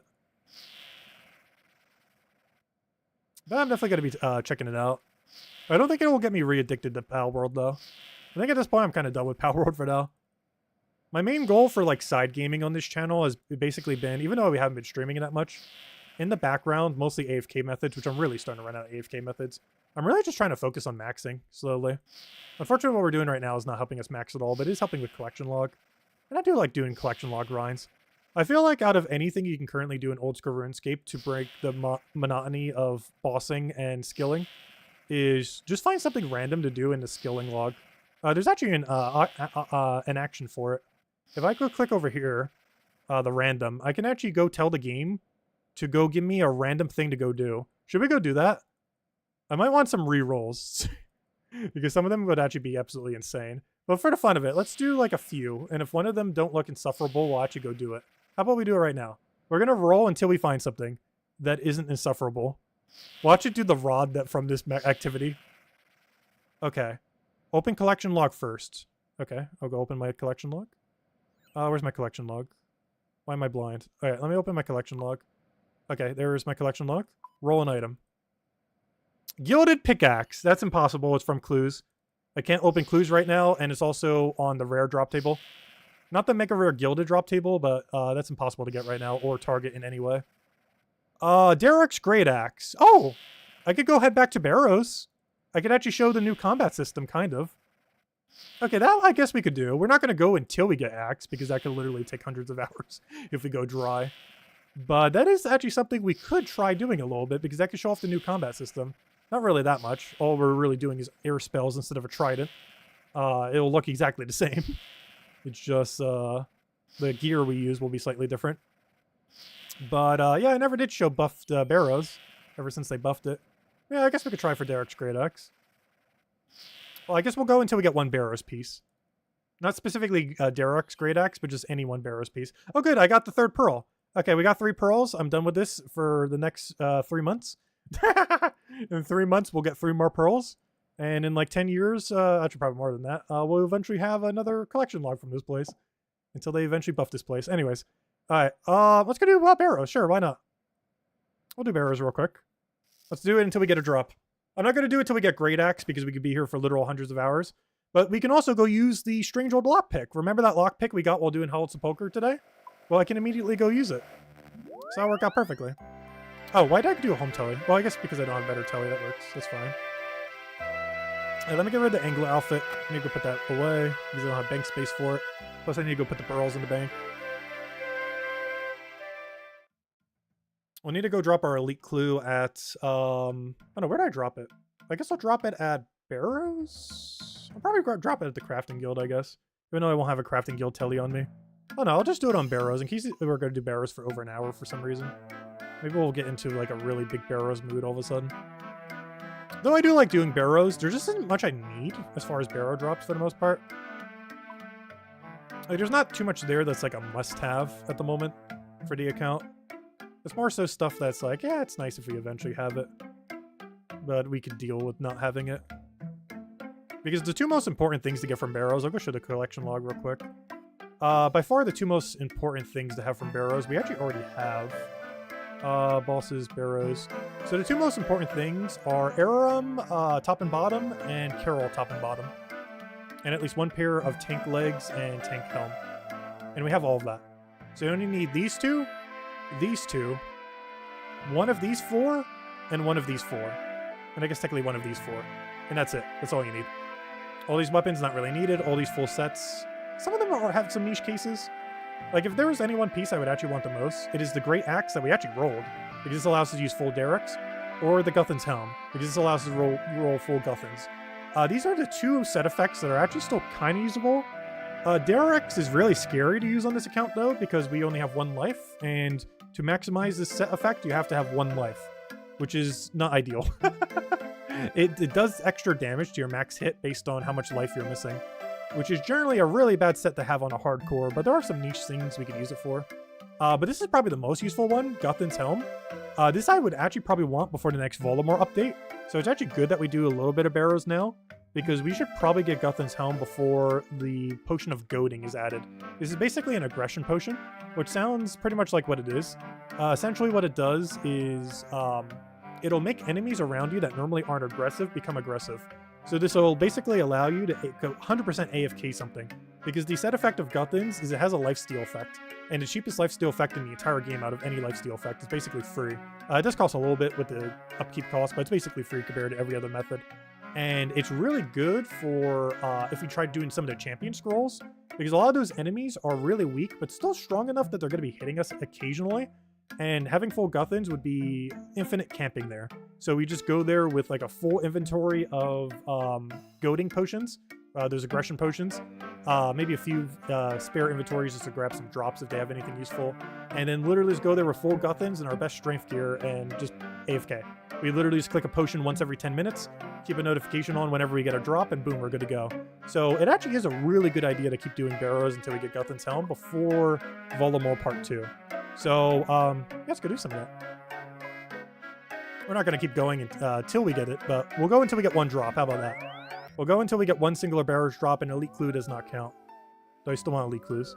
What am I doing here? Oh yeah, I'm putting this away. And then we're going to go get set up for Barrows. Yeah, we get to show the new combat system. I haven't actually utilized the new combat system at all. They actually tweaked it about a month ago. They completely overhauled the combat system. Well, not overhauled, but basically, for all of time in RuneScape, there's always been a triple melee weakness in this game, where it's divided between stab, slash, and crush.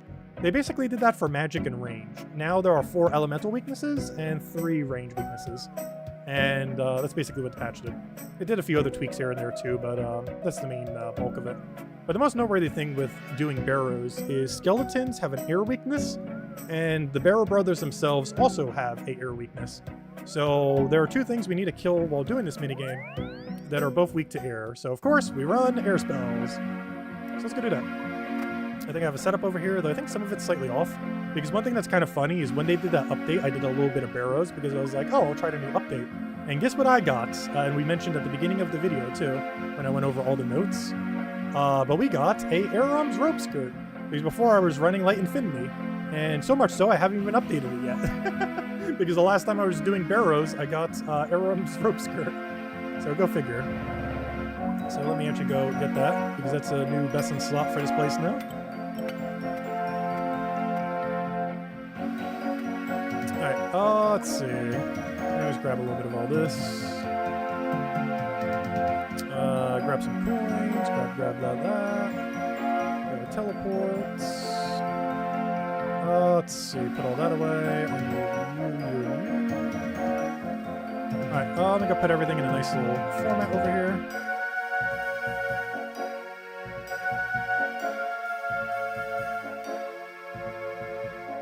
Alright, there we go.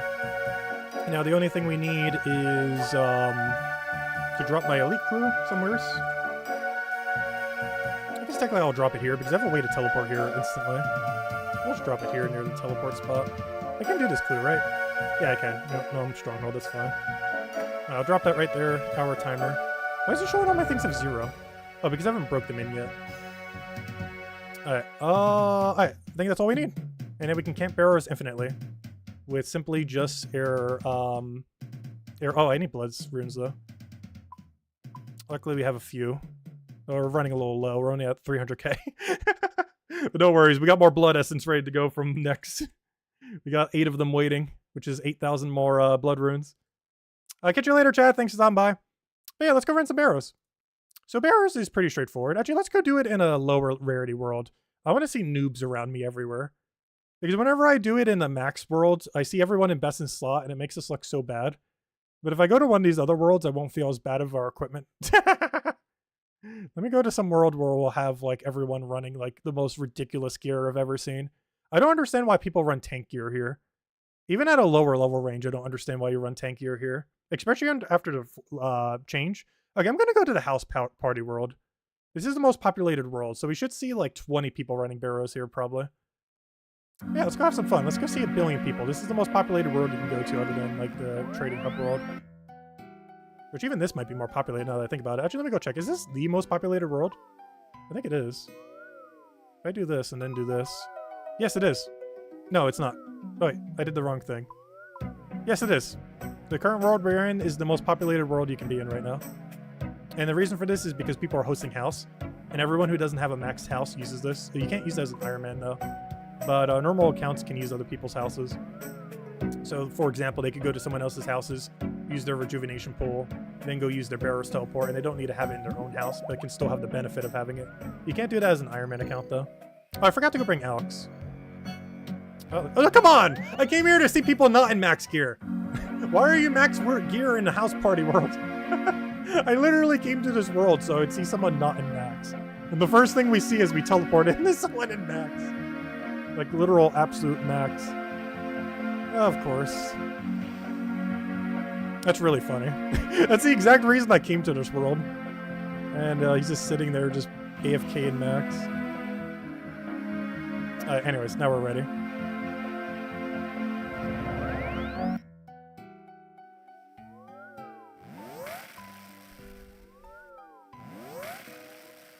He's still there.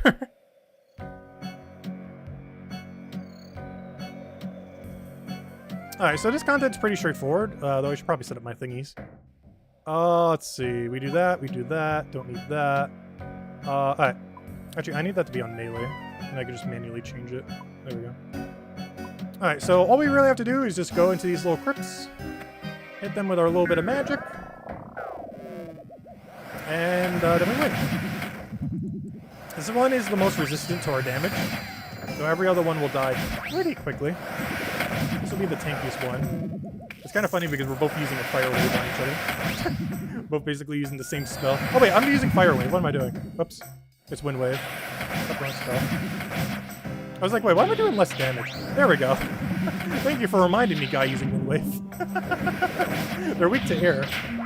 Oh, also I'm using melee protect on this guy. Imagine if I died because I wasn't paying attention. I feel like I would die like that way on stream at some point. Because I was praying protect from melee that entire time. I don't think I've ever done that. That's really funny. But yeah, it would help if we pray against them and not instantly die. That'd be funny if we actually die, though. That sounds like something I would do while streaming. There's a reason we don't stream too much dangerous content on this account. Because I would definitely die because we're streaming at some point, if we were to stream everything. Not because I would be bad at the content necessarily or something, but because I'd be so distracted just while doing something, while streaming, just talking or explaining something, that I will simply die to talking. It would happen at some point. Which is why we normally don't do anything too dangerous, but hey, the collection log thing said to go get a Barrows piece. We will go get a Barrows piece. I actually really need Guthin's Helm before the next Voldemort update anyways, so that we can fully utilize the new potion. That gives us an excuse to go get it. Hopefully just get Guthin's Helm. Technically we could stop doing the bosses that have the drops we don't need, but we're still just gonna do all of them. You get more leak potential that way. Also, I don't necessarily mind duplicates. I prefer not duplicates, obviously. Oops. I clicked one. I click over there. What's this thing's hitbox? There we go. This one I have to be careful on because I lost so much HP on the other thing from not paying attention. This thing can actually kill us. It is exceedingly unlikely, though not impossible, that this thing will kill us. He's sure trying. He's trying really hard. What's his max hit, if I had to guess? I want to say like 20-something. Through prayer should be way worse than that. Wow, we have a 35 max hit with this. But yeah, what they did to elemental weakness is they made it so your max hit and accuracy is increased by whatever their weakness is. So this thing is weak to air. So not only are we 50% more accurate on it, but we are also 50% higher max hit. So it ends up making our damage very, very high. The other thing that ended up happening... Oh, also, this is a strange old lockpick. We use this to get through this door. Normally, we wouldn't be able to go through this door. As you can see, we just went through this door. These red doors mean we can't path through them. But the strange old lockpick that we got earlier from doing Hollowed Sepulchre, this lets us just skip these doors. This is where I was talking about the time save earlier. The overall time save is kind of hard to calculate exactly. But I would say per lockpick, it's definitely at least 5 to 10 minutes of saving. Possibly even better than that.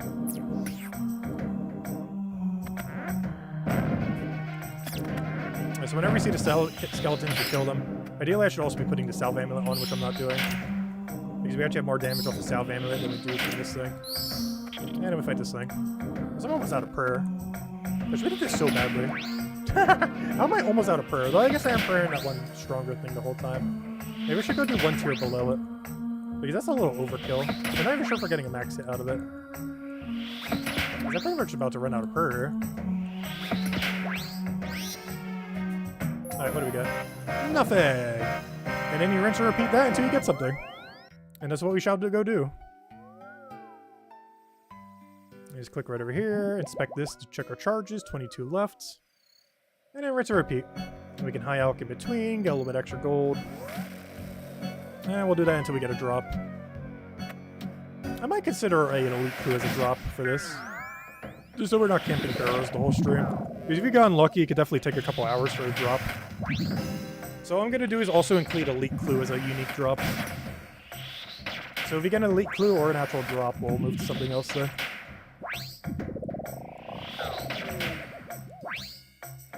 Oh, have I been ignoring Mr. Z? That's the only problem with me doing combat. Because there's like a 2-second idle time whenever I'm in combat. So I keep paying attention to the game because I'm not used to a chat being there. What were you saying? There's a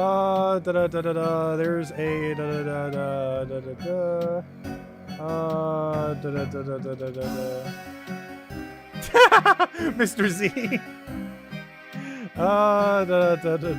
That's funny. I do think this game drives people insane, though. I don't think the average RuneScape player is mentally stable. We're not excluded from that. The kind of grinds that are in this game are grinds no person should ever be doing. Luckily, we've mostly been focusing on the AFK grind, so it hasn't been that bad.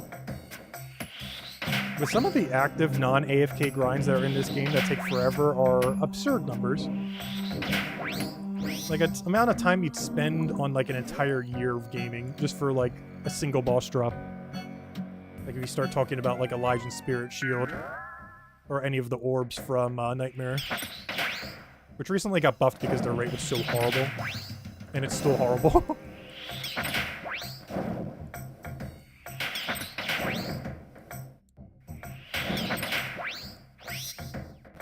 Mr. Z's just being bad. Mr. Z's always being bad. He's fine. He's always like that. My main point of confusion here, though, is why are so many people not using Wind Wave? Why are people using Toxic Trident? That is absurdly more expensive, and I'm pretty sure less DPS now than Wind Wave. Especially if you have Wind Surge, or whatever that higher max one is. Which is basically the same cost as the spell I'm doing now. It's just on Iron Man, it's way easier to get Bloods than his Wrath runes.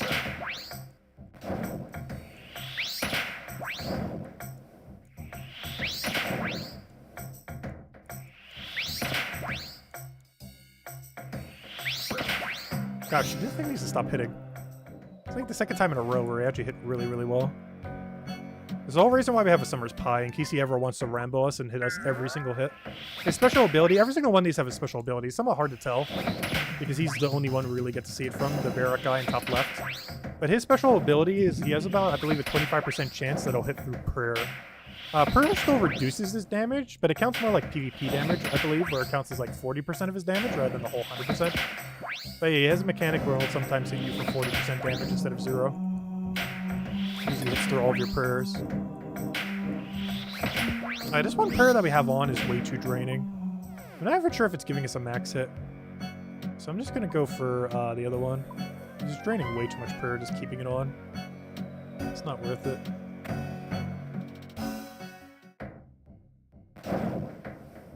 Another reason I'm turning it also because we're up against Starrock.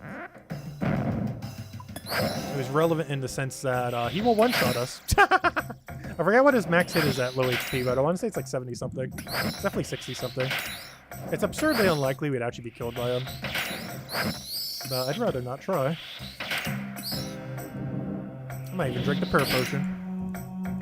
It's a little overkill, though. I keep forgetting to switch into Salve Amulet. These things are undead, so they are weak to things.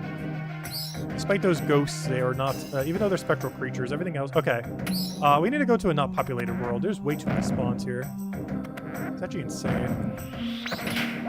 This wasn't a good idea. It was cool to see people here, but gosh, there's so many spawns down here. This is not that big a deal, though. But yeah, this guy can absolutely obliterate us if we let our prayer go down. His max hits like a 60 or 70 something. I don't remember. But we don't need to find out as long as we get prayer up. We got nothing. Try again. I believe it's about a 1 in 19, 1 in 20-ish chance or so to get a Barrow's Piece. Let me go double check. Wiki, what's the chance of a Barrow's Piece? Let me check. Barrows. Barrows rewards. What's the chance of getting a Barrow's Piece again? There's approximately a... Why doesn't it say on this page? Why aren't you showing me just a simple number? I don't need the whole formula. I just simply need the number. Please stop mathing me. I just want the drop rate. Where is this thing? Oh, there it is. It's a 1 in 15 chance. Approximately. Found it.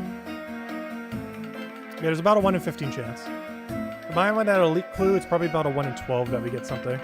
So we'll keep going until we get something, either elite clue or a drop.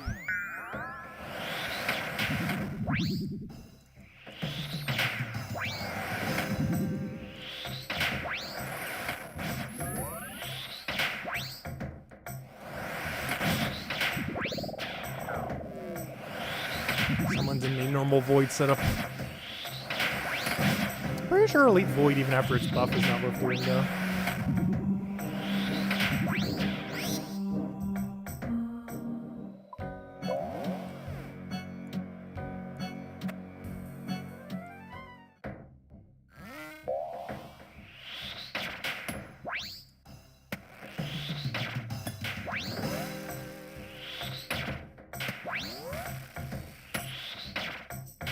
I keep forgetting I have stuff in my inventory to elk.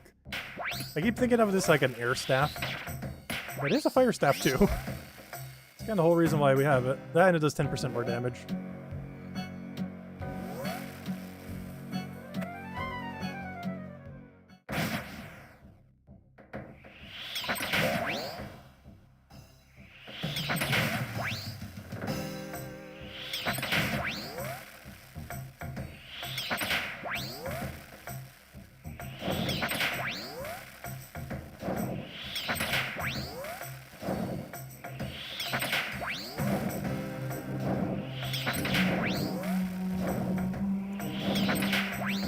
At some point we'll hit a number that is actually enough to kill him. There we go.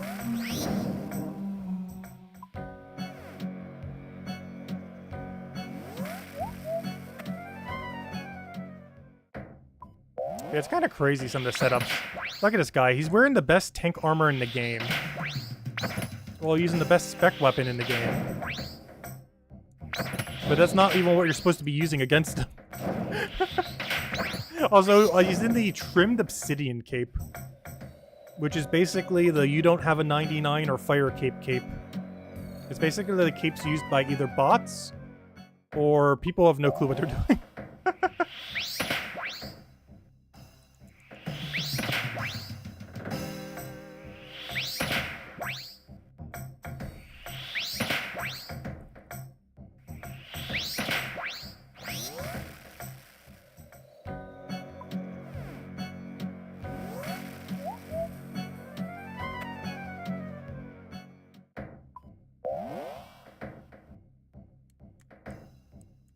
Hey, we finally got a path. So sometimes we don't need to use this strange old lockpick. I only use it if it gives us progression. But if we have a straight path, then we just take the straight path. Also, if we have two different ways of like the inverse pathing, it's actually better to take a double green door than a double red door, because you skip having to do this puzzle, which makes it slightly quicker. As using this lockpick bypasses the puzzle. So for example, if you took that green into that red, you actually skip having to do the puzzle. It's not that big a deal. But if you don't have a clear path to do it, but you have a path like that, it's worth doing.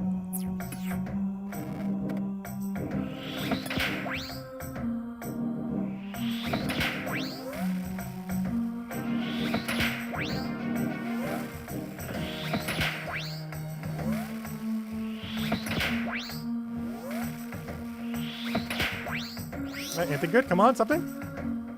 Nothing. Just disappointment. Come on, one drop, any drop. Also, I just realized I forgot to turn the thing back on. That's only a problem with Salve Amulet. I almost feel like not even bothering with it. It's only good on the two skeletons that you kill in the crypts. And I always forget to switch back to Occult. As of course, this method is set up to not really need to switch that much. It's like the only switch left that you really do, but because it's the only switch, I keep forgetting to do it. Like, if I had like a four-way switch to do, I would probably remember. But having only a one-way switch, especially an amulet, that's really easy to notice that it's not there. It's actually a lot harder to remember. But hey, I was probably gonna switch to that.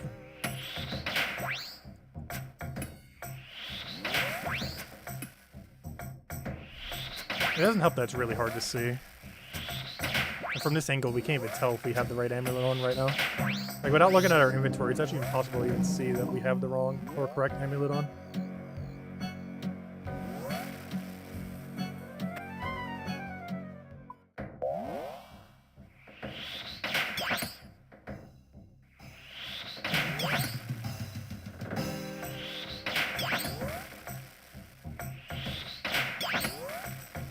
Are we robbing a mummy's tomb? Kind of. They're ancient spirits, I believe, of Saradomin? Where they were kind of used for... not Zacian. What is his name? One of the evil guys of the Majorat. or ended up using him, I believe, in Desert Treasure 2, that quest I haven't done and or read. But, yeah, they have some kind of really important lore to this game. But basically, we're tomb robbing, yes. Is the easiest way to describe what we're doing. We're robbing the tombs of 6 ancient warriors.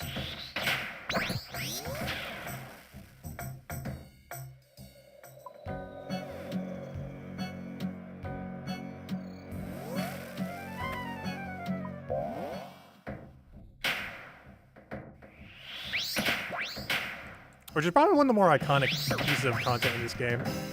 Mostly because if there is any one boss that you like kind of point a new player to go do, it's basically barrows. I remember barrows on launch too. These pieces of equipment were worth like bank, like millions upon millions each. Some of them still are to this day, but millions back then means a lot more than what millions are now. Like a piece being 3 million back then is pretty much like 40 mil now. Back when almost all Barrows equipment was best in slot equipment in the game for everything, for every style. Nowadays, it's like early to mid-game equipment.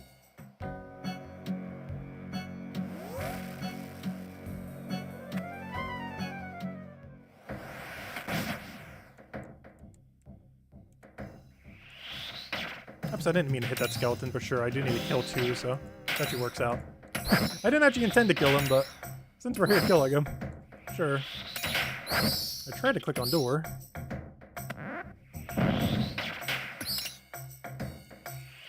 So every time you go through one of these gates, you get a guarantee spawn. To get max reward, we actually want to kill 2 skeletons and 1 of these grubs. However, only the skeletons are weak to what we're using right now. So I'm just killing the skeletons. And only 2 of them instead of 3. Because if you get too much reward potential, you start getting bolt racks. And bolt racks are pretty pointless. It's a really dated range weapon that hasn't really scaled too well to power creep. And it has very expensive upkeep costs for how average it is.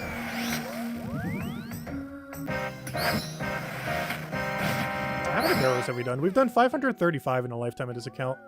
I believe on average, to get all drops, you have to go around 1,000, give or take a little bit.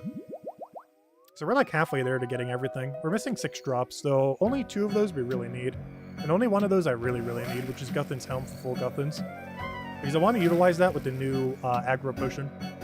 Because I don't have a cheap way of AFKing without it. And that's why I want to go use blood spells or something, which would be way too expensive. Even with 300,000, that's still way too expensive to use for that. But yeah, I kind of need full Guthans for it. So at some point between now and like 2 months from now, we actually do have to grind this content out. And of course, that'll be the last drop I get. We'll get everything except the Guthan's Helm. We'll get like 5 of every set. That's the only problem with this compared to something like the new Voldemort content. Voldemort content actually has automatic anti-dryness, in that you will get 1 of every single piece before you bother getting repeats. And that is really good compared to Barrows, where you can get like 10 of a piece before you even get 1 of another. Like if Barrows had the same mechanic, you'd probably only have to do about 300-400 Barrow runs to finish everything, probably close to 400. Whereas in the current state of the game, you have to do upwards of 1,000, even more if you get unlucky. Because even though there's 6 of them with 4 drops, meaning 24 total drops, you have to get way more than 24. You easily have to get like 50-ish to actually get 1 of everything. Whereas for the Moons of Peril, that new content they added, there are only 3 of them with 4 pieces each, for 12 total drops. But on average, you only have to go about 12 to 15 drops to get them all due to how the loot mechanic works there, to prevent you from going like absurdly dry. Whereas in Barrows, you could easily go double the amount of total loot drops, so 48 or higher, and still not have everything.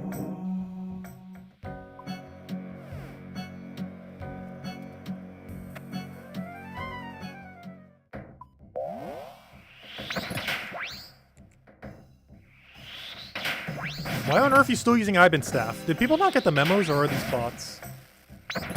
I'm not sure. His gear setup makes me think not bot. But what he's doing right now makes me think bot. Or really bad player. Though it could be. Look at this Chad right over there. Look at his equipment setup. I wanted to just show you real quick how much value he's in right now, despite it being like the noobiest thing you could probably be in here. He's in full Justicar, which is about 30 mil. He's using granite gloves, which means he hasn't done any questing. He's using a 100 mil weapon, worth more than his whole setup, despite using a weapon that isn't even that good here. It's not bad as a spec weapon here, but it shouldn't be your only weapon. You shouldn't be main-handing Void Waker here. Like, you could use it as a spec weapon here, that's fine. You can use it as a spec weapon everywhere. But, you shouldn't be main-handing it as your, like, entire damage source. And he's using the cape, which means he has no 99s or fire cape gun. It's such a weird setup. It's so confusing. And if you were to spend money to get it set up, it would cost about $80, like $80 to $100. If you were to spend money in-game to buy what he has, you can run this piece of content with like $5 worth of stuff. And he's in like $100 worth. And it's by far not even remotely close to what you would run optimally here. Like with 1/10 the budget, you could be going like 20% quicker than him.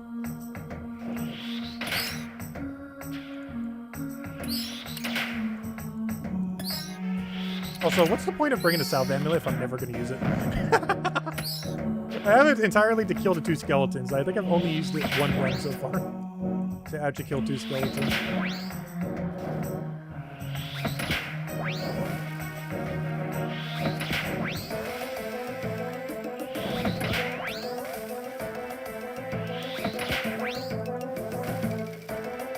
Gosh, too many people there to do this. I should go to a less populated world. Let me go to the total level world.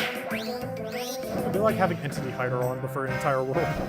Because apparently I've been doing this for 24 minutes and still no drop. Though that makes sense.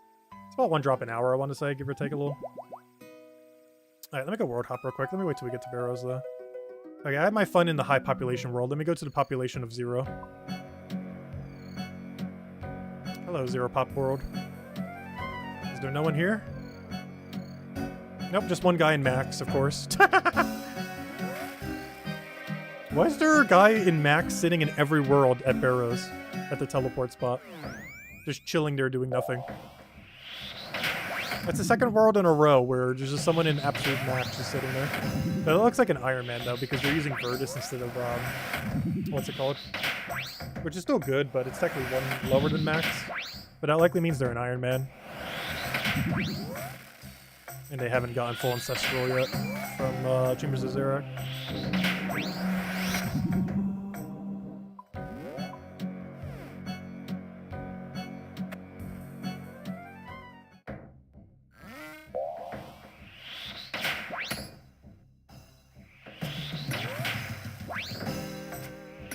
Which reminds me, Chambers of Xerac is a safe def on this account.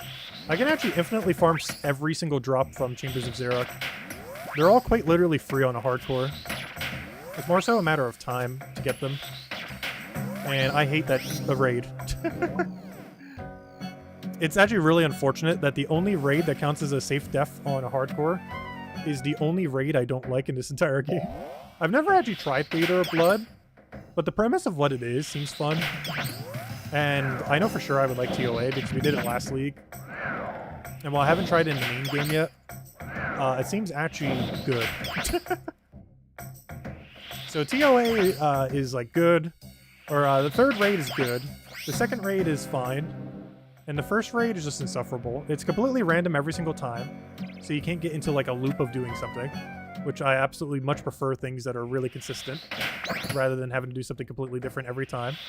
It has more rooms than any other raid by almost quadruple the amount, I believe. So there's 4 times as much you need to learn. And the main thing I hate is the final boss. Like, the actual rooms themselves aren't the worst. It's the final boss itself, I feel like, is the least fun and less intuitive. It was never meant to be soloed, I think is the biggest issue. But it can be soloed. And the way that you have to solo it is just insufferable. And I think it's the main thing that's really kept me. I have Brute Force soloed one so far. I needed it for Diary. But beyond that one Brute Force killed, I have not done any raids on this account. Also because 2 of them are lethal and 1 of them I hate. And the one that isn't lethal, I hate. I just did the 1 PC required for Diary, which gives us this little thing. Rada's Blessing 4. Which uses a few useful teleports via the perks, and most notably, it counts as 2 prayer bonuses instead of 1. So it's useful pretty much everywhere as best in slot prayer. Yeah, free path for once. Where are all the skeletons at?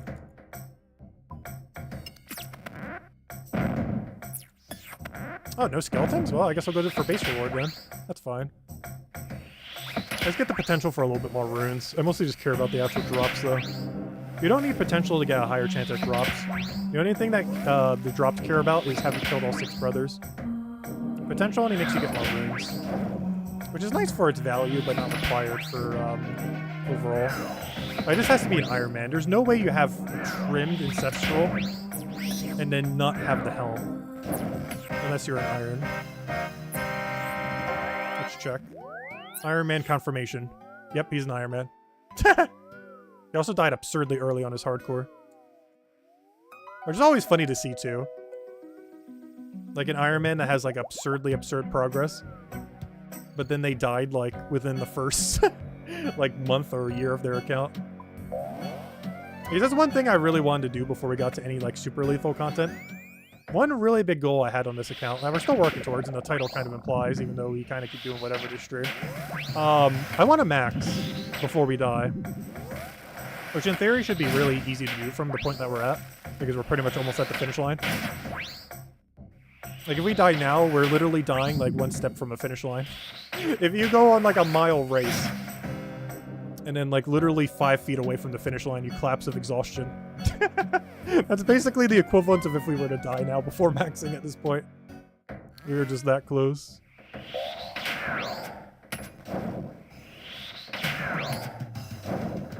But after that, we're going to get a lot more dangerous with the content. Maybe not immediately, because I want to chill a bit afterwards. And that's probably around the time Brighter Shores is coming out anyways.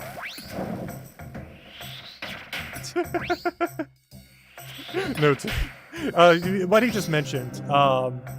So those who don't play this game might not know what he just said. Also, I'm not even sure what he just said, but I saw the other thing. But we're in a max total world. Or, you know, the max total world that currently exists. Using an Arty Cape 4. So, there are better magic keeps in this game. By a lot. But the problem is, they're both in the wilderness.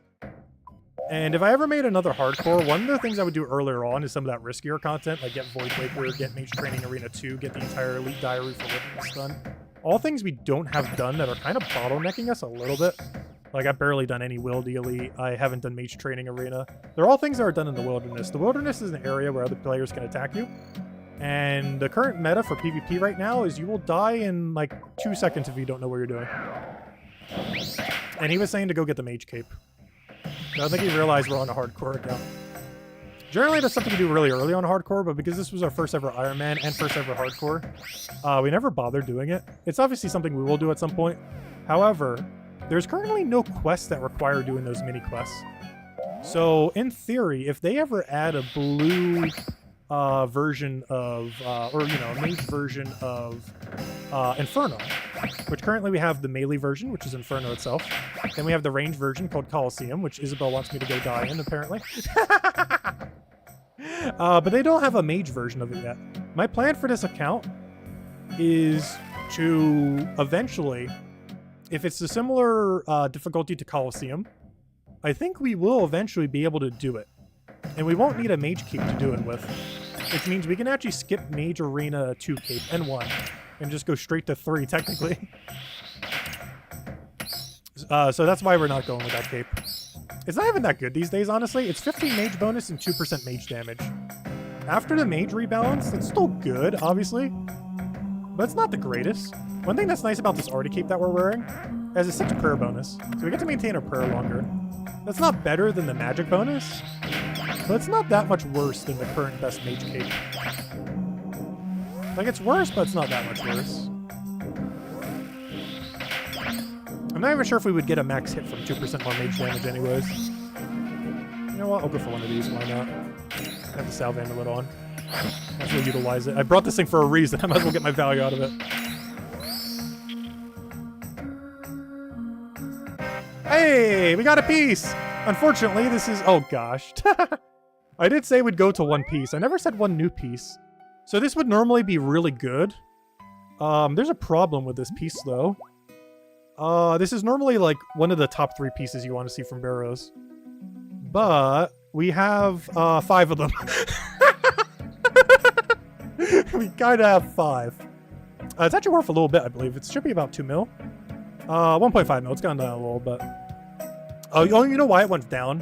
The next Varlamar update's adding a better version of Blessed D'hide, which will have similar stats to Carol, but be higher prayer bonus. Because this has 0, that new armor will have like 3. I think that's why Carol might have actually went down. I think this used to be 2 mil. But it's gone down because they're actually adding new range armor soon that's... it's not definitively better than Carol, but it's better than enough, especially for how cheap it's realistically going to ultimately be, that Carol becomes slightly more obsolete after that. Because it'll probably be a more budget option to run the new thing that's coming out rather than Carol. So people in the wilderness are going to start using that possibly instead of Carol. So Carol will still have higher mage defense, as well as better, I believe, range defense or something. What's your stats on this thing? Yeah, because this is the comparison right now. The new piece of armor that they're going to be adding is basically, where is it?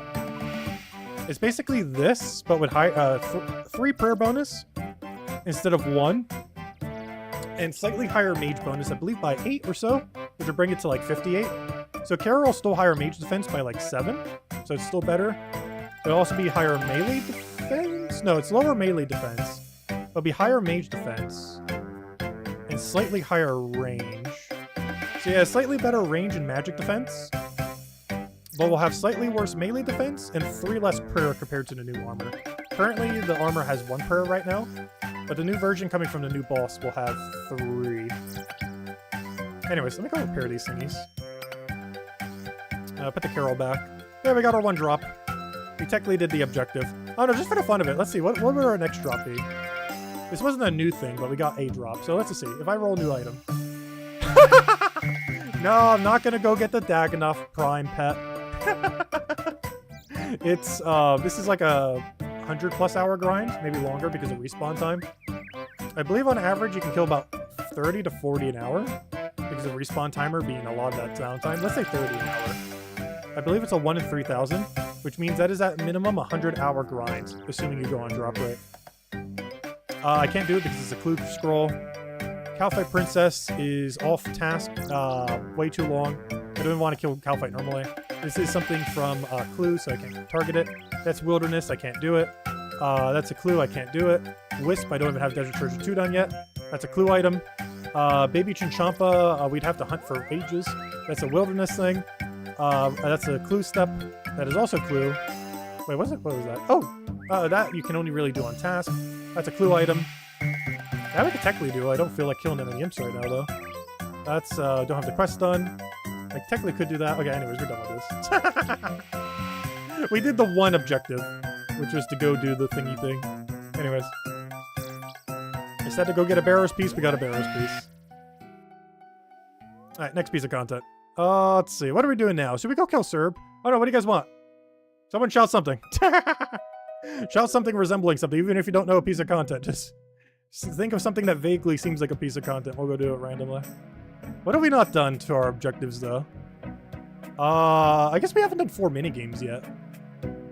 I also technically didn't gain any runecrafting XP, which I was probably going to do ZMI for, but I need to switch prayer book for that. Which I guess we could go do real quick. I need to be on Lunar Spellbook for this. Yeah, I guess I can go do that real quick. Then we can figure out what we do after that. Just so we don't do 2 combat in a row. I want to do like combat skilling, combat skilling.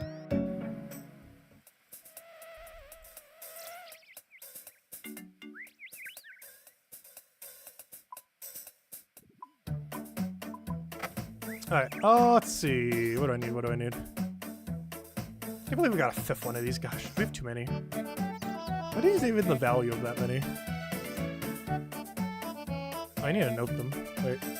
1, 2, 3, 4. I want to see, what is the value of 4 excess Carol skirts? That is 6 mil if we were on a normal account. You know what we could buy for 6 mil on a normal account? Oh well. Anyways, what are we doing? Let's go do some rune crafting. I think it's the only skill we technically haven't touched. Oh, I guess technically Slayer, but we're gonna do Cerberus for that. That's a combat thing. Smithing, we did 2 different methods. Slayer will do Cerb. This we did a farm run for. This we did Hollow Sepulcher. This we did Mahogany Homes. This, I guess we could do a minigame for that too. Yeah, rune crafting is the only one we definitively got 0 XP for, because technically while doing barrows we got some prayer XP. We didn't do that much prayer. We got, how much prayer have we gotten this stream? Where's my prayer XP? I have gotten 840. That's so low. But we never really did anything that directly gave it. But hey, that is XP. Technically we got Slayer XP too. I did a lamp. Hey, wait. We did do Slayer XP. Technically, they'll still do Serb. But yeah, the only skill I haven't done that we need XP for now is rune crafting. So let's go finish that real quick. What is EMI? Something we've actually never shown on stream before. We showed Guardians of the Rift, which is that place that looks like it's underwater. But we have never actually done ZMI on stream, so let's do that real quick. Where's my setup for ZMI? There it is. Oh, this was before I had the second die. I never realized that. That's kind of funny. This was before I had the second, actually technically the 4th die. I've gotten more dies since then. Because I keep AFKing Guardians of the Rift, because it's one of the only few things I can still AFK on this account. Which is why I'm going for the more active method right now. Since we're streaming. Now this does have 24 seconds of AFK. Actually, it's like 21 seconds. I set the teleport crystal at 24 so it doesn't auto-tell us. Alright, what else do I need? I don't need an offhand book, it just weighs us down. I just need a light glove. Just give me some graceful, I guess. I could do penance too, but I'm not sure which one comes out to be better. As long as we have 0 weight, yeah. So this one's better then. Alright, let me get the rest of our setup. I'm gonna need this over here because I'm gonna need to change where it is. I'm gonna need this with the correct runes. What's the best way of doing this? Get rid of that. Oh, I'm not nearly out of astrals. Good thing we're doing this. I actually need more astral runes. The reason I'm out is because I was making planks with them. Particularly mahogany planks. Particularly 12,000 of them.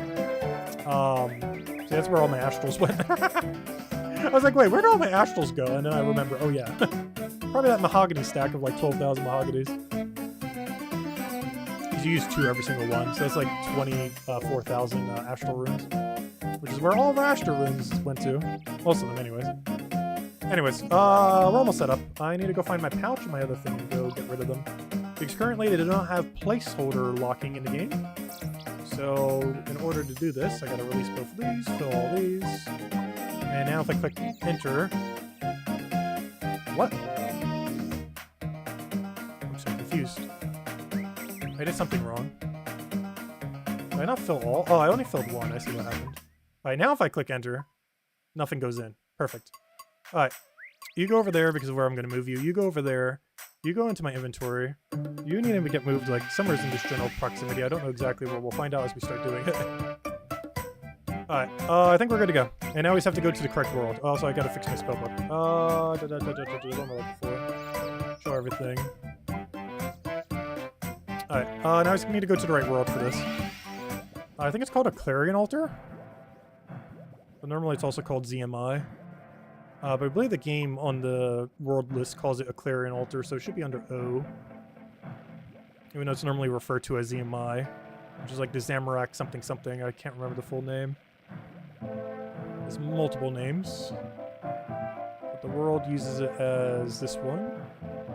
We'll use the American world. Yeah, let's go run some ZMI. So I generally like doing the chill method. This is slightly less EXP, but it is higher sanity levels. Because you don't have to worry about HP or anything at all. Like at all. So let me go do it. We'll need protect from range for the most part. Could even go a little bit of skin. Alright. And now we start running some ZMI. All you have to do is click this once, and now you can AFK for 24 minutes. Good water break. Also, I can read chat really well now, so if you guys want to say something in chat, now's the time. There's about 20 seconds AFK.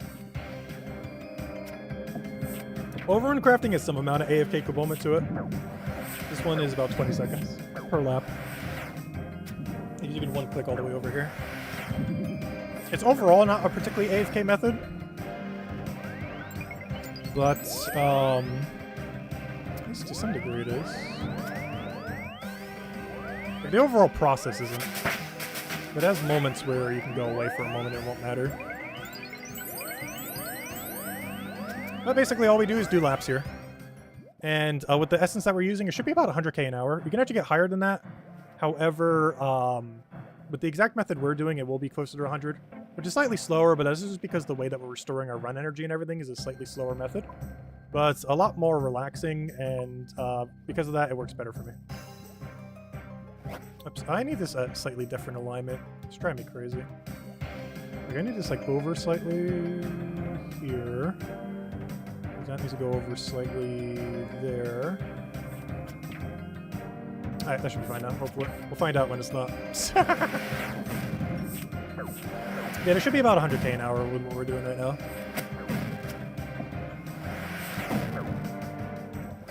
And about every third lap or so... Okay, I need to move this over even further. I should go align this at the bank, I think would be the easiest way to do this. Rather than trying to align it while in the open space. I need this moved over one tile further than where it is. Yeah, it looks like we're getting about 110k right now, but it will go down. Oh, I have attack options on. I should probably turn those off. Alright, I need this aligned right there, so... And that needs to move over later. Alright, that should be fine now. And now we just go set up the teleport. Oh wait, I can't even move it that far. Oh, this is way further than I normally have it then. Oh, we'll do it based on prayer icon alignment then. I could actually set up a marker if I really wanted to. If we know for sure that we want it like this, we could just set up a screen marker and that would work. Oh, now it's too far away. Wait. Yeah, this definitely has to be further to the right. Why did I move it over? Hold up. Wait, that was way too far over. And then we just click over here to restore. And then we're right back. Normally you'd use a bunch of spell, book swap, and like convert your run energy or prayer to run energy and all that. Which you'll see some animations for like right there. But that's just a lot more chill just to go teleport there. It is slightly slower per hour. But it is far more chill per hour. Oh, you know why? It's because I had the thing set up. I see what happened. It's because I had the border set up earlier. Also, you might have noticed our pouch became a different color now. Why that happened is because if you don't have 99 rune crafting, your pouches can degrade. A feature I am surprised they have not tweaked in any way. There's not even a spell where you can repair it. You have to use NPC contact to go repair it. It's actually the whole reason why we have some air runes there. Is when we get the one astral rune here, or sorry, cosmic I mean, we'll be able to go and then use NPC contact to go repair this pouch. We'll always have to do at least one run without a repair pouch. And then we go over here, and then we have a dark mage NPC contact. Then we spam click 2 and then enter. Because for whatever reason, there's not a spell that simply just lets us repair our pouches. Instead, we have to contact an NPC who then repairs our pouch, and now our pouch is all bright again. And now it can store the full amount. And then you just repeat this until that number says 99. And it looks like we're getting about 95k an hour, which checks out. This method, when you're really tryharding, it's about 100k. A little more chill is about 90k. You can technically get about 110k, but you have to use a few other resources. And we are using a better essence, Dale Essence. They actually had this a couple years ago. I want to say, I wasn't playing at the time, I want to say 2019? But basically, when they did Dark Mire, that whole area with these vampires, they ended up adding a new place to mine Rune Essence, and this gives 50% more bonus EXP. However, it is extremely useful to do it here, because this altar also gives you bonus EXP, and those two bonus EXP stack multiplicitly. So you're getting more multiplier on top of your multiplier. So this is pretty much the only place you should ever use Dale Essence, ever. As you're getting extra multiplier value on top of your multiplier value. I forget exactly what it comes out to, but it's something over 200% extra rune crafting EXP. Which is a lot. For how slow the skill normally is. Also, did the audio just get quieter? Am I going crazy? That's weird. Anyways. I'm going insane. Also, I already have the rune crafting pet from this, so realistically, I should be doing Guardians of the Rift right now. Oh wait, I just realized my elite clue. I almost forgot about it. Wait, we gotta go back for it. Wait. I don't have a cami telly. Wait, I gotta go use a home telly real quick. Wait, I almost forgot about my elite clue when we were doing Barrows. I left it on the ground so I could get one from Barrows, but then I forgot to go claim my elite clue back up. Wait. What's the best way of doing this? Let me go home. Teleport. This brings me right to a bank. I completely forgot about my elite clue. Good thing I noticed up there. It disappears in 10 minutes. Oh, don't you dare go out. No, my teleport! It just ruined my telly. Luckily, we're not on a super time crunch. But yeah, let me go head over to our house real quick, so I can teleport to Camelot, so I can then teleport to our elite clue. Because I still left it on the ground from when we were doing Barrows. Because if I keep it in the bank, I wouldn't be able to get an elite clue from Barrows. Because they didn't add clue stacking yet. Alright, give me a house tab. Where's my house tabs? Of course it's buried. Wonderful. You know what? If I just type in house... Give me that. I just need one, not all. Alright, to the house! To Camelot! Or Sears Village, whichever one, doesn't matter, they're both pretty close.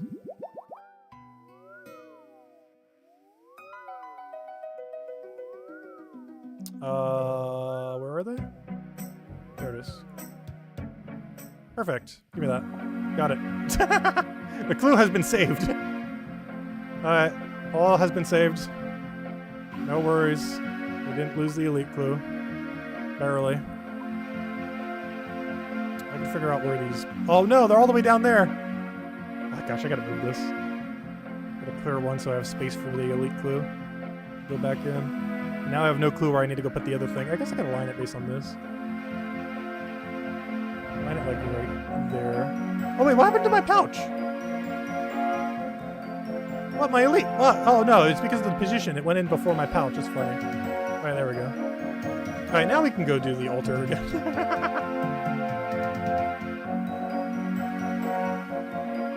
Alright, anyways. Back to what we're doing.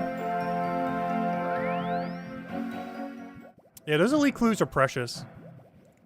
I believe they have a 1 in 5 chance for the Mimic, or 1 in 15. No, 1 in 35. Of which I've never gotten yet. There's also a 1 in 5 chance they give you a Master Clue. Which is the main reason I'm not opening any clues yet. Maybe we'll do some of that grind to stream. See if we can go get a Mossy Key and then try taking out Byrofida. I've killed the drop rate +2 and still haven't gotten it.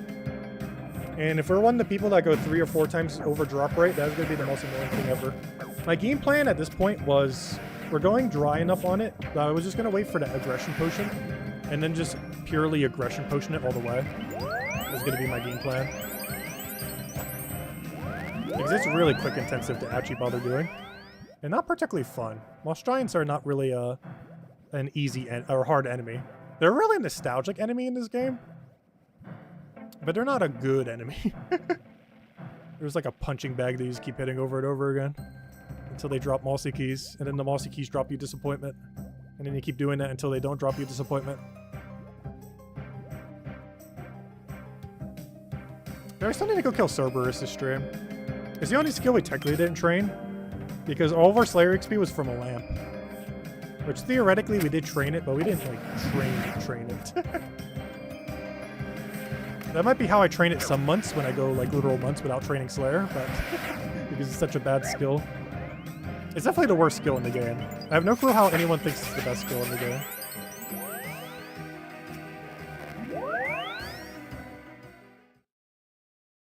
It is more worthwhile doing on an Iron Man account, I would say though. But on a main account, Slayer is like the worst skill ever invented. Because it's basically just a number that gates you out of content. For seemingly no reason.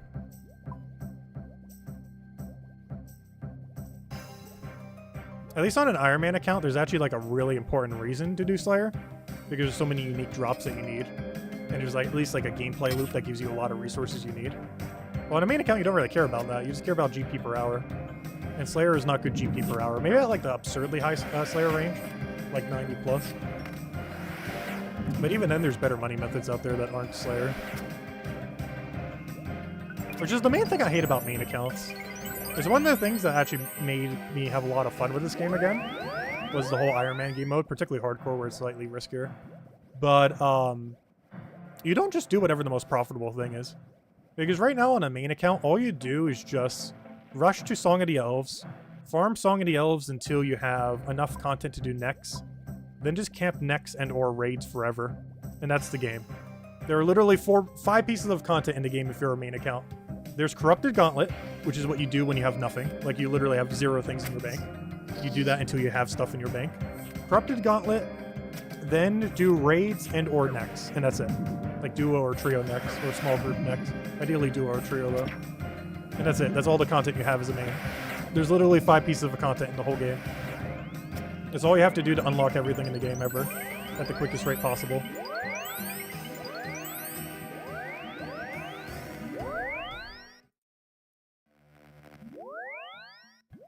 Which is one of the reasons I would probably never go back to a main account. It just seems so boring to play. Because the only thing you care about is GP per hour. Whereas on an Iron Man account, you actually have to earn every single drop you ever get. So it doesn't matter what piece of content is, you have to go do it if it has a unique that you need.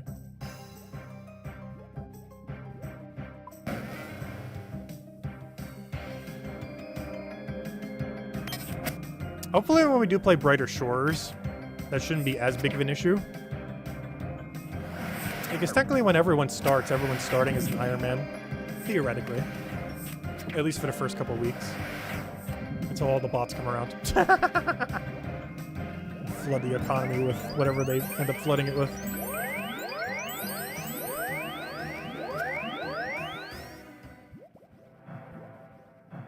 But I feel like the main thing I'm looking forward to with Brighter Shores is it's probably going to feel like early game RuneScape where skilling actually mattered.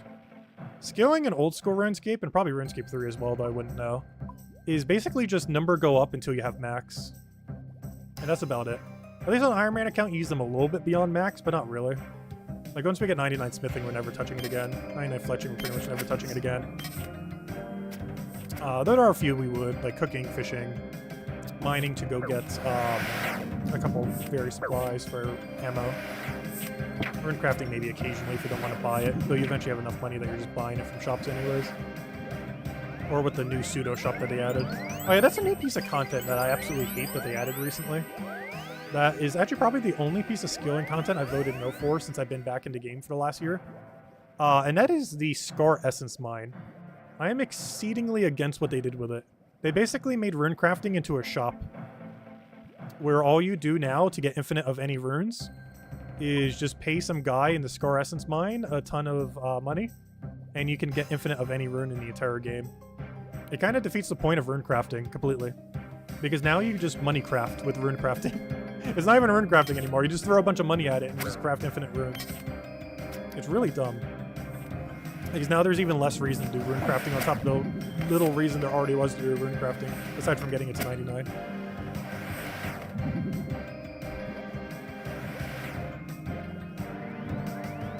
But it's because no one wants to do rune crafting. I actually do like rune crafting, to be honest. It's one of the few skills I still like, because it's still one of the purest forms of skills compared to what it was back in the day.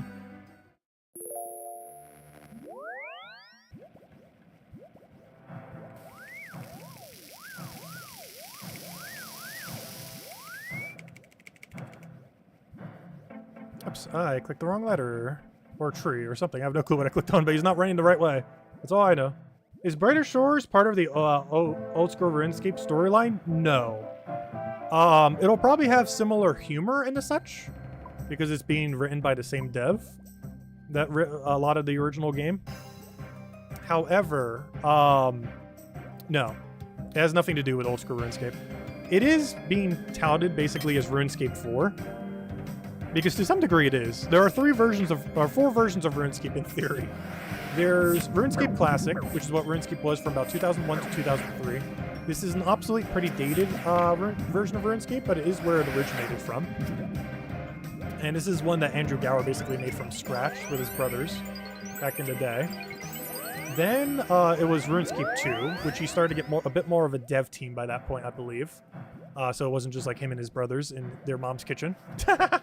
And by that point, it looked like this, like how the game looks like now. And this is generally considered RuneScape 2, or in modern times, Oldschool Runescape. It's referred to RuneScape 2 if you're referring to it from 2003 to 2011 or so. But generally these days it's called Oldschool Runescape because that's the one that's maintained and actually supported. Then that version of RuneScape 2 became RuneScape 3, which is basically what RuneScape is if you refer to it as just RuneScape. This is a dying version of the game that has basically died from greed since 2012. This is when Andrew Gower, the guy who's making Brighter Shores, essentially didn't become the main shareholder of the company anymore. He basically became obsolete and had less and less of a role, to the point where he basically had no role at all in Jagex, which is the main company that makes this game.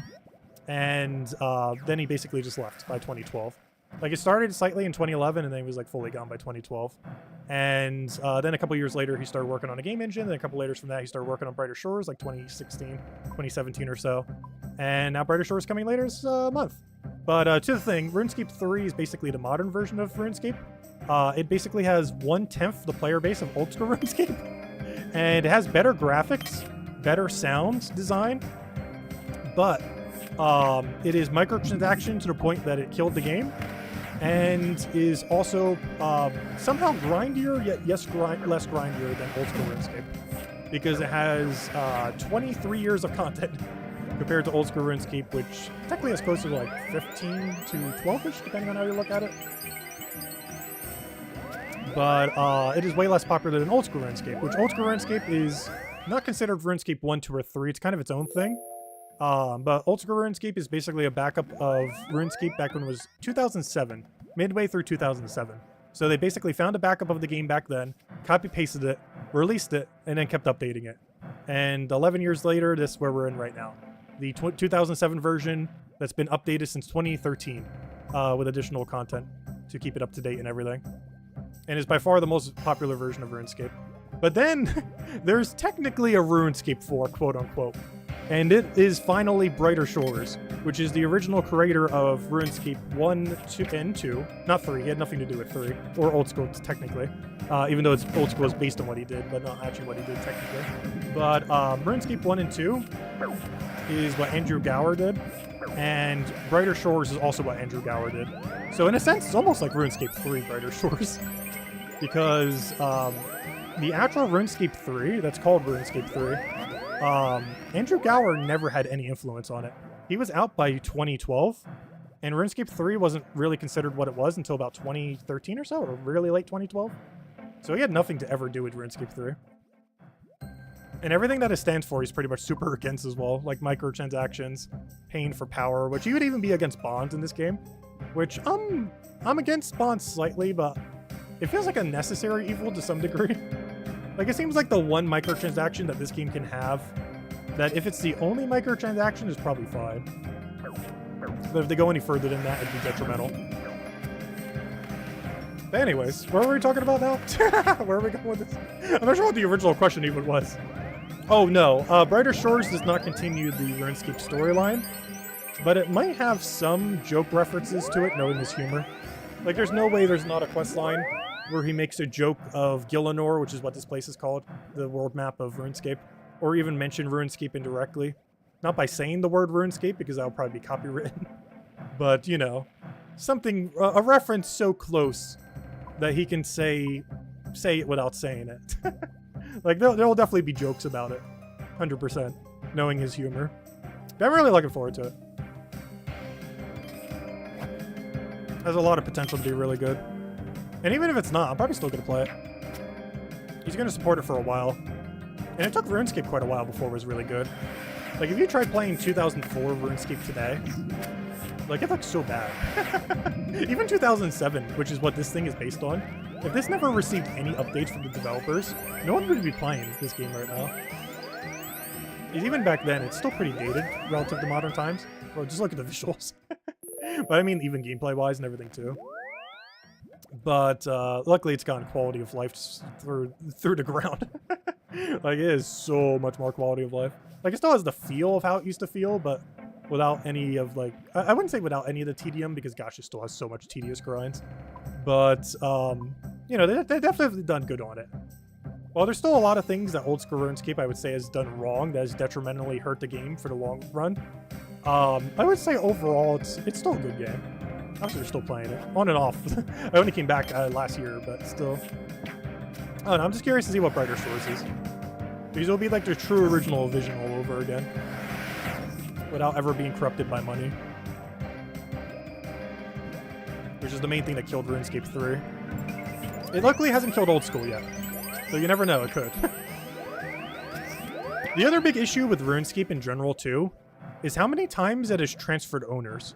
So from 2001 to 2011 or so, it was owned by mostly the Gower brothers and a few other investors here and there because obviously they need some money. But it was mostly the Gower brothers for the most part. But the problem with that is ever since they sold it like completely by about 2012 or so, it has changed ownership about 5 times as far as like what investment company owns RuneScape at any given time. And this has been really detrimental to both games overall, because pretty much every 3 years it has a new ownership. Actually, even the last year, I believe this last year, it even got another new ownership. Like there's another new company that owns it now. This didn't really change the direction of updates or anything for the most part, but it has changed hands about 5 times in the last decade, which is insane for a game. I don't think there's any MMO that has changed ownership that many times in such a short duration, if even at all. Like, even if you count World of Warcraft, it changed ownership from Blizzard to Microsoft, technically, because then they buy out Blizzard. So theoretically, they also got change of ownership in that regard. So even that MMO in, like, 2 decades only had a change of ownership once. Whereas RuneScape has had it, like, 5 to 6 times in 15 years. Which I think is the biggest issue hurting both RuneScape and Old School RuneScape. Is, it's basically just owned by investment companies. Well, this luckily has not hurt Old School RuneScape for the most part. It definitely hurt RuneScape 3. RuneScape 3 is basically just a casino with nice graphics.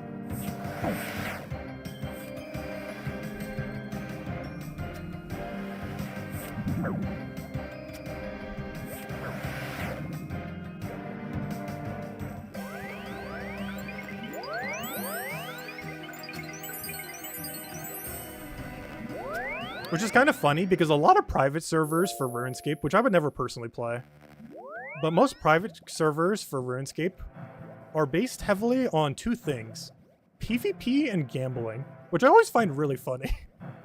Because technically, RuneScape has deviated further and further from PvP overall.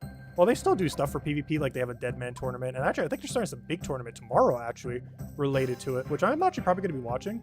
I'm not sure if there's any one place to tune in, but it's a bunch of content creators for the game, basically doing like a group Iron Man Dead Man mode. So group Iron Man's a mode in this game where you can have 2 to 5 people in a group. It's basically like normal Iron Man mode, except you all share lives if you're doing hardcore. So for example, if you have a 5-member hardcore group and with 5 people, you have 5 lives. So if one person can lose all 5, or you know, you can have more leeway. But basically, it's a game mode where you can like share resources. So normally Iron Man can't trade anyone, but the whole point of group Iron Man is that you can trade within your group. I would personally never play it because I just don't have anyone to really do it with, especially for like a really long period of time. Like, this game's a really big time investment, and to try to find like 1 to 4 other people who are willing to invest like a year or 2 to play the game on an account like that, it's just way too long. It's just not realistic. But basically what they're doing for the Dead Man tournament, so Dead Man mode, original OG RuneScape, which is something that likely will not happen to Brighter Shores, otherwise they would have advertised it way more. But OG RuneScape actually had full world enabled PvP. Like, you spawned in Lumbridge, and a maxed account could kill you on day 1 of original RuneScape. It was brutal. Like, the whole world was basically a death zone. You had to keep pretty much everything on you because banks didn't exist when it first launched. So you could just lose everything you owned within like a short period of time. And they ended up doing like a ton of updates over time to make it less like that. And then they added the wilderness and kind of got rid of PvP everywhere. So there's like a designated area. But basically, what Dead Man mode is in Old School RuneScape when they launch tournaments for it and stuff like that, it's basically a game mode that redoes the original RuneScape, where everywhere is PvP, except for a few safe spots. Like 95% of the world is just PvP enabled everywhere, and everyone in the entire world can attack you. It is pretty insane. But yeah, they normally do a yearly tournament for it. They're doing 2 of them, one just for content creators that they're doing, I think, starting tomorrow, and the other one that starts for everyone in about a month. I think I might partake in it a little bit. I'm not going to do it nearly as much as leagues. But they actually have cash prizes for it, so you have to play quite a bit to really qualify for much of it. And the main reason I want to try it this time, after never trying, is they're offering some cosmetics this time around. And while most of those cosmetics I can't even use immediately, as I think I'm missing literally every item that you get a cosmetic for. I think the closest one I might be to is like maybe Dark Bow when I try to get my double Greater Demon task for the update next month. But aside from that, I have like nothing that they're actually adding cosmetics for, but oh well. But I did want to get some points for it because, you know, cosmetics are cosmetics. There's one nice thing about this game. You don't buy cosmetics in this game, ever. There's actually 0 microtransaction cosmetics in this entire game. All cosmetics in this game are from either seasonal game modes to encourage people to play those seasonal game modes, which, yep, that's going to work on me. I'll play Dead Man for the first time next month. So, hey, it worked. But there's basically a couple ways to earn cosmetics in this game, none of which are money related. So it actually is a reward to get them rather than just, hey, I spent 10 bucks for this. But the ways that you get them are from seasonal game modes, so either Dead Man or Leagues. We did Leagues last year and got Dragon Rank pretty easily. Finished that in like, what, 2-3 weeks or so? It was pretty fun. Though I stopped playing after we hit Dragon Rank because there wasn't really much of a point to play afterwards. But we got pretty much everything we wanted to get done. It was pretty fun. But anyways, so game modes like that, you get cosmetics. Aside from that, doing very big achievements in the game, you get cosmetics.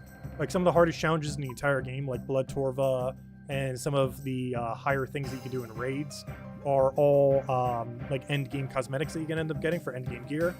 And aside from that, you can get it from bossing occasionally. Like Zora has some cosmetics. Which I can't really think of too many bosses that haven't, now that I think about it. But there are a few of them here and there. But all of them are earned. You never just like simply buy them. Well, I guess on a main account you can for some. But on an Iron Man account, you literally have to earn every single one of them. There's not a single one that you ever get for free. Well, they're all free, but you know, in the sense that you have to earn them, you can't ever spend money on them, kind of sense. So if you ever see someone wearing like a specific cosmetic, it's like, you know, oh, they did that. Like when we were just doing Barrows, when I was talking about that one guy in Ancestral who had that weird hat who we knew for sure was an Iron Man. The reason we knew it was an Iron Man was because he had the really hard to get cosmetic kit for the top and bottom of Ancestral, yet wasn't wearing Ancestral hat. Anyone who has those 2 kits on a main, because you actually have to earn it even on a main, those 2 kits, would definitely have the money to also buy the hat. So you knew for sure he was an Iron Man because he wasn't wearing a hat. Because no main who has those 2 cosmetic kits, which are really hard to get. Well, not maybe like really hard, but it would definitely take a bit of a grind. No main account would ever be wearing non-full Ancestral if they were like that. It would have to be an Iron Man. And they were, which is how we knew earlier. It's just one of those things. Like, you just see someone in it and you just know already. Like, oh, they're an Iron Man who actually had to go earn that and everything. Like, you know that instantly when you see it, which is one nice thing about how this game handles cosmetics. Like, we can see this guy right here, that he is a noob. He does not have Blood Torva. Which means he is either... he's definitely a main. You can tell that because he has full Torva. Generally, most irons don't bother with full Torva for the most part. But you can tell that he's a noob at PVM because he doesn't have Blood Torva on a main. Which, in all fairness, I wouldn't even have Blood Torva on a main in that setup. It's actually really hard to get. It's one of the hardest challenges in the game. But he's not good at the game. You can tell instantly because do they have Inferno Cape or not, and do they have Blood Torva or not. And if the answer is neither, then they're probably as bad as us at this game. No, we're not that bad, but we're not that good. We're the in-between. Honestly, they need like an in-between Inferno. Something easier than Inferno, but harder than Fight Caves. I guess technically that's Quiver these days. So Quiver is a lethal def on this account. So technically that's the closest they have to an in-between. Because it's easier to do than Inferno, but harder to do than what's it called? Than Fight Caves.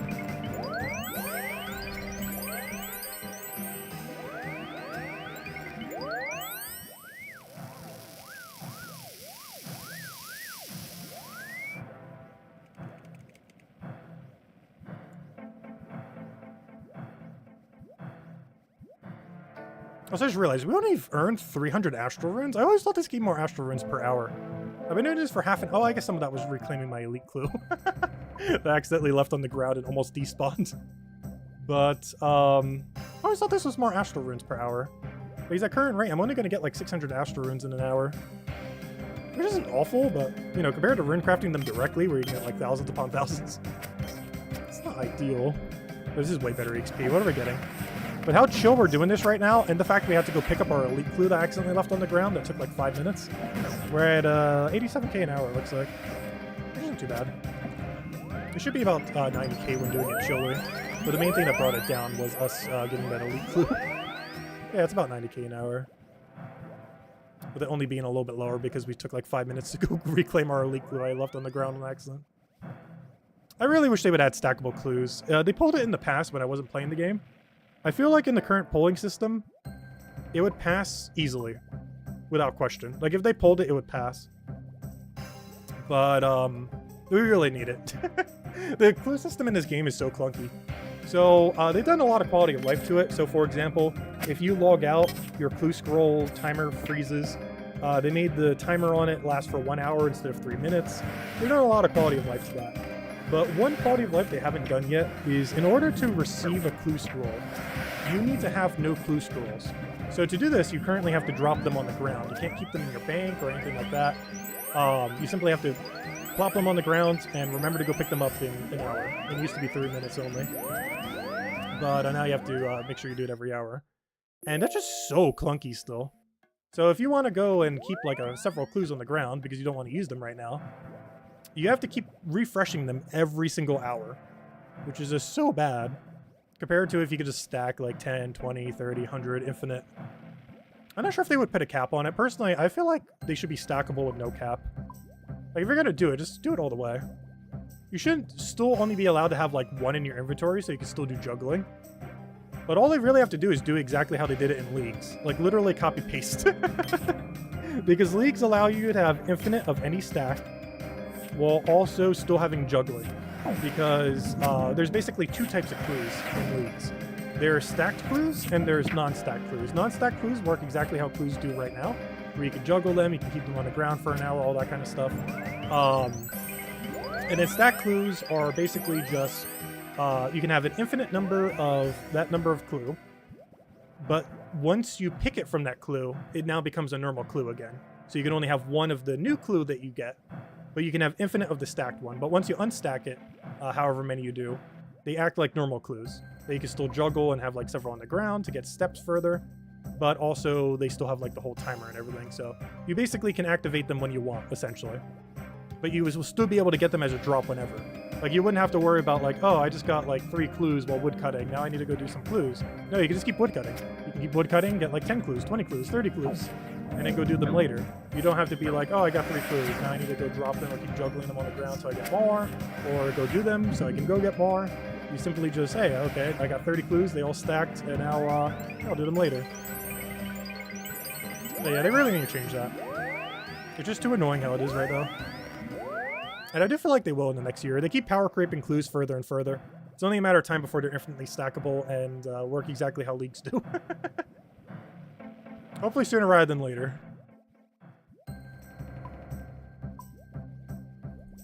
Because honestly, I love doing clues in this game. Because it really makes you complete everything, pretty much. Well, some clue steps are pretty dated because a lot of them came out like ages ago. And some of the people have actually been wanting like a higher tier of clue.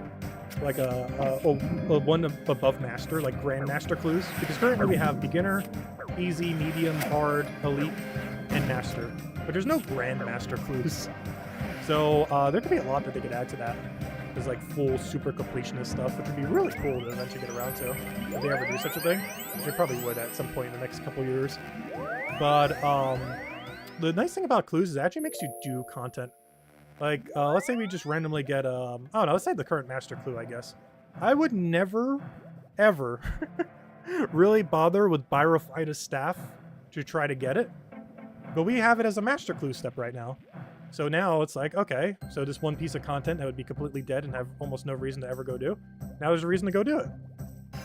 And there's other smaller things, like when you're progressing through the game, there's a lot of hard clues that make you go do quests, because a lot of them are in various quest areas or require a weird quest item or something similar. And it's like a good progression, so you get like a random clue just from while you're doing Slayer, and it's like, oh, I can't do this yet, well let me go do the quest or skill requirement to go do it. And it kind of just levels up your account, especially Elite Clues. Elite Clues have a lot of skill and grinds if you didn't already do it. So you're gonna get like almost base 80s by the time you go do like every elite clue step. It just kind of helps progress your account. It kind of gives you direction when you have no clue to do. You'll sometimes get a piece of paper that's like, hey, go do this and you get a reward. And then you're like, ah, maybe I should go do that to go get that reward. And then you go do that and get that reward. And now you have the thing that you just did done. So now whenever you have to do it again, it's already done. So you don't have to go do the grind again.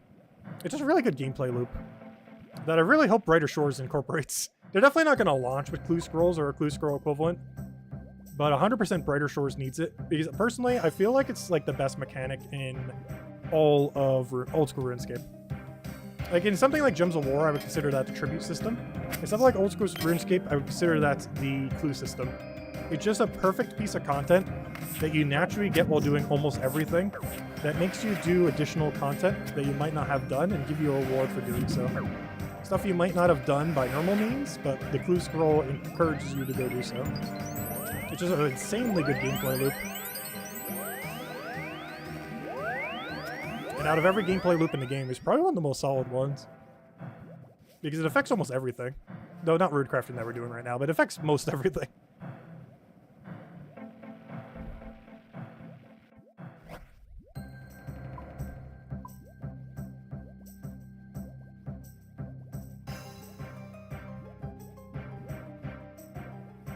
I think we're almost done with runecrafting now. We've been doing this for like 40 minutes. But hey, we got a solid chunk. We still need to go do 761,000 though. Gosh. I do a stream like this, and it actually reminds me of the insanity of this game. Because whenever I'm streaming it like this, I think of it as like a normal game rather than like the grind that we're normally doing for it. And gosh, this grind is not sane. This entire stream, we've gotten about, by the end of the stream, we'll have about 1% progress on our current goal of reaching max, despite looking like we're almost already at max. We've done like 1% or maybe less than 1% in what will end up being like a 7-8 hour stream. That is insane. Anyways, alright, let me go heal up. I think we're done with this for now. We're not done with the stream, but we're done with rune crafting. Wait, let me go repair the pouch thingy. Have a nice fresh pouch when we next rune craft. Alright, what should we do next? I'm considering maybe Cerberus, so if I do Cerberus, I'm going to do it for an hour. Because I kind of want to do a full inventory. What to do, what to do? I don't know, what have we not exhausted yet that's fun? Or quote-unquote fun. Fun for RuneScape standards. A lot of these things are fun, it's just the amount of time that you have to do it eventually becomes unfun. Eventually. This is like a piece of content you really, really like. Like, for example, the new Hunter system, I wanted to keep doing Hunter even once I hit 13 mil. I could probably get 13 mil and like 5 more accounts and still not be tired of the new Hunter system where you get this bird. Because until we get that bird on every account, I'll want to do it. Like, every bird I ever do for the rest of the time has to get this bird now. I don't care if we have to get 20 million Hunter XP, we're getting this bird every time. Because I just enjoy that grind so much, and we need to have that bird on every account. Anyways, I'm gonna put this away. Clear, put that in there. No, that's not what I wanted. Let's go do a herb and or treehouse bird thingy run. Speaking of birds, go get all of this set up for the thing. Wait, where did my pouch go? I'm so confused. Where's my pouch? Wait, why did it not go in? I'm so confused. Oh, I have it set to fill. No wonder. Oops. I forgot. Anyways, alright. What do we need? What do we need? I probably won't do a herb run at the moment.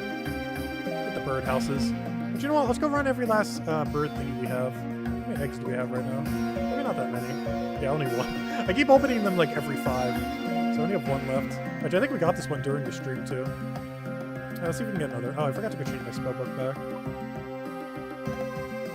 I'll do that real quick. Come on, Max Keep. We need you already. Less keep stuff to worry about. Standard. Right, off we go. I'm still wearing the runecrafting outfit. That's fine. Guardians of Rift time. No. Alright, where am I going? Oh yeah, I need to configure this back out of Barrows. Go back to Catherby. That's not what I need though. I came here to go do Fossil Island teleport. Hey, come on, let's get another bird egg. I want to go return these. I just realized I don't have the thing for it. I guess I could just teleport to the house. It's not that big a deal, though. Not a big deal. Oops, that's normally where I have my seeds. Oops, I also didn't want that. Oh, you know why I have that set to empty right now? I was doing that when I was doing Guardians of the Rift. Because it was more AFK. But I forgot to unempty it. So now whenever I click the pouch, it just tries to empty the whole pouch. Whoops.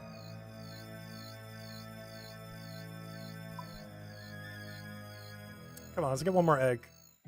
There's a 1 in 300 chance every time we turn in one of these eggs, we get a piece of the dark chicken outfit. The evil chicken. Is one of the harder collection thingies to go for. We only have 1 out of 4. We're pretty much on drop rate right now. We're not dry, we're not getting extra. Pretty much at exactly how many we should be. One of the few grinds that are actually going at rate. I feel like almost every other grind is either us getting absurdly lucky or extremely unlucky. One of the few that's actually pretty on par with where we should be. But that's not going to stop me from every egg wanting to be the one. Including just one singular egg. Normally I wait till we have multiple, but we're already talking about it. I'm going to go there with one single egg. We got this earlier this stream. Normally it's best to wait till at least several. Ideally a full inventory. But we're going to turn in one singular egg. Who knows, maybe... we haven't gotten lucky on anything this whole stream. We have not gotten a single drop. Actually, that's not true. We got Carol's top. But I already have 5 Carol's top, so... it doesn't count. The only drop we've gotten all stream was a good Barrows piece. That means nothing on an Iron Man account that can't sell it. Given that we already have 4 other ones. So we've technically gotten 0 drops, not counting the 5th Carol skirt. Or plate body, whatever it's called, leather top. Alright, right here, boom. I'm gonna guess evil chicken body. Nope, we got nothing. Sad. Actually, we got a nest, but that's the default loot that you get every time if you don't get the good loot. Alright, so what are we doing now?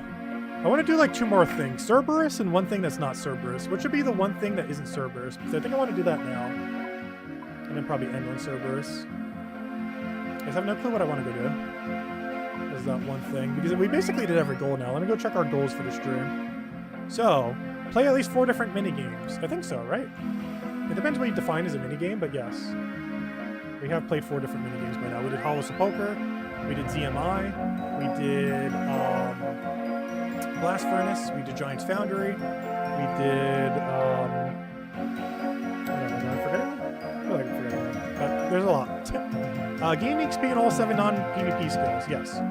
Or no, I mean all non-max skills, yes. The only one we technically didn't do is Slayer. I only lamped it so far. But we're gonna do that when we whack Cerberus. So that's more so under whack Cerberus category. Because technically we threw a lamp into XP. We did get Slayer XP. 950. We'll get a lot more when we kill Cerb. Okay, one other thing. I don't know, if I was to do something right now that I just want to randomly do, what would it be? I feel like if I was off stream doing something right now, I'd be AFKing something though, like I normally would be. Which doesn't work as good for a stream. What would I be AFKing right now? Probably woodcutting. Honestly, I'd be woodcutting to try to still get that beaver. I can't believe we're at like 35 mil without beaver. Well, I'm not going to do that on stream though, that's so AFK. We literally click like once every 5 minutes. I guess I could do forestry. But I'm kind of waiting till they buff forestry before I try getting the fox whistle, which is the only thing I need. Because forestry events happen so little now that it's more AFK than anything. It's not even active anymore. You're kind of just hitting a tree and just never getting a forestry event. That's pretty much forestry right now. Is being disappointed with forestry. Oh, you know what we can go do real quick? I'm not sure if this counts as our activity. But remember earlier when I said we could make jewelry? Let me go make some jewelry. I was talking about that earlier, and this actually works pretty well. Because Isabel was wondering, like, what do we use the bars for? This is technically not the correct bar, but it is a bar. But, yeah, let me go use this real quick. Let me go to Crafting Guild. The reason I want to go to Crafting Guild is it has all the molds. Well, I guess I could do it in my house, too. I don't need to go to Crafting Guild for that. Yeah, let me go get a, what do I need for this? I need an amulet mold. Let me go grab that real quick. 1 amulet mold. Amulet. Perfect. First one. Alright, then let me go get a Perfidinous teleport. That's the closest anvil. Before I do that, though, let me go get a not die teleport. Just in case I somehow hit an elf and it kills us. I highly doubt it, but you never know. Let me go configure this back to 2 seconds before I forget it set to 24 seconds and die somehow. Because that will definitely eventually happen. Honestly, that's the only thing that kills most hardcores, I feel like. There are two things that most hardcores will die to. It is negligence and PvP. They're basically the only two things you will realistically ever die to.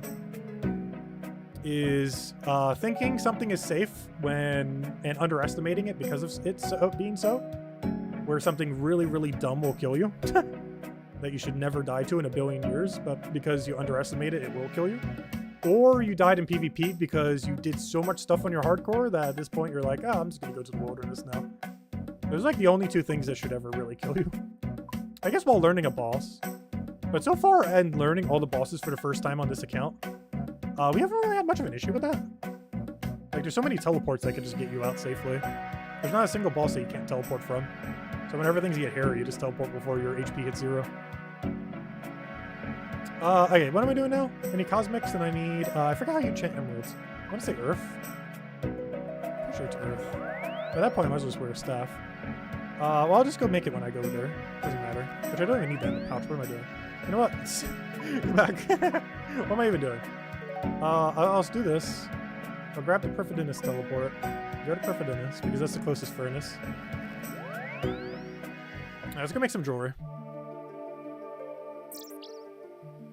I should probably wear full graceful. I think just actually choose out your energy a little.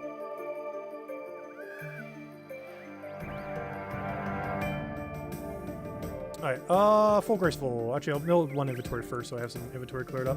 So what we're about to go build right now are amulets of chemistry. These are a amulet that is getting a buff in about 2 months with the Varlamore update when we're getting that new potion making thing that's going to be like plate up or whatever else, where you get a bunch of orders and you have to go make it with a bunch of different things and get the order right and then do it quickly and then keep doing that over and over again. You're going to get points while doing that, and while getting points, one of the rewards from that shop is a Eternal Amulet of Chemistry. Basically how this will work is you can either buy them instead of Amulets of Chemistry, or if you want to conserve on your points to be able to go get all the other stuff and not have to spend as much time there, you simply get one Eternal Chemistry Amulet and then put a bunch of smaller amulets into it. So there's currently an amulet that does this right now. It already exists. The Amulet of Chemistry. But the version that's going to be coming in the next update is going to have two benefits. It is going to have a higher chance of triggering, and it will have infinite charges in the sense that you just keep charging it with these. So you just put a billion of these into it, boom, gets a bunch of charges. Right now you can see they only have 5 charges, while also having a lower chance of triggering. What they do is, I guess I could kind of show this off. Whenever you end up making a potion, oh wait, I don't have amethyst crystals, never mind, I'm not going to show it off right now. I thought I had some of these. But basically, whenever you make a potion that's not guaranteed to be a 4-dose, you have a 10%, 15, whatever it is, a some percent chance that it'll end up becoming a 4-dose potion. Normally when you make potions, they're going to come out like this, as 3 doses. But if you do it on something like this, when you're like making any potion, you will have a chance to make it a 4-dose. And this new thing will make it a higher chance, and it'll make it so you don't have to keep doing it every single time when 5 trigger. So we kind of want to build a couple of these ahead of time. So we only need to get one from the new activity. So we can use our points on all the other rewards that you get from it. Like a pre-pot device for bossing, as well as, what was the other good reward? There's one other good reward. Oh yeah, the full chemistry set, which most of it's cosmetic, but one of the pieces will allow you to save your secondary ingredients. So these include things like the snapgrass, this Mortmire fungus I really need to get more of. Oh yeah, that's something else they're adding, which is why I didn't get more Mortmire fungus yet. They're adding a pouch that will hold 28 of every secondary herb or ingredient, which should include things like snapgrass, Mortmire fungus, red spider eggs, you know, all the things you basically gather that can be a secondary ingredient. What the full list is, we don't currently know. I'm pretty sure they'll do an update to extend it because there's no way they're going to remember to actually do them all. They didn't even remotely do it with Hunter Kit. I highly doubt they do it with secondaries. There'll be a lot of secondaries that they'll forget. Like, I'm pretty sure they're going to forget magic roots and new roots. There's 0% chance they'll remember. I am willing to...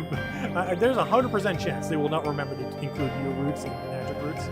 And there's probably a couple others they'll probably just completely not put in. Like, they're probably not going to put in male beast nails, even though that is a herbivore secondary. But it's one of those in the category of herbivore secondaries that they're going to completely forget exist. But anyways. So let's start doing our thing. So let me go get full graceful real quick. Go make all this jewelry real quick. And go get all these amulets of chemistry for later. Yeah, should be all geared out. And I was grab 1313, it should be good to go. Grab 13 of these, 13 of these. I even this morning ended up grinding a few of these because I was like, I should probably get this at some point. And I'm like, oh, I'll make them at some point during the stream. And then Isabel even mentions it, and it's like, oh yeah, I guess I'll just do that then. It's kind of funny you mentioned it because I was actually planning to do this regardless at some point. I was like, yeah, I'll just throw it in now, why not? Because I need to remember to make all these before the content comes out. Because you don't want to make it when the content comes out, otherwise it's time you're not doing make new content. And this also saves us a ton of points. We currently don't know how many points it's going to cost to get that special chemistry amulet. But realistically, you should only ever buy it once. You shouldn't keep buying it instead of just making these. It's probably way quicker making them than it is to get points in that minigame. Not to mention it costs you herbs to get points in that minigame, which are very valuable on an account like this. Whereas jade and silver bars have basically no value other than exactly what we're using them for now. So might as well use them for that. But basically it's a multi-step process. The first step is we make the amulet mold, then we have to string it. You can see there's a U next to it, that means they're unstrung. So we then have to go string them with a ball of wool. And then after that we can finally go enchant them, in which case they can actually function as the amulet, as the thing that charges the new thing. And that's pretty much the game plan. I only have 54 more, so it shouldn't take that long. I forgot how many of these things you can make per hour. I want to say it's about 1,000, give or take, depending on clicks. So 100 shouldn't take any time at all.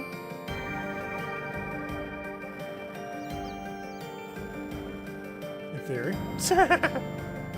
The one thing I'm curious if they're ever going to add, which would be so bad for free-to-play, but really good for members worlds, is a blast furnace for jewelry, where you basically put the bars in and your gems in, and then it just automatically makes all of your things into jewelry, into whatever mold you set up. So it'd be almost like a mix between Giant's Foundry and Blast Furnace, where you have to set up a mold for whatever you want, in this case amulets, and then you have to go and put in the bars you need, the gems you need, and then boom, it just spits out a ton of these things.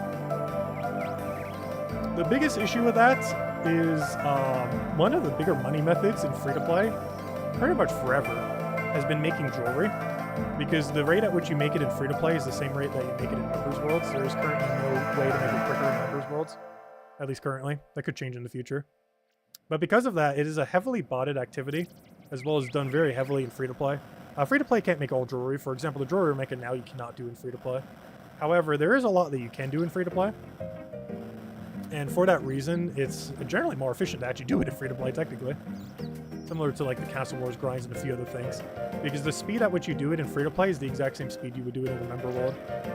So if we wanted, let's say, like 5,000 Phoenix necklaces, because we wanted a ton of them to like never die with, of which we currently have, how many do we have? Where's my Phoenix necklace?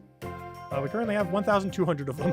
Let's say we wanted like 5,000. It would technically be just as efficient doing most of that process in the free-to-play world than it would be in a members world. The only thing a free-to-play account can't do is enchant it into a life necklace thing, but they can do every other step up to the point before enchanting it.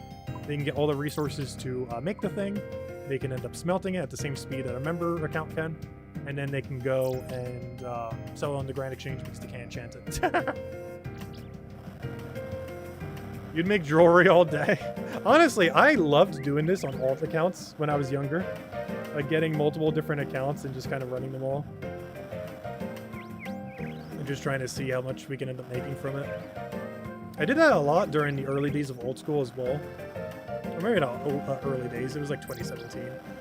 But we actually had some popular videos. I think one of my videos has a couple 100,000 views, surprisingly somehow, for reasons I cannot comprehend. On basically just like money-making methods in free-to-play. And a good third of them were like just all jewelry-related things. Because the money you can make from them in free-to-play is pretty much the exact same you can make for them in Members World. Except in free-to-play you don't need any membership. So it's really, really advantageous. Because you have no upkeep costs while having really decent money-making. Anyways, let me go string all these. Then we're going to make them all into amulets. And then we'll have a billion of these little chemistry things. You can either wear them for fashion or use them for the actual purpose. Also, I'm curious what the amulet's actually going to look like. Because currently we know what an amulet of chemistry looks like. But we don't know what an amulet of eternal chemistry, or whatever they're going to call it in the update is. Like, we see this one looks like this. But it's probably going to look a lot cooler, the one that they're going to have for the new gameplay. Because it's definitely going to have a different appearance than this. They're obviously not going to one-to-one it. They'll probably still have like that jade aspect, but it'll look a lot cooler than whatever it looks now. Anyways, step 1 complete. Step 2. Now I gotta go string all these things. Where'd I put them? Where'd I put these guys? Problem. Where's my ball of wool? I think my ball of wool's in the middle of nowhere. In like this tab over here. Should probably move it somewhere. Man, my ball of wool is all the way over here. Oh wait, I just realized I don't have enough ball of wools to string all these, do I? I didn't think that would actually happen. I got bottlenecked on ball of wool. I guess I could buy some real quick from a shop. I think all these were still from when we had like a Troll Slayer task, like way early on in the account. And I was picking up all the ball of wools because we, you know, everything was valuable back then. There is an alternative to what we're doing right now. Wait, why did I grab the ball? Whoops. Oh, we have no inventory for that. Oh, I see why. I see what happened. I don't have any inventory for either. Wait. Do I not have a spare inventory for... Wait. How am I going to do this?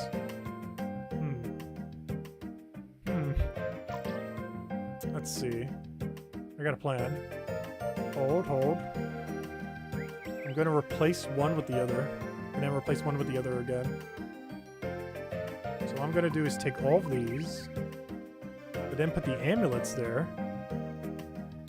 But then put the... Oh, wait, but I still need one inventory spot. Wait. Hold. This still doesn't fix our one inventory spot issue. That's funny. Let's do this for now, I guess. Gosh, we need bigger bank space. It costs 50 mil for the next bank expansion, though. If I talk to this guy and tell him to give me more bank space, he could be like, 50 mil, please. I'm asking him for more bank slots, and he's like, 50 mil. Or 850 if you want a max bank. It's like 1 bill for a max bank. It's kind of insane. I do eventually want to get it. Ideally before sailing comes out. Though realistically, we'll be lucky if we even hit this tier. But I definitely need to get this next tier. I need 40 more so badly.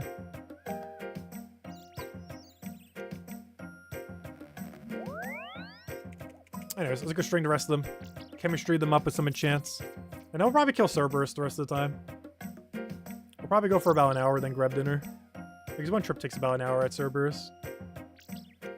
Cerberus is a pretty chill boss. You just whack it once every like 10 seconds. Not 10 seconds. 10 ticks. Which is 6 seconds. And you do that until it's dead. It might sound like it's slower compared to hitting it once every 4 seconds. However, you're using a stronger weapon, and you have no running time to get back there. Or supply costs downtime. Of the fact of if you're using more supplies, you're also using more time for the time to get those supplies. So it actually breaks pretty even. I believe you could do about 50 Cerberus per hour, and with the method you could do about 25. So it's half as many, but you're using like 1/5 the supplies, and there's also no downtime of you running back and forth. Because both main accounts and Iron Man accounts cannot buy the teleport scroll to get there. Is actually, I believe, the only teleport scroll that is not tradable on main accounts. You actually have to earn it from Cerberus in order to get it. So a lot of times you actually have to walk all the way there. Because unless you can get 20 kills per trip, actually I think you have to get 21 kills per trip, you would not have enough teleports to sustain yourself to always teleport there. I've been getting 25 kill trips and I still have not been getting enough teleports to keep teleporting there. I'm actually going to have to walk there when we go there right now. Because even at 25 kill trips for a 1 in 64 for 3, so basically a 1 in 21.3 per 1. So despite 1 in 21.3, with 25 kill trips, I still am not getting enough. Despite hitting the kill threshold to technically have enough to always be able to use them. Just because we've been getting unlucky on them. And you have to do that track back every single time. So if you're only doing like 5 kill trips, you have to do that track back every time. It takes like a whole minute. It definitely starts adding up. Compared to just camping it the whole time. Also, 25 kills per hour, 50 kills per hour generally assumes Scythe. Or the new weapon that doesn't exist yet that's coming next month. In our gear setup, if we were doing damage the whole time, we'd probably want to get up to like 35 kills. But it would cost us more resources than 10 kills of time, while also risking our account status. Seems kind of pointless to do, when you could do it 100% safe. Alright, let me go to Alt Tab. I now need to go trade this with that. And then we can start enchanting these things. Alright, enchant time. So now that we have all these, I just grab all but one. Grab a staff. Grab some cosmics. And now we mash click enchant these things. Oh yeah, I forgot. We have a new interface for this now. Also, it uses air runes. I've grabbed the wrong stuff. Whoops. Well, let's get the fancier one. Alright, how does this new interface work? I don't think I've ever used this since the new interface. Oh, it's fine. You can still keep clicking them. So there's two speeds you can do for this. Either clicking them all instantly, like we're doing now, which is way quicker, or you can AFK it, like this right now if I go take a sip of water. It's about 2.5 times slower AFKing it, but it's AFK. So there is, like many things in this game, more reward if you click a billion times.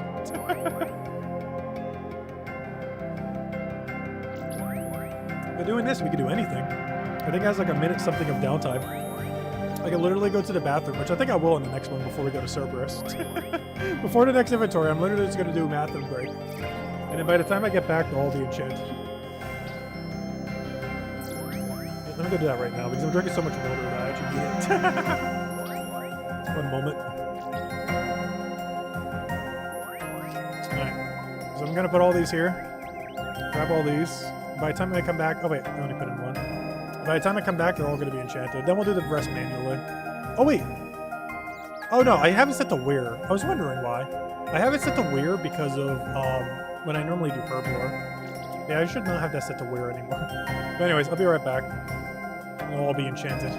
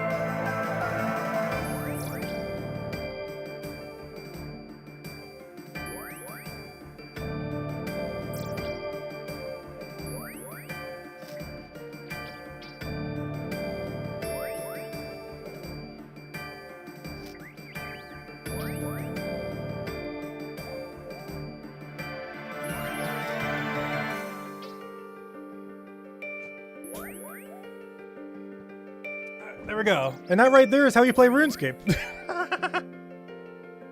You literally just find an AFK activity for how long you need to go away for based on whatever else you're doing.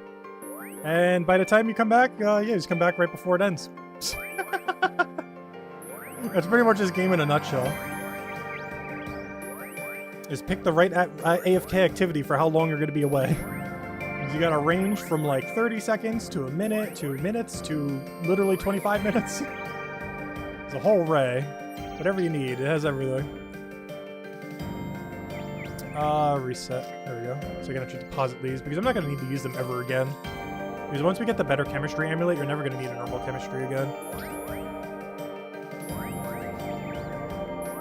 Oh, we should be maxed by now with how much AFK we do. I know, right? We should be. The main reason we're not is a lot of the skills I still have left cannot really be AFK'd as well. So let's go through them. Prayer, can it be AFK'd? Kind of. The best safe AFK method we could do for prayer is pest control. Pest control is around, at our level, around 60,000 per XP per hour, give or take a little. However, it's only about 1 minute AFK. You have to play for about a minute and then AFK for about a minute. Which is not an ideal amount of AFK time, but it is technically AFKable. Next, we have rune crafting. There's two ways you can kind of AFK. If you want 30,000 per hour, we can AFK Guardians of the Rift. This would have the highest amount of time, but it requires playing for a long duration and then AFKing. You have to play for like 2 to 3 minutes to be able to get about 2 to 3 minutes of AFK, which is a lot of playtime to have to put in to get basically the same amount of AFK back. But there's another way we could do it. The thing we were just doing, the ZMI altar or Clarion altar, That thing is about 24 seconds AFK, but it's 100% consistent. So you know exactly when that 24 seconds is happening every single time. And there's no penalty other than XP rate to just sitting there afterwards. So it's pretty good for that. Not because 24 seconds AFK is a long time, but because 24 seconds of AFK is 100% consistent. You do the same pattern every time. So it's not variable like a lot of other things like Guardians of the Rift and such, where you know exactly when it's going to happen, so you can always prepare for it. Next, we have Construction. This is not AFKable in any way at all in Oldschool Runescape. They really should add an AFK way of doing it. It's the reason it's 92. If you wonder how hard we AFK over our skills, this shows exactly how and why. Our lowest skill is the only one that cannot be AFK'd in any way, shape, or form. It is physically impossible to AFK Construction in the current state of Oldschool Runescape. There's literally no way to do so. Agility, not AFK technically, but the most AFK way that technically gives you okay EXP is doing RD rooftops. This gives you a lot of marks of grace, and it's not AFK in the sense that you are away from keyboard, but it's AFK in the sense that you can just mash your screen on mobile and you will get EXP. You will get about 50 to 70k EXP per hour just from mashing your screen on mobile on RD rooftops. And that's all you have to do. It's pretty straightforward. There's only one part where you really need a precise click. Everything else, you can just like randomly click on your screen while watching TV or something and you'll probably be fine because the hitboxes are so big there. So it's AFK in that sense, where it's basically just mash screen simulator while you're doing something else. So it's not AFK directly, but it's AFK indirectly. Herblore is not AFK at all, but its XP rate is so quick, and I personally find it fun. So this one's pretty free, plus it's getting a minigame soon. So this one's not AFK at all, but it's AFK in the sense that farm runs, you literally just wait out a timer of like 80 minutes, and then go get your herbs. So in that sense, it's AFK, where you can just keep doing farm runs over and over again, like every 80 minutes or so. Kind of like a Gems of War tribute, where you just take it every hour, except this is every 80 minutes. And yeah, just keep doing that over and over again. Technically every hour as well, because your farm run takes about 20 minutes, and then it takes about an hour after your farm run. So it is technically every hour as well, though in 80 minute increments, because you're playing for about 15 minutes, and then every hour you can end up taking it again after that 15 minutes. So it's technically an 80-minute process, but you're theoretically taking it every hour, depending on how you look at it. If you minus actual playtime from that hour, or 80 minutes. Anyways, what else do we not have max that can be AFK'd? Slayer can be fully AFK'd. The main reason I haven't done Slayer is we get a huge buff over the next few months. And the whole reason I haven't gotten 99 Slayer AFK'd yet is it's getting mega buffed in 2 huge updates soon.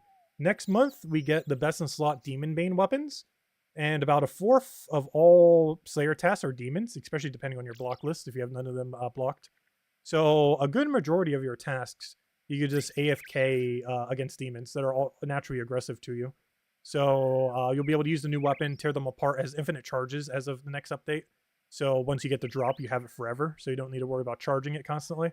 So you can just AFK them forever, just make sure your Protect from Melee is up. However, even then, I'm not going to go all in on Slayer, because there's another buff in Volamore Part 2 where we're going to be getting a Prayer Rejuvenation Potion, which will basically allow you, or actually, we're getting 2 really good potions. A Prayer Restoration Potion and an Aggressive Aggro Potion. So in combination, what this will do is allow you to infinitely AFK anywheres in the entire game. Something that's pretty much unheard of other than maybe using a cannon. And even then, it's really annoying to get all the supplies for, especially on an Iron Man account. But it basically will allow you to AFK anything, anywheres, forever. Indefinitely. Well, technically every 10 minutes, but basically indefinitely.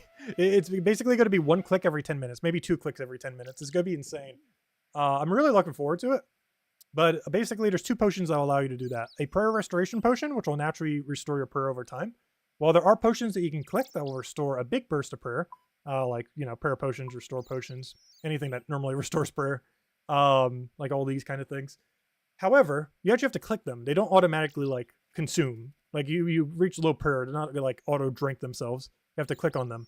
However, this new potion that's going to be coming out for prayer will automatically rejuvenate your prayer. So if you have a high enough prayer bonus, you will physically never run out of prayer ever indefinitely. Well, at least for the duration of the potion. So in combination, you'll be able to click an aggression potion every 10 minutes. And then a prayer restoration potion, however long that timer is. I forget its timer. I think it's every 6 minutes or so. But whatever it is, you'd click that.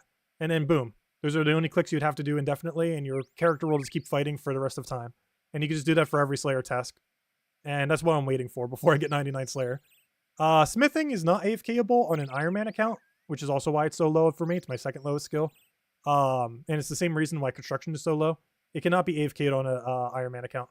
On normal accounts, you can, because you can just do stuff on an anvil. The problem on an Iron Man account is you run out of bars very quickly. It's way better if we just use all of our bars that we currently have to go get 99 at Giant's Foundry. Because if I use all these on this anvil to create, like, let's say bolts or something, we're going to get barely any XP. Whereas if we use all this combined with that at Giant's Foundry, we just hit 99 smithing. Whereas if we do it here, we're going to hit like 95. We're going to get like 1 million XP compared to like 5 million XP or something. Like, it's an absurd difference. So, unfortunately, there's no way to AFK smithing on an Iron Man account, technically. If you got enough resources built up, you could. But it's not worth going out of your way to farm the resources just to go AFK, like cannonballs or something.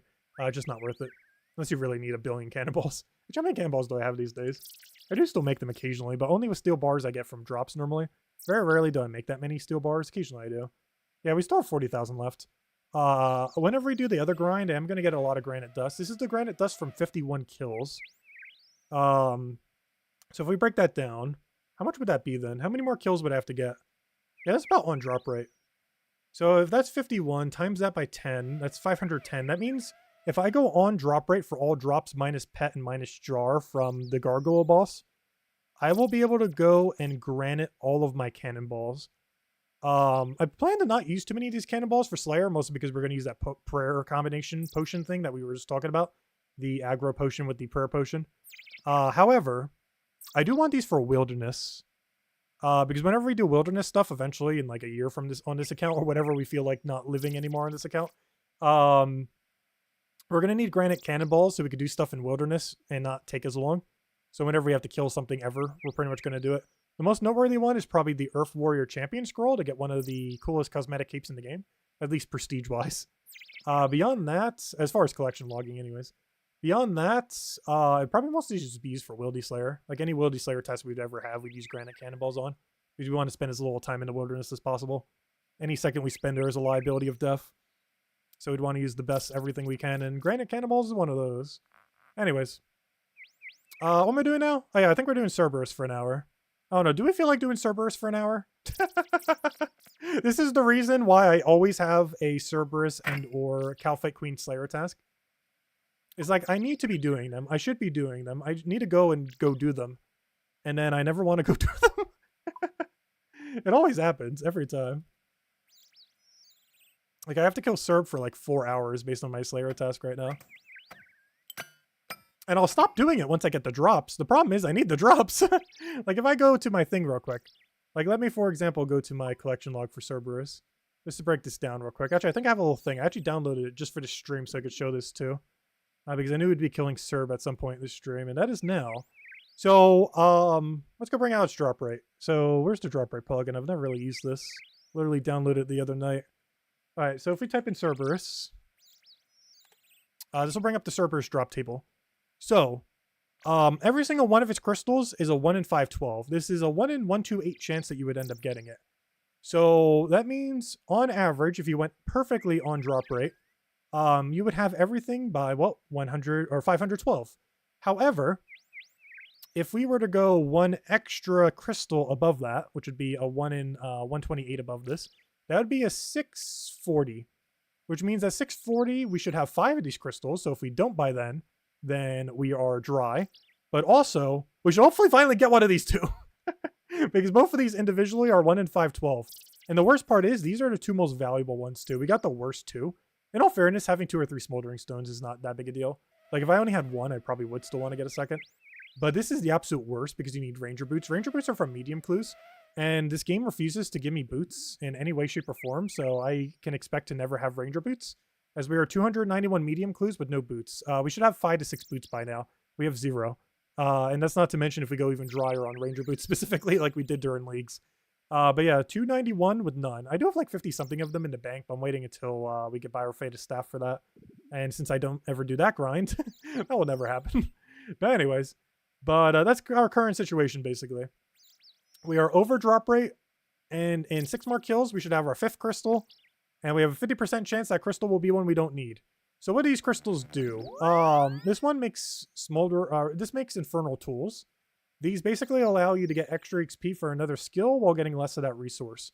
So it's really good for woodcutting, and you actually need to make one. It's actually a objective for a master clue to make a infernal task. It's why our infernal axe is currently in all of our clue item stuff, because an infernal axe is actually needed, and we have the ornament kit on it, which makes it look a little different.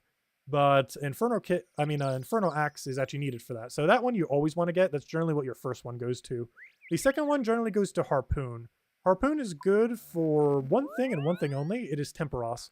It actually auto cooks the food while you're doing temperos, which allows you to get more score per hour. So using something like a dragon harpoon, an infernal harpoon is more points than a dragon harpoon, and I think is oddly enough even more points than a crystal harpoon. So if I was to move this crystal thing onto a dragon harpoon, I believe it is less points per hour than if we use an infernal harpoon, due to how much points we get from it auto cooking. I'm not 100% certain on that, but I'm pretty sure with how little crystal harpoon helps you in that regard, it is actually stronger using infernal, which makes it the most useful use of a smoldering stone, other than for the master clue step, which is generally the first thing you use it for. And then the other two crystals, those Pegasians, yeah, I can't do anything. They're medium clues. We're locked out of even doing clues at the moment. But I do have 48 of them, so who knows, maybe we'll get lucky. Aside from that, oh no, what else? Anything else to really mention? I think that's pretty much the gist of it. Oh, also there's a 1 in 3,000 chance we get a pet. If we somehow get this before we get all crystals, I will be very surprised. But, oh, there's the 1 in 64 telly drop that I was talking about that refuses to drop for some reason. But, where's the pet? There it is. Also 1 in 100 for epic, so we will be dropping that so we can get another, hopefully. But yeah, there's a 1 in 2,000 we get a useless drawer, and a 1 in 3,000 we get the pet. If we somehow get both of these before all crystals, I'll be very surprised. But I would much prefer just the 2 crystals and then never touch Cerberus again. And that's our game plan. Anyways, let's go get Cerberus set up. Alright, so we play a really safe setup for this. We'll grab 3 of these, grab a bunch of these, grab a bunch of anglers that we could easily downgrade. It is actually better to bring Colossal Blade. However, out of pure laziness, I have not been doing it ever since I got this God Sword. The reason being is I can't be bothered to have like 0.1 extra DPS by having a whole extra inventory spot that I have to keep switching out every single time I spec the enemy. So even though it is way better to be running that, and by way better I mean I think it saves like a minute every hour or so. I think you get maybe like 1 extra kill an hour, which saves probably closer to 2 or 3 minutes. But I can't be bothered to keep switching it every time, so I don't bother. So it might be 1 kill slower per hour, but at 25 kills an hour, I don't think that's that big a deal. Let's see. For our sanity of not having to keep switching weapon back and forth. Anyways, I was about to do one other thing and I already forgot what it was. Oh yeah, I need to switch to magic cape so I can go back to Arceus spellbook. Also that full Torva helm. At some point, I will use this Torva full helm. The main thing I want to go do is AFK next until we have a second piece of Torva. The problem with that is I haven't gotten lucky on a second piece yet. So I haven't. But I do want to go back there and then use all our spare kills to kill the Saradomin boss until we green log it other than pet. Which I mostly want, well, it's big 2 drops. I should have one of them by now. I actually have neither. We have 250 something kills. And by that point, you should have either hilt and or, not and or, but or the Armadillo crossbow. I have neither.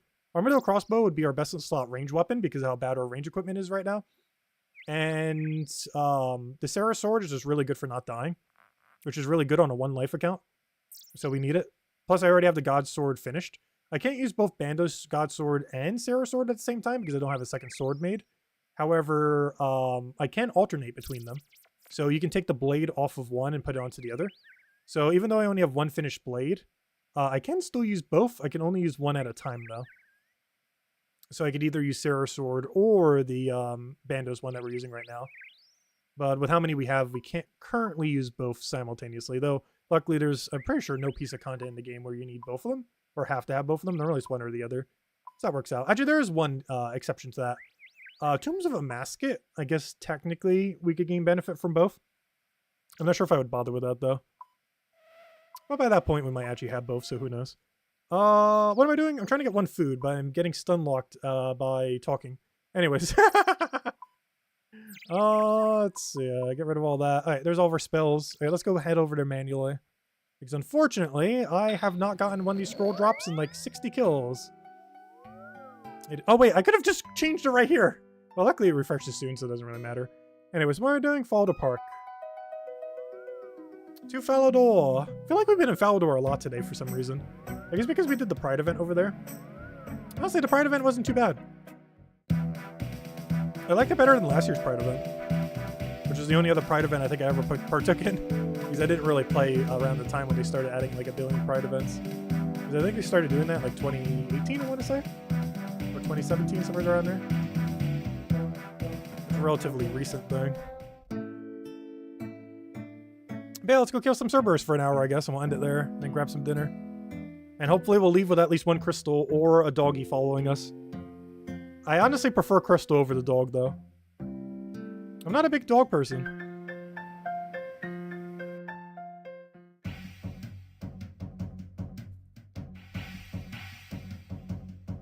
But I definitely wouldn't complain about a 600 kill count, 1 in 3,000 pet.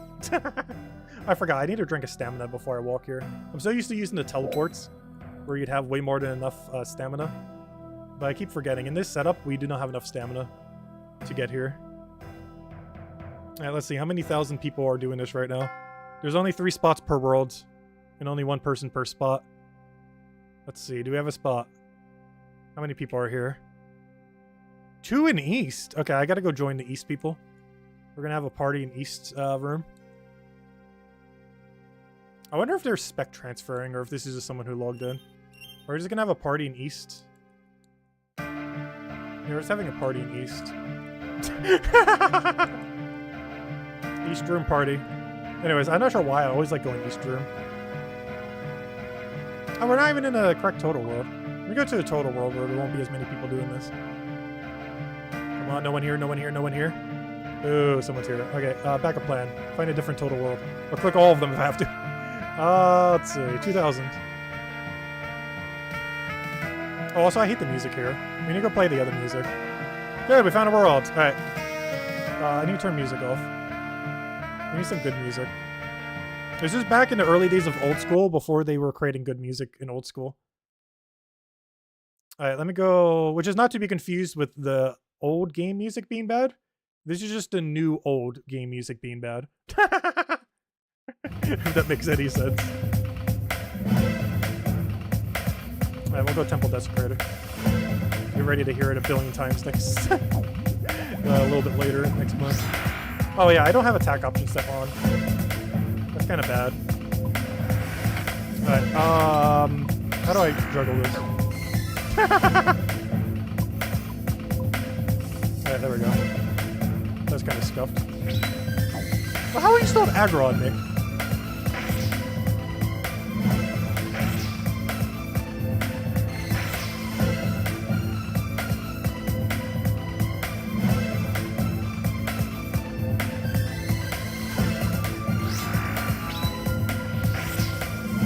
Also, it feels funny main-handing a God Sword. It's probably one of the noobiest things you can do. Remember earlier when I said the sign of a noob earlier? When we were talking about that guy in Justicar main-handing Void Waker while using an Obsidian Cape at Barrows? But killing literally all of them, even the ones not weak to Void Waker. Or, you know, weak to melee, I mean. But a good sign of a noob in Old School as well is main-handing any God Swords. However...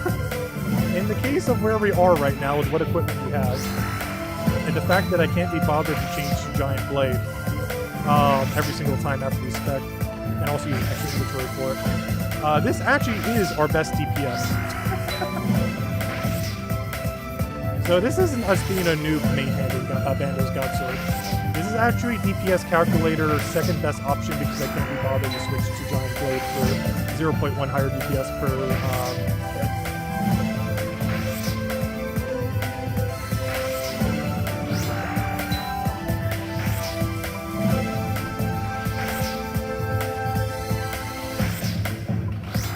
Yeah, this is Cerberus.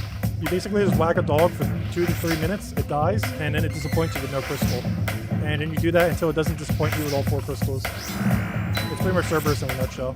It does have a few other mechanics, you don't ever see them though. Because its mechanics are based on how many times it hits you. And if we're not bad, that time should be 0. gets about 25 kills an hour. So we started our first kill pretty scuff, so it's gonna look a little slower initially.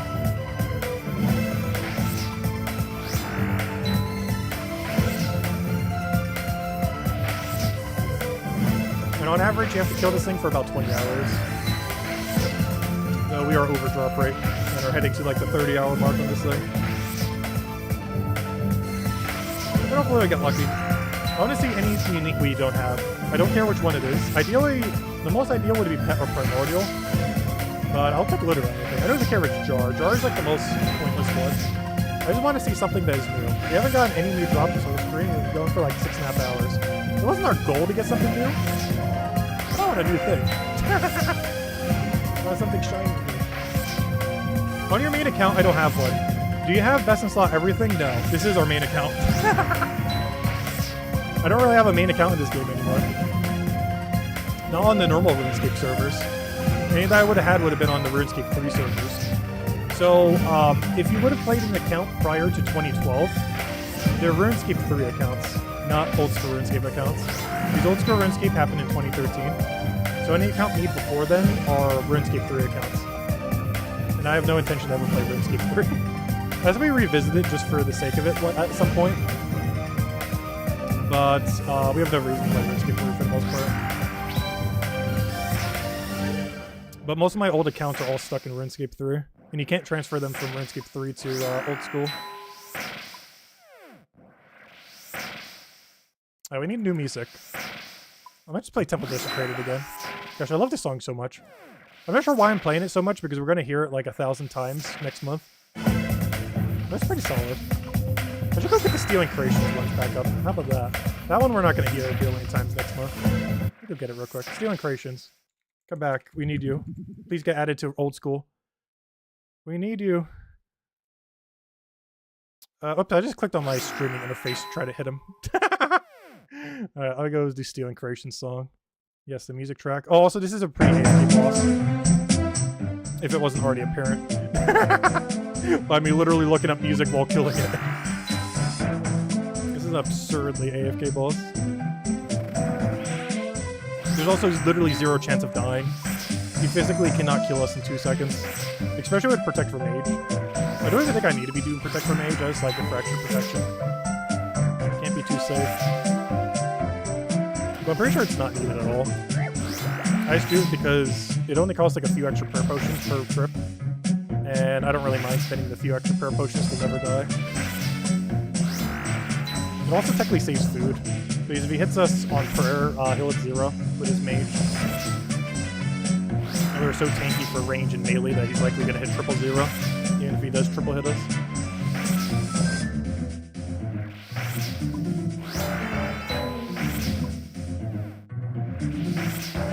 Yeah, I have no main account in this game. The closest I have to a main is a defense pure that's nearly maxed. And basically a defense pure, there's various types of pures that you do based on certain stats. And a defense pure basically gets a really high total level and only trains defense and HP to maintain a super, super low combat level.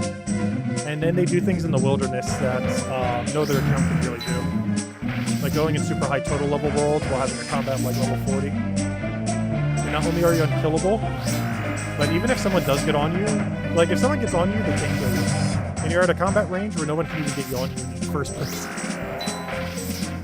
It's a really good account type for just doing stuff in Wilderness. Because it's basically like playing Wilderness without PvP enabled. While still benefiting from all of the stuff that assumes PvP is enabled. So you're never getting attacked, but gaining the benefit as if you constantly are. So you can get the full rate of anything in the Wilderness. For like a Wilderness Agility, Wilderness Thieving, pretty much anything in the Wilderness. Black Chinchappas, one of the other popular ones. Yeah, I really like Stealing Creations. I really hope someday I could show it in-game when they release it next year, hopefully. Fingers crossed, please. It is the best minigame that was ever made in the history of RuneScape. And they still haven't added it to Old School yet. They will eventually. Everything is in the game to do it. The only mechanic that I had was summoning, but the game isn't any different without summoning. You can play the game exactly the same with no summoning. And it came around the time of everything that they are about to be doing soon. Like, well, Gothic Sleep, potentially Fist of Gothics, Stealing Creations. It all came around that time.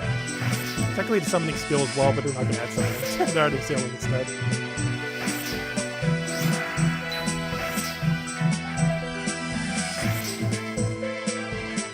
But I do believe we're getting either Fist of Gothics or Stealing Creations later this year or next year. Fist of Gothics would make more sense given the quest that we're getting this year. But Stealing Creations is the one everyone wants. So it'd make more sense in that regard.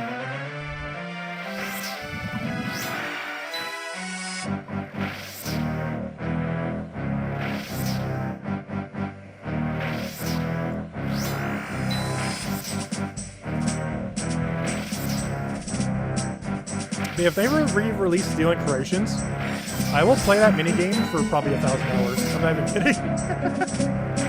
If people play it legitimately, and it isn't like botted into the ground, I'm pretty sure in just that minigame alone I will have over 1,000 hours, even if you greenlog the place in like 50 hours. It's just that good of a minigame.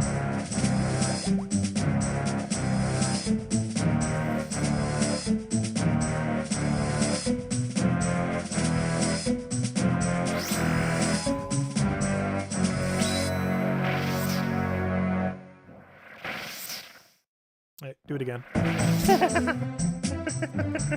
better it's not a repeat of that, right? Well, pretend this is the Cerberus music. Pretend it has good music. Because the Cerberus music and a few other tracks were still back when they didn't quite know what they were doing with old school Runescape. So it wasn't that good. But they've gotten a lot better at it over the years.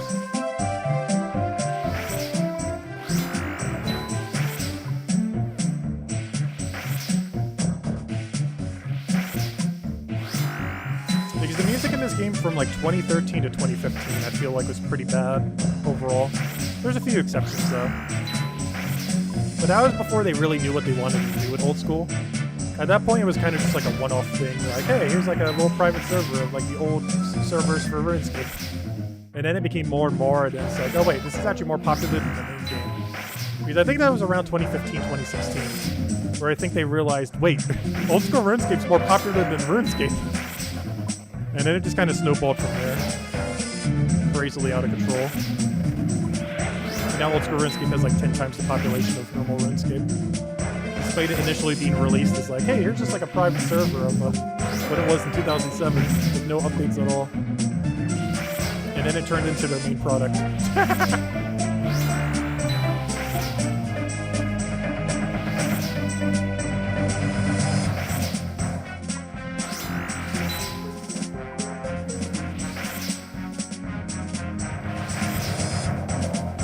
Also, I can be attacking them a little bit quicker than what I am. I do it generally based on how many ghost attacks. So, every third attack. So that's 1, 2, 3, and then we attack with it, and that counts as 1, and then 2, 3, and you just keep repeating it that way. You can actually attack 0.6 seconds quicker than every single time I'm attacking there. But it's a lot simpler just to follow the ghost, because you can do it based on audio cue. I'm pretty sure audio cue is pretty hard right now, because I currently have the music playing in the background. But there is an audio cue for it. Somewhere is in there. I'll turn it down a little bit so we can hear it a little bit better. There we go. But if we're not paying attention to the screen at all, we just listen for the third attack, and then just attack it. And you don't even need to look at the screen to kill Cerberus. We're just counting the amount of noises that it makes. So as soon as we hear the third, boom, hit it. So that's 1, 2. That's the third hit. And then we hit it again. And then we wait for 2 audio cues. 1, 2. And then you can start trying to get in the process of hitting it. Boom. And you just do it purely on audio cue without even looking at the game. Yep, the good drop's about to hit. Wait. We gotta turn up. Wait. Oh, wait, never mind. We're already in the good drop. I forgot, it only has 1 drop. Doesn't have a double drop. This is the drop. Still a good part, though.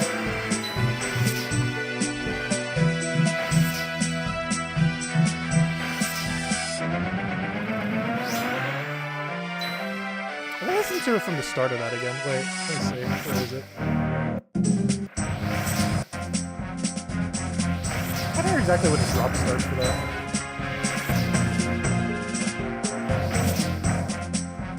This is definitely the best part of the song, by far. Whatever happens after this segment right here, it goes hard.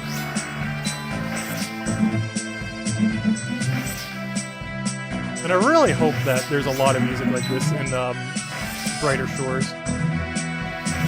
Because if Minigames design in Brighter Shores is like early to mid-age original RuneScape, they're gonna have some solid hitters. Because that was the years of like Castle Wars, Stealing Corrosion, Fist of Gothics.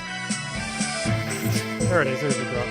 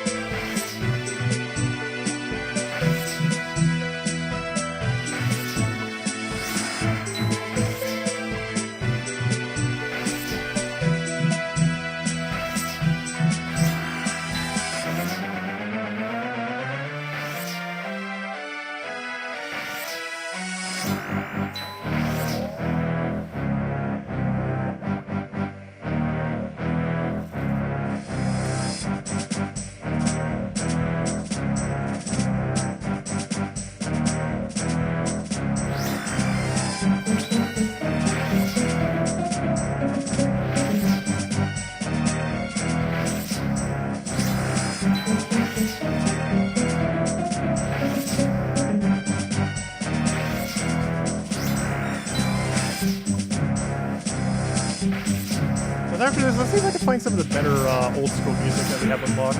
Unfortunately, until we get Tombs of a Masket has a lot of really good tracks. Actually, so do both the two other raids. Like, raids 2 and 3 have some really good music. Which I guess I could find them on YouTube real quick. Like, for example, one of them that I don't have unlocked because we haven't done any, let me go get it real quick. OSRS Wiki. Gosh, this boss is so AFK. Literally Googling something. Not even paying attention to the screen. What am I doing? Okay, Oldschool Runescape. Let's see. Let's try to poke him again. Here, have a poke. Stop requesting pokes. Alright, I'll go poke him again. Oh no, I'm gonna get hit. That's why we have the prayer. Alright, now we can wait a little longer. And that is why we pray mage. Anyways, what am I looking for? I'm looking for, oh wait, I don't need this. I need YouTube. Give me YouTube. Oh, I think stopped attacking. Come on, go back to attacking. Come on, hit the Cerberus. Oh, you gotta be careful not to hit him for too long. If you AFK too long, he does reset his HP. Let me see if I can find this real quick. Masket's Promise, I think it is. This was like the really good one. Hopefully I spelled that correctly. Also, hopefully it doesn't reset his HP.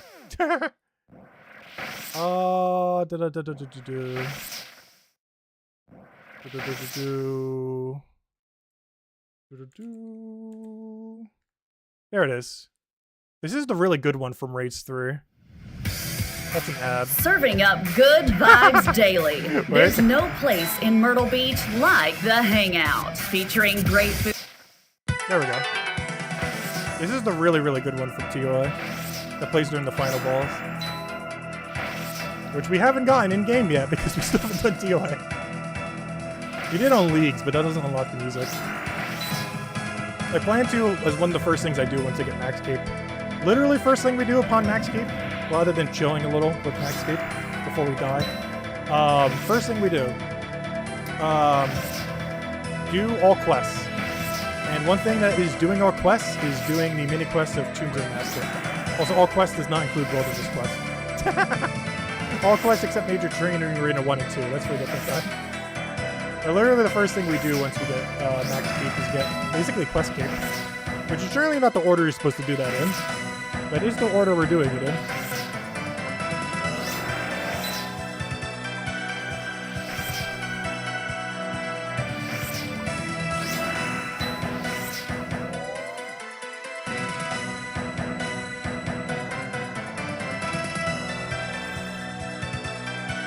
Yeah, this is, I would say, the best track from TOA. The other one is the one for the crocodile. I forget his name.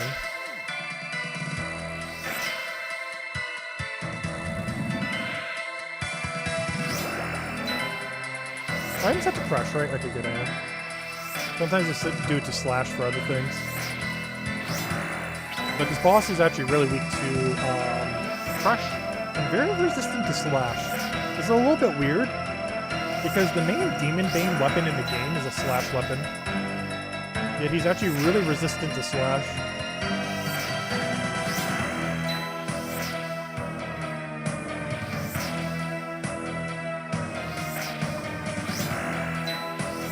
Wow, he said 268 to kill.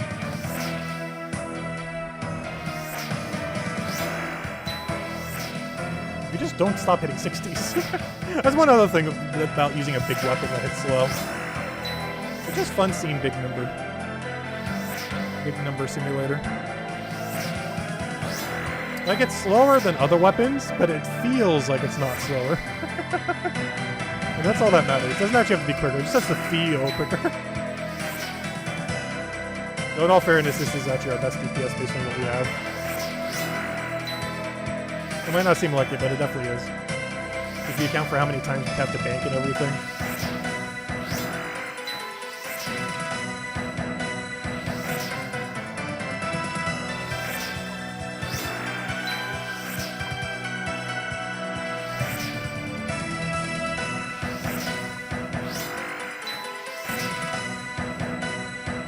Yeah, this is a really chill boss. The only problem is the AFK time is really short, which is why I don't like it. Like, the max you can AFK is maybe like 20 seconds.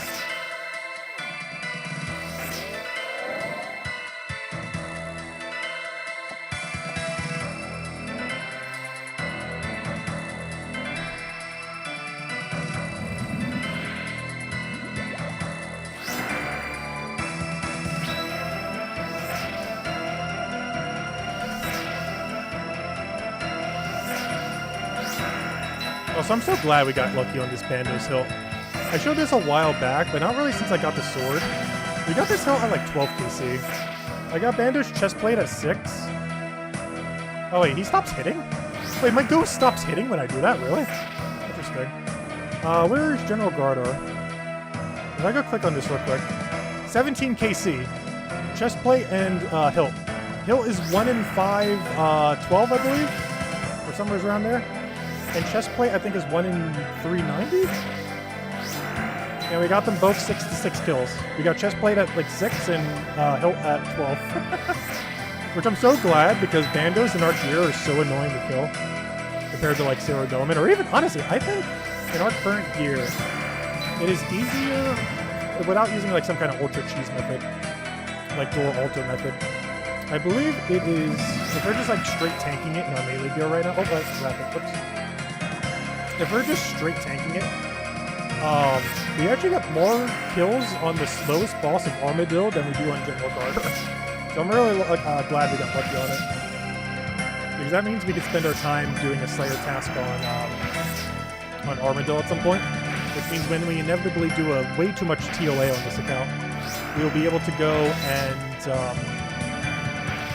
have full Missouri and have it all fortified immediately. Because the main thing that normally bottlenecks people, particularly Iron Man, from fortifying it to give it a ton more defense, is killing Armadillo. It's a really slow boss, and to kill it quickly on an Iron Man, you need a lot of chins, which means you need to go farm a lot of chins, which means you got to go do a lot of Hunter, and everyone who hates Hunter is never going to do that. In all fairness, I even still need it more. I think we only have like 2,000 chins left. You basically need to go for like the chin Hunter pet to go take out Armadillo. And how many chins you're going to need for that boss. Especially if you go dry.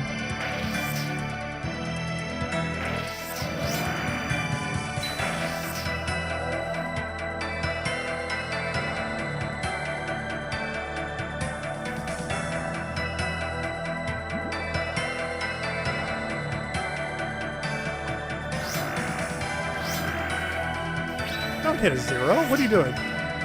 This weapon gets double accuracy on hit, supposedly. Feels like it never does, though. Deal an attack which does double accuracy, supposedly. Quote unquote double. But double accuracy. And drains one of your target's combat stats by the damage dealt. Which we just hit 0, so it did it by 0. Oh yeah, that's something that they changed in the combat changes I didn't really make much mention of. But you can't hit zeros anymore. And what I mean by you can't hit zeros anymore, obviously we're still hitting zeros. But what I mean by you can't hit zeros anymore is you can't hit a accuracy roll 0. So before, it was possible to pass an accuracy roll, as in you successfully landed a hit and still hit a 0. Because the damage range before, let's say our max hit right now, I think it's like 68. So before it was a 0 to 68. So if we were to hit an enemy and we successfully got a damage roll, it would hit 0 to 68. That's not how it works anymore as of about a month or two ago. You now hit 1 to your max hit. So in this case, 1 to 68. So any 0 we have means we failed an accuracy roll. And every hit we have means we succeeded an accuracy roll. Whereas before, there was a very small chance, because the 0 to max hit range that used to exist, that you would pass an accuracy roll but still hit 0. But that doesn't happen anymore. You now either hit all the way to that 68 we just hit, or you hit a 1 if you technically hit 0. This does lead to a weird quirk in the game right now, though, where I believe there are 2 1 rolls for reasons that don't make much sense. But you now hit like double 1. Because all zeros before now hit a 1, but 1 still exists. So you actually have double the chance of hitting a 1 than you used to. We still won't see that many 1s when we're using a harder hitting weapon like this. But you now have twice the chance of hitting a 1 compared to before. Because all your successful zeros are now 1s. Why did it just make it a damage range? I don't know. Like that 1 could have been it. That could have been a previous 0. Wait, how did he hit me? Oh, I went too quick. I see. Luckily, that's why you use Protect from Magic. He hit 0 3 times. That will generally happen if you're wearing tank armor plus Protect from Magic. Alright, there we go. Anyways, we need music. Game, give better music. Let's see. Let's do random. I'm gonna spice it up. Let's go crazy with it. Let's go completely random. I guess some random track we've probably never heard before. I don't know which one is. Oh, is this Sigmund's fight? I think this is Sigmund's fight.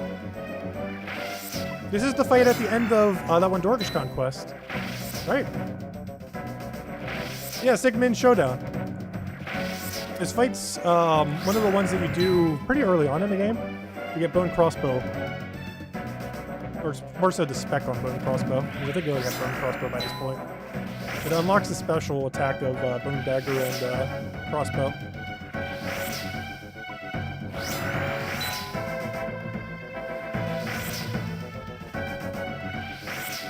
Which, oddly enough, actually looks somewhat similar to this weapon. And that's a really high accuracy way of lowering defense.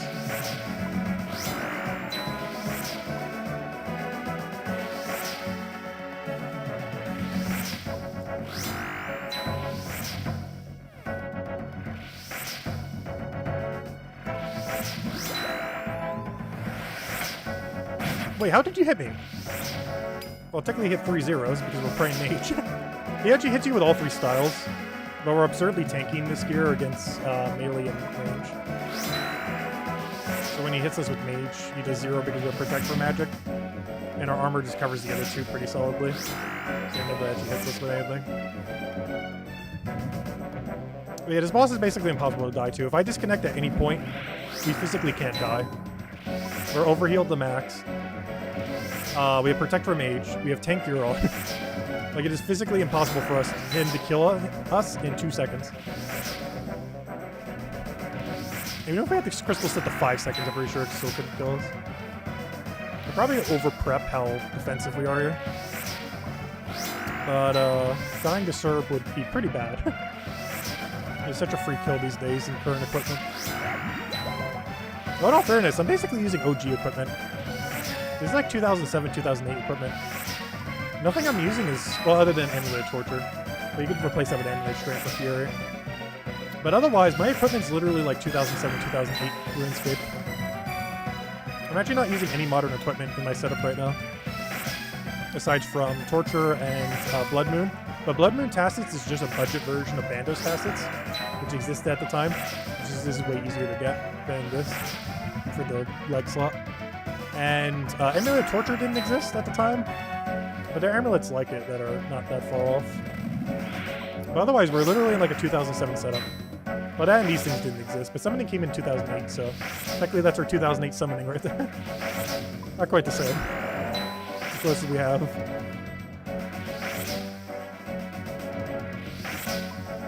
So we're basically in a 2008 setup here, minus Amulet. It replaces the legs for the equivalent legs of Pandas.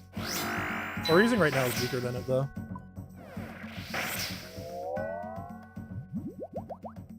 Okay, at some point we'll see an orb. We were supposed to have an orb 4 kills ago, if we were on drop rate, so we're currently over drop rate for an orb. I should have 5 orbs now. And we currently have 4, and I only have 2 unique ones, so we still need the other 2. So even if I get one, the worst part is, even if I get an orb at this point, it won't complete us. Because there's a 50% chance it will be new. And even if it is new, I still need one more orb. Which could easily still take another 512, if not more. I hope we don't go too dry on Cerberus.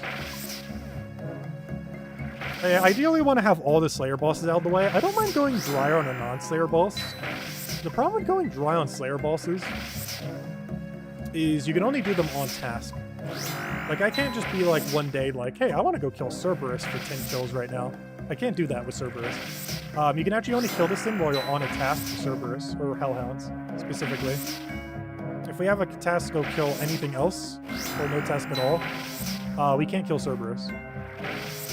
So, any of the Slayer boss ones, generally want to get really lucky on, as they are the only boss, like, you can't kill them out of Slayer. Like any other boss, you just walk up to their thing, be like, hey, I want to fight you. Start hitting it, it dies, you get drops. And you just do it for like a few kills whenever, and then you're good to go. You can't do that with Slayer bosses. You have to camp them until you get every drop, basically. Otherwise, you have to wait until you get another task again. So ideally, you want to get absurdly lucky on every Slayer boss in the game. So you can basically just block them if you wanted to. Better do the standard variant, so you never have to take the bigger one out again. Like right now, if I want to go do Zora, I can just go in, do 5 Zora kills, and be good to go. I don't need to like wait till I like rotate a task or anything like that. We just walk up there, kill it a few times, feel like we're done for the day, and then we're good to go. And most bosses are like that in the game, but Slayer bosses are the exception. And they are very annoying. Technically, Kalphite Queen isn't a Slayer boss, but I consider her one. Because realistically, you should never kill Kalphite Queen off task. There's a lot of bosses that are perfectly fine to kill off task. Kalphite Queen is not one of them. You basically have to be on task to realistically kill it. Which is actually kind of insane how long Kalphite Queen has existed as a threat. It was the second boss ever added to Oldschool Runescape, or to Runescape in general, period. But the main reason it's so intimidating is it was set up in a really dumb way for long-term bossing. In that 2 of its 3 attacks have 100% accuracy. In the sense that they will always hit you every time if you're not praying against them. However, you can't preemptively pray against them. You can only pray against one or the other. Because it's either a range or a mage attack, and it adds melee if you're in melee range. So 50% of the time, if you're not in melee range, it'll be hitting you with 100% accurate, unavoidable damage.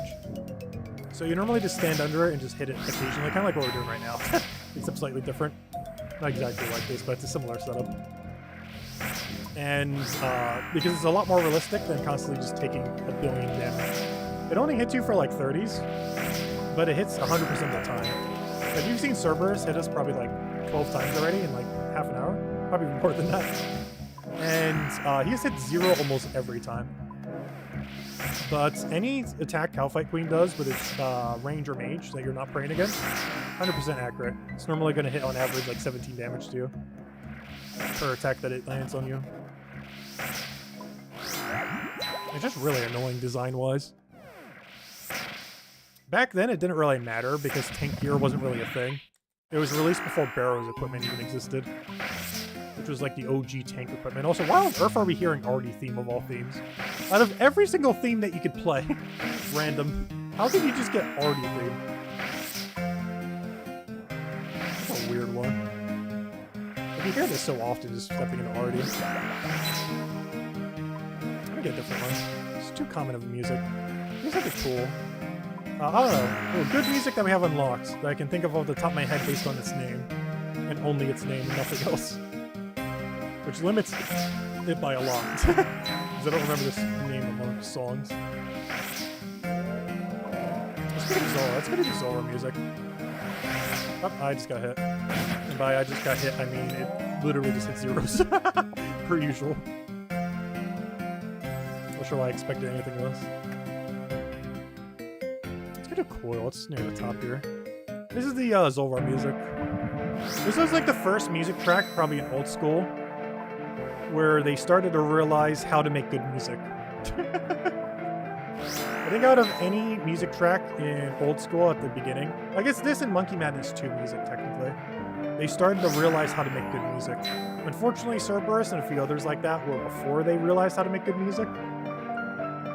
But this was them starting to get into the beginning of the good music era of Old School. Like the OG good track. This is probably the Monkey Madness 2 song, which I completely forget its name.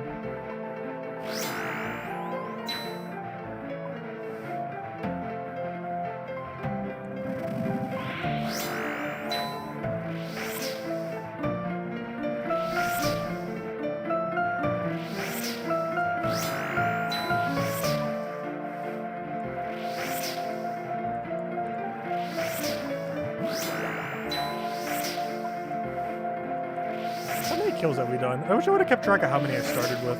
I want to say 103. Oh, that was a lag spike. Which means I've killed 12 in 34 minutes, which is a little slow compared to our normal rate. So we were looking up music and other stuff. These 25 kills per hour as soon as we like tick perfect every hit. Which when we're doing it like this, we're definitely not bothering to tick perfect flinch this thing.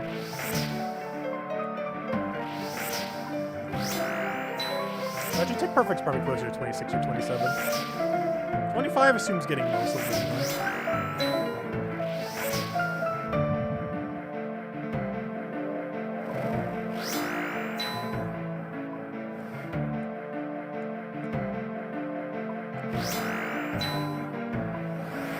Oh, that was too early.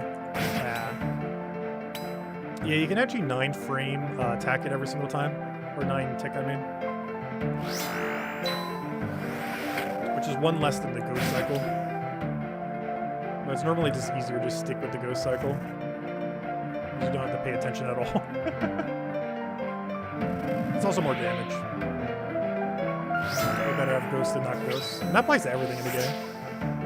I think the main reason people don't use it is it costs 5 blood runes. But there's been enough Iron Man complaining about blood runes in this game that they basically give you more bloods than every other rune combined now. That's why we're sitting on like 300,000 blood runes. And we still have like 10 essences in the bank from Nyx. Like, it's literally the easiest rune to make that isn't like an elemental rune at this point. Out of every rune that isn't a double rune or an elemental rune, it is the easiest rune to make in the entire game. Quite a margin for how many buffs they've given to it over the course of since Theater Blood came out. Because that's why everyone complains about is Theater Blood as an object that requires a ton of blood runes. But in doing so, they basically devalued Blood Rune. A lot, as well as every other rune. Particularly Blood Rune.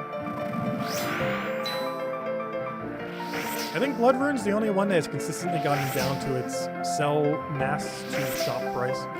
There's a shop that you can infinitely sell them for 200 each, and it has actually gone below 200 gold. Meaning Blood Runes are literally worth less than infinite gold. Is how their prices went. Because if they ever drop to 199 or lower, you are literally saying that they are worth less than infinite gold. And they have done that multiple times because of how easy they are to get.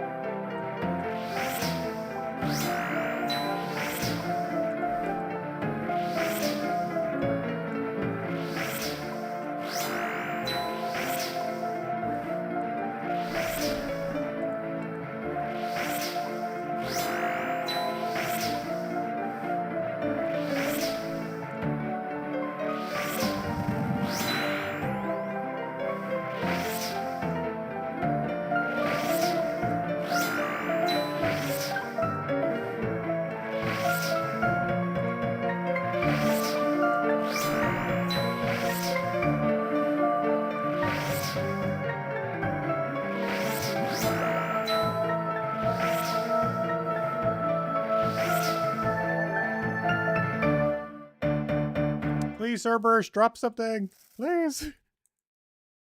I just want to know it exists. I want to have something better than just Carol Skirt this stream for the 5th copy. I want to see something. What song's playing now?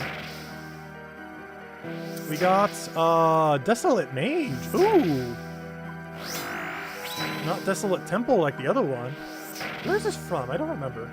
It sounds so familiar, but I can't remember its location at the top of my head. I know it's near, Mauritania. I want to say it's in that temple between it. I forgot the name of it, but it's in like the one underground temple, I think? Does that sound correct? I gotta check. Is that the area? It might be somewhere else. No. Desolate Mage. Wait, is this Zaya area? It could be Zaya area, actually. Where is this, though? This sounds so familiar. Yeah, I can't pin where it is. Yeah, it does sound somewhat Zaya-y. It doesn't sound as Mauritania-y. But it definitely sounds like the underground area connecting Mauritania to that one area. Because it sounds too familiar to not be OG RuneScape area. I want to get checked. Where's the hint? Where's Desolate Mage? Is it under T's or D? The Desolate Mage. Unlock hint. Oh, wait, no! I know for sure where this is now. Wait. I don't even need to check that hint. Which is over in that corner over there. This is definitely Zaya. It just did the Zaya chord. This is definitely Zaya music. Alright, that would explain why. Oh, you know where this is? I think this is where I did 99 fishing, which is why it sounds so familiar, even though I did that, like, several months ago. This is, right before where you go to Chambers of Zera. Because, yeah, I did that one Zaya chord there. That I do in some of the Zaya music. Yeah, this is, if I go to hints right now, it'll 100% say that area. Let's see. Yep, Mount Corder Nordum. It's the area of Mount Corder Nordum where you fish for barbarian fishing. Because that's where I did like 1/3 of my 99 fishing grind. Which is why it sounds so familiar. It's the music that plays right outside of Chambers of Zera. Not at the actual location where you get closer, but by the water nearby, where you do all your barbarian fishing.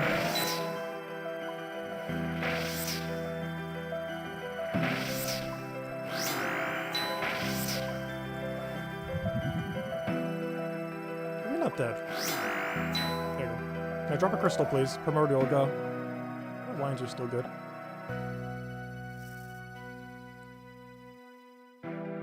Let's see, what's our kill count? How dry are we? We're 9 kills over should have gotten our 5th crystal. So not too dry. Though we still only have 2 crystals, technically. Like, we theoretically have 4 out of the 5 we should have. But we only have 2 unique ones. Which is not ideal.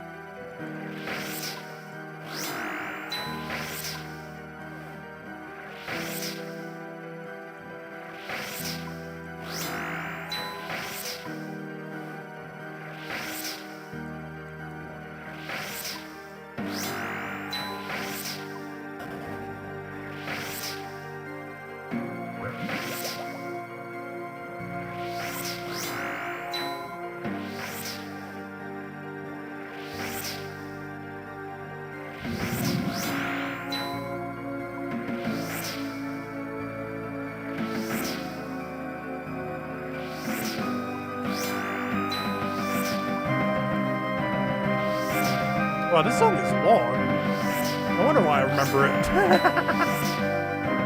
Gosh, this song's still going. It's like a 6-minute track.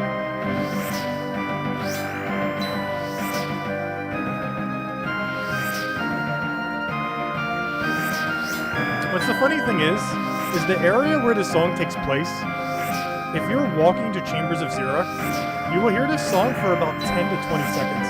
Probably 20 seconds. Which is It's kind of funny because this song is so absurdly long. Yet if you're just going to Chambers of Xeric, you'll hear this for about 20 seconds long. The only time you ever hear this is if you're barbarian fishing right next to it.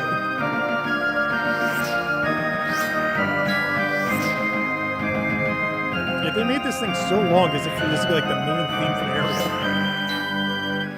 Despite it just being a path you walk by. I think they might have made the music before they realized where it was going to go. Is likely what ended up happening with it. Because there's no way it was the other way around. They definitely made the music track first and then put it in an area, rather than make a music track for the area.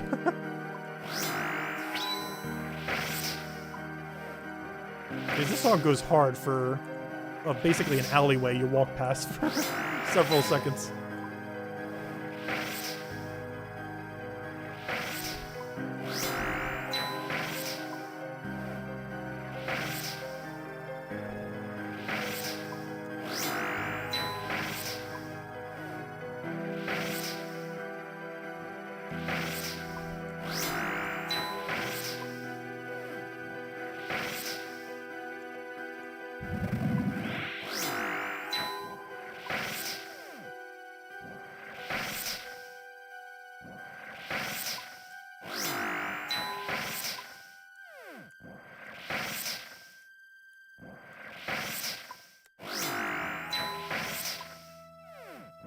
Is this still going? Alright, there we go. It's finally done now. Wow, that's long. The Emmer's Arena. Oh yeah, that's what they renamed the Duel Arena. After they made it not a gambling site anymore.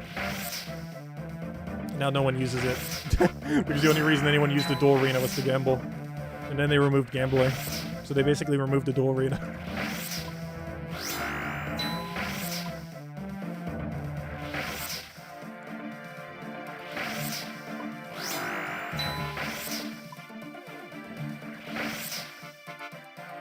The Enchanter. What is this one? Oh, this is Enchant Room in Mage Training Arena. It's sad that I know most of these within seconds of just hearing it. But this is the Enchant Room in Mage Training Arena. Or Mage Training, whatever it's called. The Mage Training thing. There's 4 different rooms that you do things for. We already green-logged the place. Give me a different random. Can I, like, re-queue my random? Can't re-queue my random.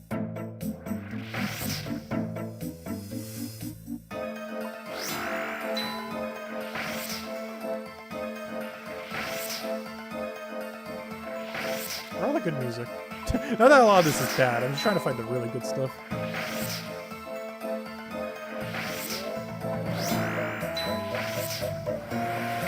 Oh, I went too early. No, you hit me. That's not allowed.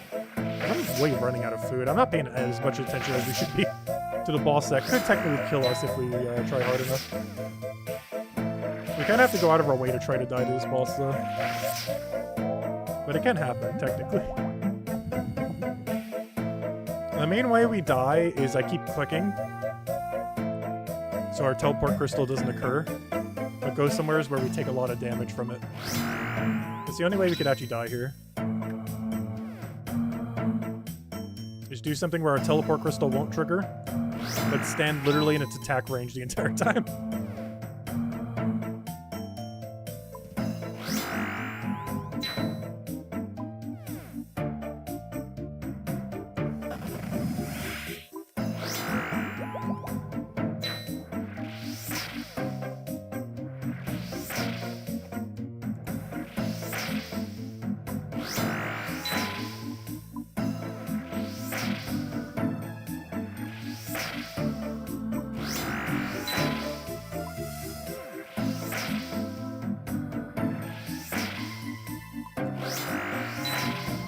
It's hard to find the good music based on just name. There's a lot of good music here, though. I'm trying to find something more boss music-y. That isn't Cerberus the same. I need to keep, like, a list on hand of where all the good music is in there. How's that Basilisk? What does this one sound like? Is this the one that plays during the quest? Because that means we probably don't hear it too often. Because I've only ever done the quest once.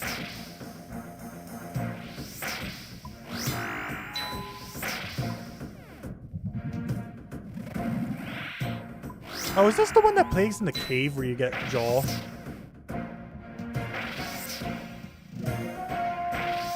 think it might be. I believe this also might play during that battle during that one quest, which I'm not sure if we ever streamed that. It's a pretty easy quest though. We streamed the one that was the harder version of it, which is the Darkmire one. And the boss at the end of that's basically that boss, but easier. And we streamed the harder one.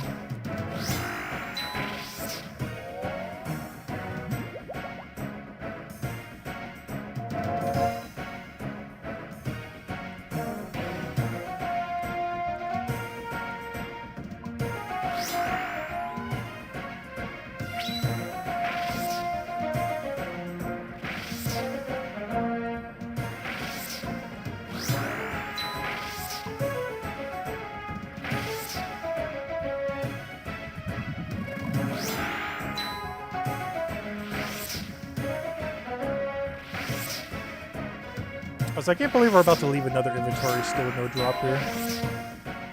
At least give me a 5th crystal repeat. No, please give me a new one. The upgrades are just so big here, though.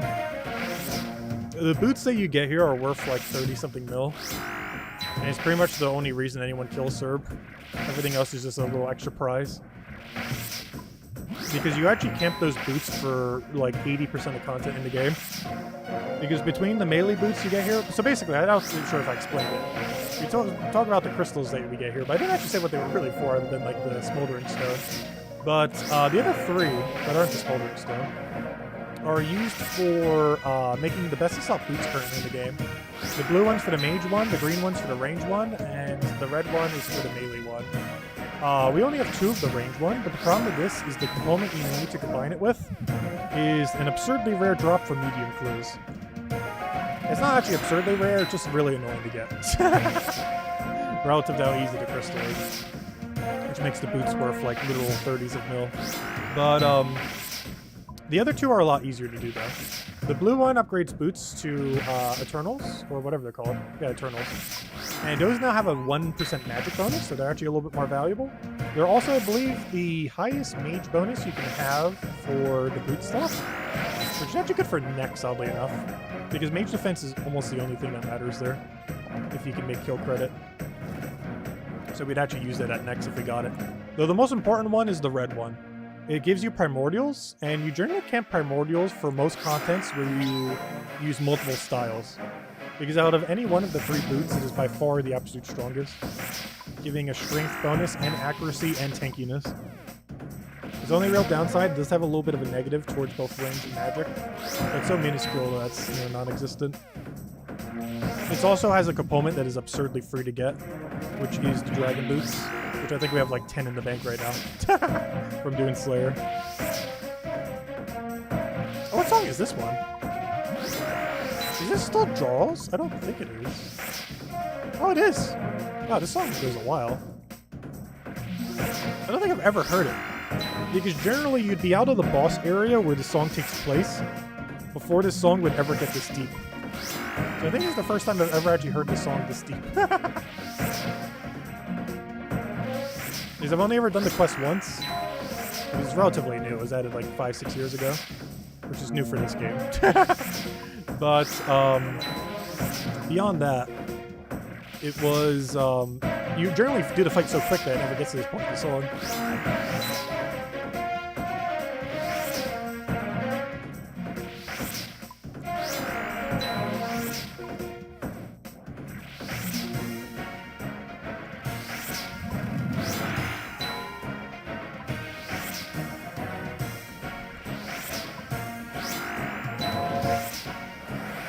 Oh, that was not too early. What are you doing? Hitting me for 3 zeros and delaying me by like at least 3 seconds. How did you still get a hit on me? That's fine, I'll wait longer.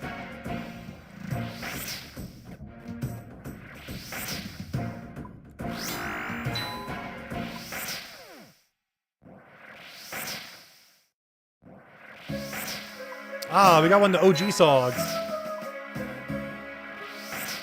Now, if I had to guess, like, what Brighter Shores music will sound like these are, like, kind of tracks that are likely going to be like it. The OG, old school music. Not even old school, just RuneScape in general music.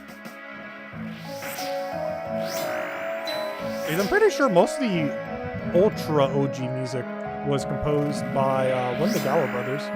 Even the main one? I'm actually not sure on that. I think he got someone else to do it, but I'm pretty sure he did. Pretty sure he did them all himself. Any of like the super OG music. Which this would be one of them.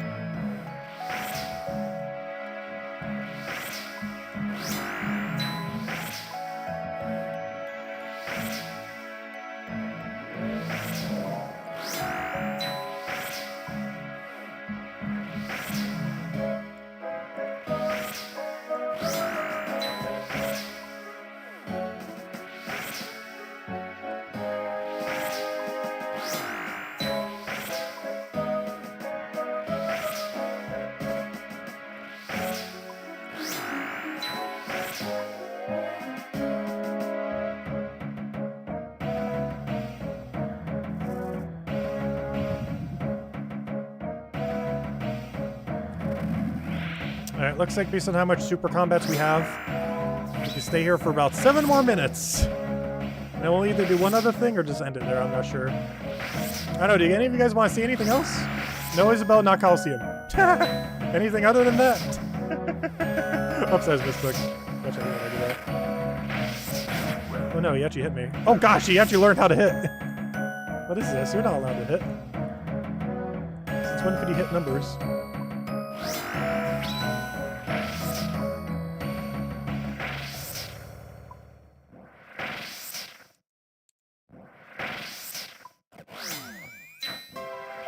Oh, another OG music. We're hitting all the initial ones.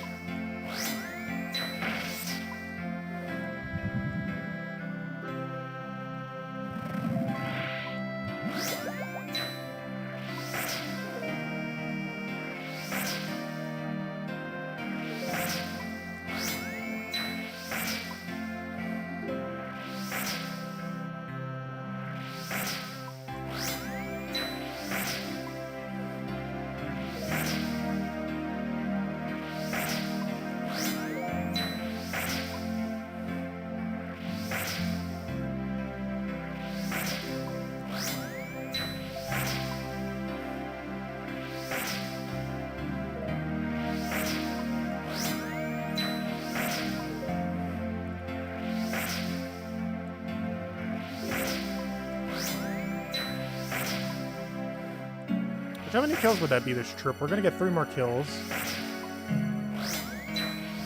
That brings us to... we started at 103. That would be 23 kills. So a little bit slow, but it's mostly because we were messing with the music. So we would have gotten 23 in an hour instead of 25. It's still fine. 2 kills slower for messing around with the music's not too bad.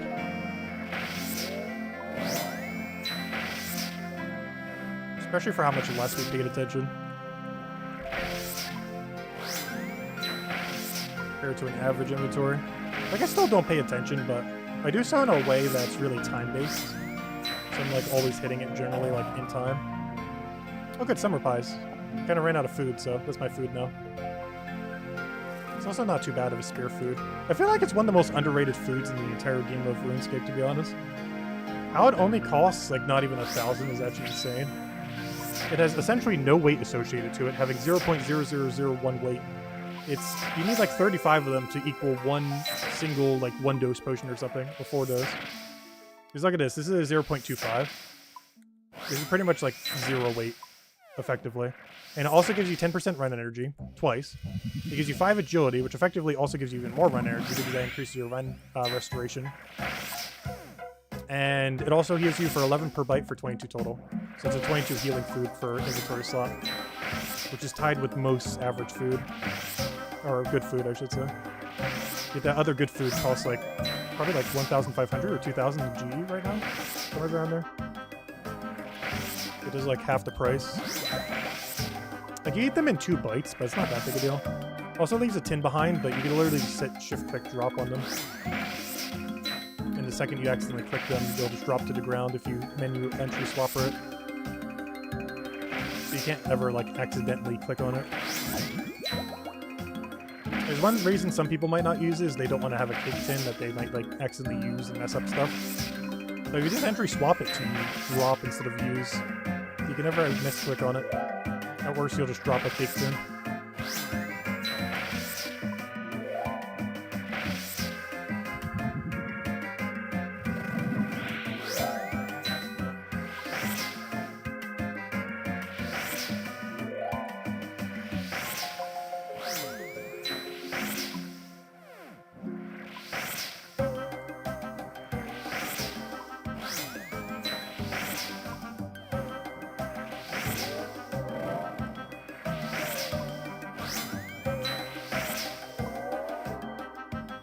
I'm not sure if I ever described what this other spell does, because obviously that thing summons a Thrall, but this other spell that we do might be a little bit less obvious. But it's giving us special attack energy back. There are very few ways to gain special attack energy back. There's also no special attack energy potion in Oldschool Runescape. It looks like Brighter Shores is going to have one though, which is going to be kind of insane. But it's mostly because it follows a more traditional system. Because it's going to have a mana potion. Which, of course, in RuneScape terms, is basically a special attack potion. Kind of. So it'll be interesting to see how that pans out in that game. Because I'm not sure exactly how the combat system's going to work. It's still something we don't really know too much about.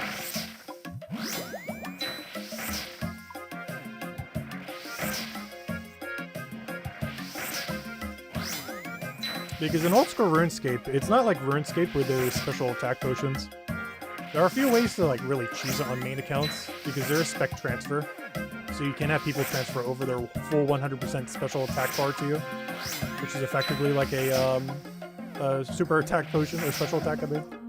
But on Iron Man account, there's no way to do that. The only way to currently gain more special attack on an Iron Man account is Death Charge.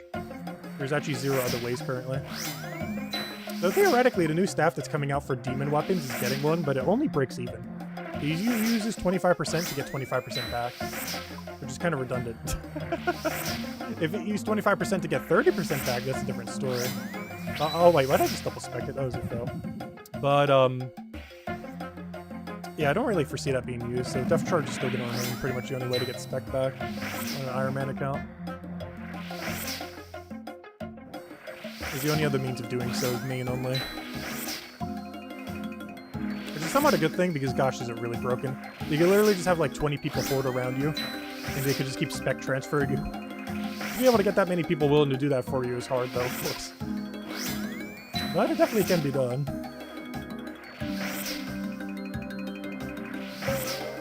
I'm curious how expensive a spec potion would be in this game though.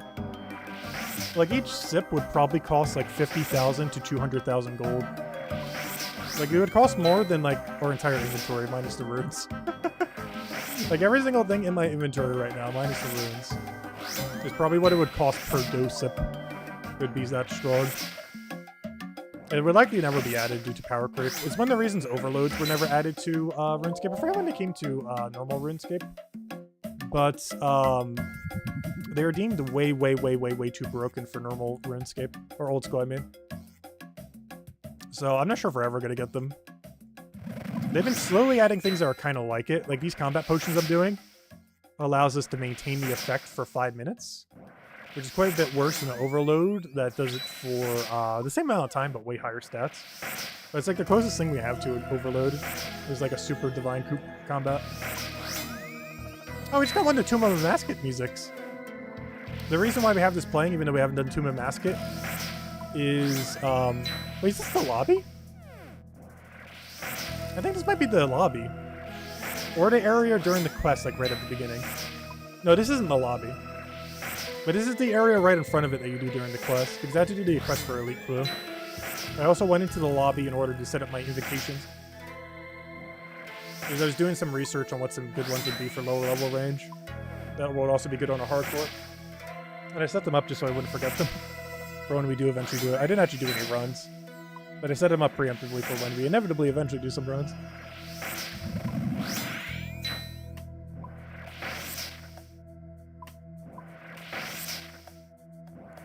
Alright, this will be the final kill we go for. And honestly, probably the last thing we do this stream as well. Is this Cerberus? Yes, this is the Cerberus boss in this game. Which we are cheesing beyond belief.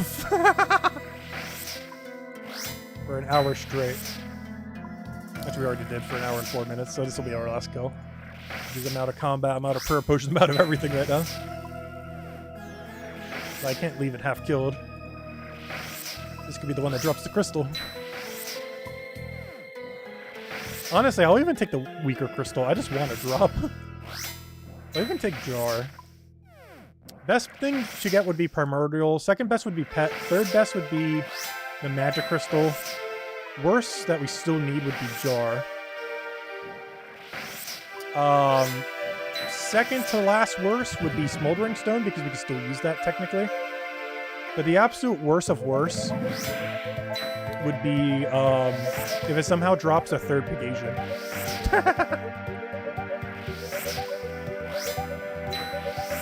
Don't you dare drop a third Pegasian. Good. I'd rather have nothing than a third Pegasian. There we go. Anyways. Oh, that's Cerberus. Cheese beyond belief. 24 kills in a little over an hour. It's 25 kills if we're actually focusing the whole time in an hour with this setup. I know, because we keep having to do it. Because we're like 30 hours into Cerberus with no drop yet. We're still missing the best 2 drops. It's unfortunate. Also, it's double playing music. I hate when it does that. It's a glitch with RuneLite. It's playing 2 overlapped musics right now. Oh, no, it's playing none. That's weird. Anyways. But yeah, I think we'll end it there for now. We will be back. I don't know. When am I going to do something else? Let's see. We'll probably stream it again. I kind of want to stream it one more time before we go. Obviously, we'll be doing it when they add the new content, which is on July 10th. They'll probably do it a little bit later than that because I'll probably still be away around that time. But July 10th, they're dropping all this content, and I'm grinding them to the ends of the earth. Either on Slayer Task or off. I'll be doing them initially on Slayer Task. I'm going to get 2 Greater Demon extended tasks. And see how far that gets us. But depending on drop rate, and if you get full odds while off task, I might just do the rest off task after we do 2 of them. Because we really need all their drops. Most notably, Firelight, Scorching Bow, and Burning Claws. But, who knows, maybe like Staff is good. It definitely seems the least useful of them. But you never know, it might magically be the entire new magic meta for the rest of time, who knows. I highly doubt it, though. It seems a bit underwhelming for what it is, but you never know. Could go either way. Also, it will drive me crazy if I don't do this before we go, but let me go high alc all this. Oh, I need to be on standard spellbook. Where's my spellbook swapping thing? I'm going to go swap this out real quick. We'll go to standard. High alc that. High alc this. I'm going to get like 100k. This is what I was talking about earlier when I said like everything else in my inventory would be worth like a single dose of special attack potion.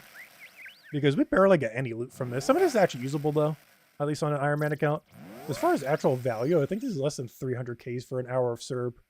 Like, this is what killing this boss for an hour gives you. I guess we technically got some runes, but you can also minus that from the fact we use runes, so us not putting runes here can also just go into the cost of us using runes. But yeah, we got like 280k. That is so low for a boss these days, compared to the average boss and what they end up giving. But it's because you do it just for the crystals, and the crystals hold all their value. But anyways, guys, we'll end it there for now. But yeah, we'll continue this game more later. We'll try to do it once before I go on break, but if not, you'll be seeing us at the Greater Demons from the Wall Gothic Sleeps quest. So next month we'll definitely be doing that. Where to go? We'll be doing Wall Gothic Sleeps. We'll be doing 2 whole Greater Demon tasks. We'll hopefully get every drop there.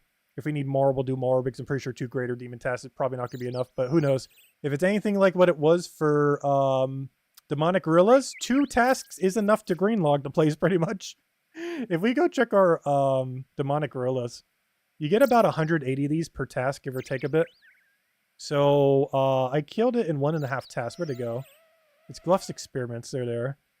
We got 4 Xenites in less than the drop rate for 1. The only bad thing is I never got Ballista limbs or heavy Ballista. So not only can I not finish this Ballista, I don't have the best one. And the worst part is if I ever want to green log this in the future, this looks really good from the perspective of get 4 Xenite quickly. But it's really bad in the perspective of heavy frame is the rarest one here. It is 1 in 1,500. If we go double over drop rate, we have to do 10 times more kills than we've done total so far. So that's horrible.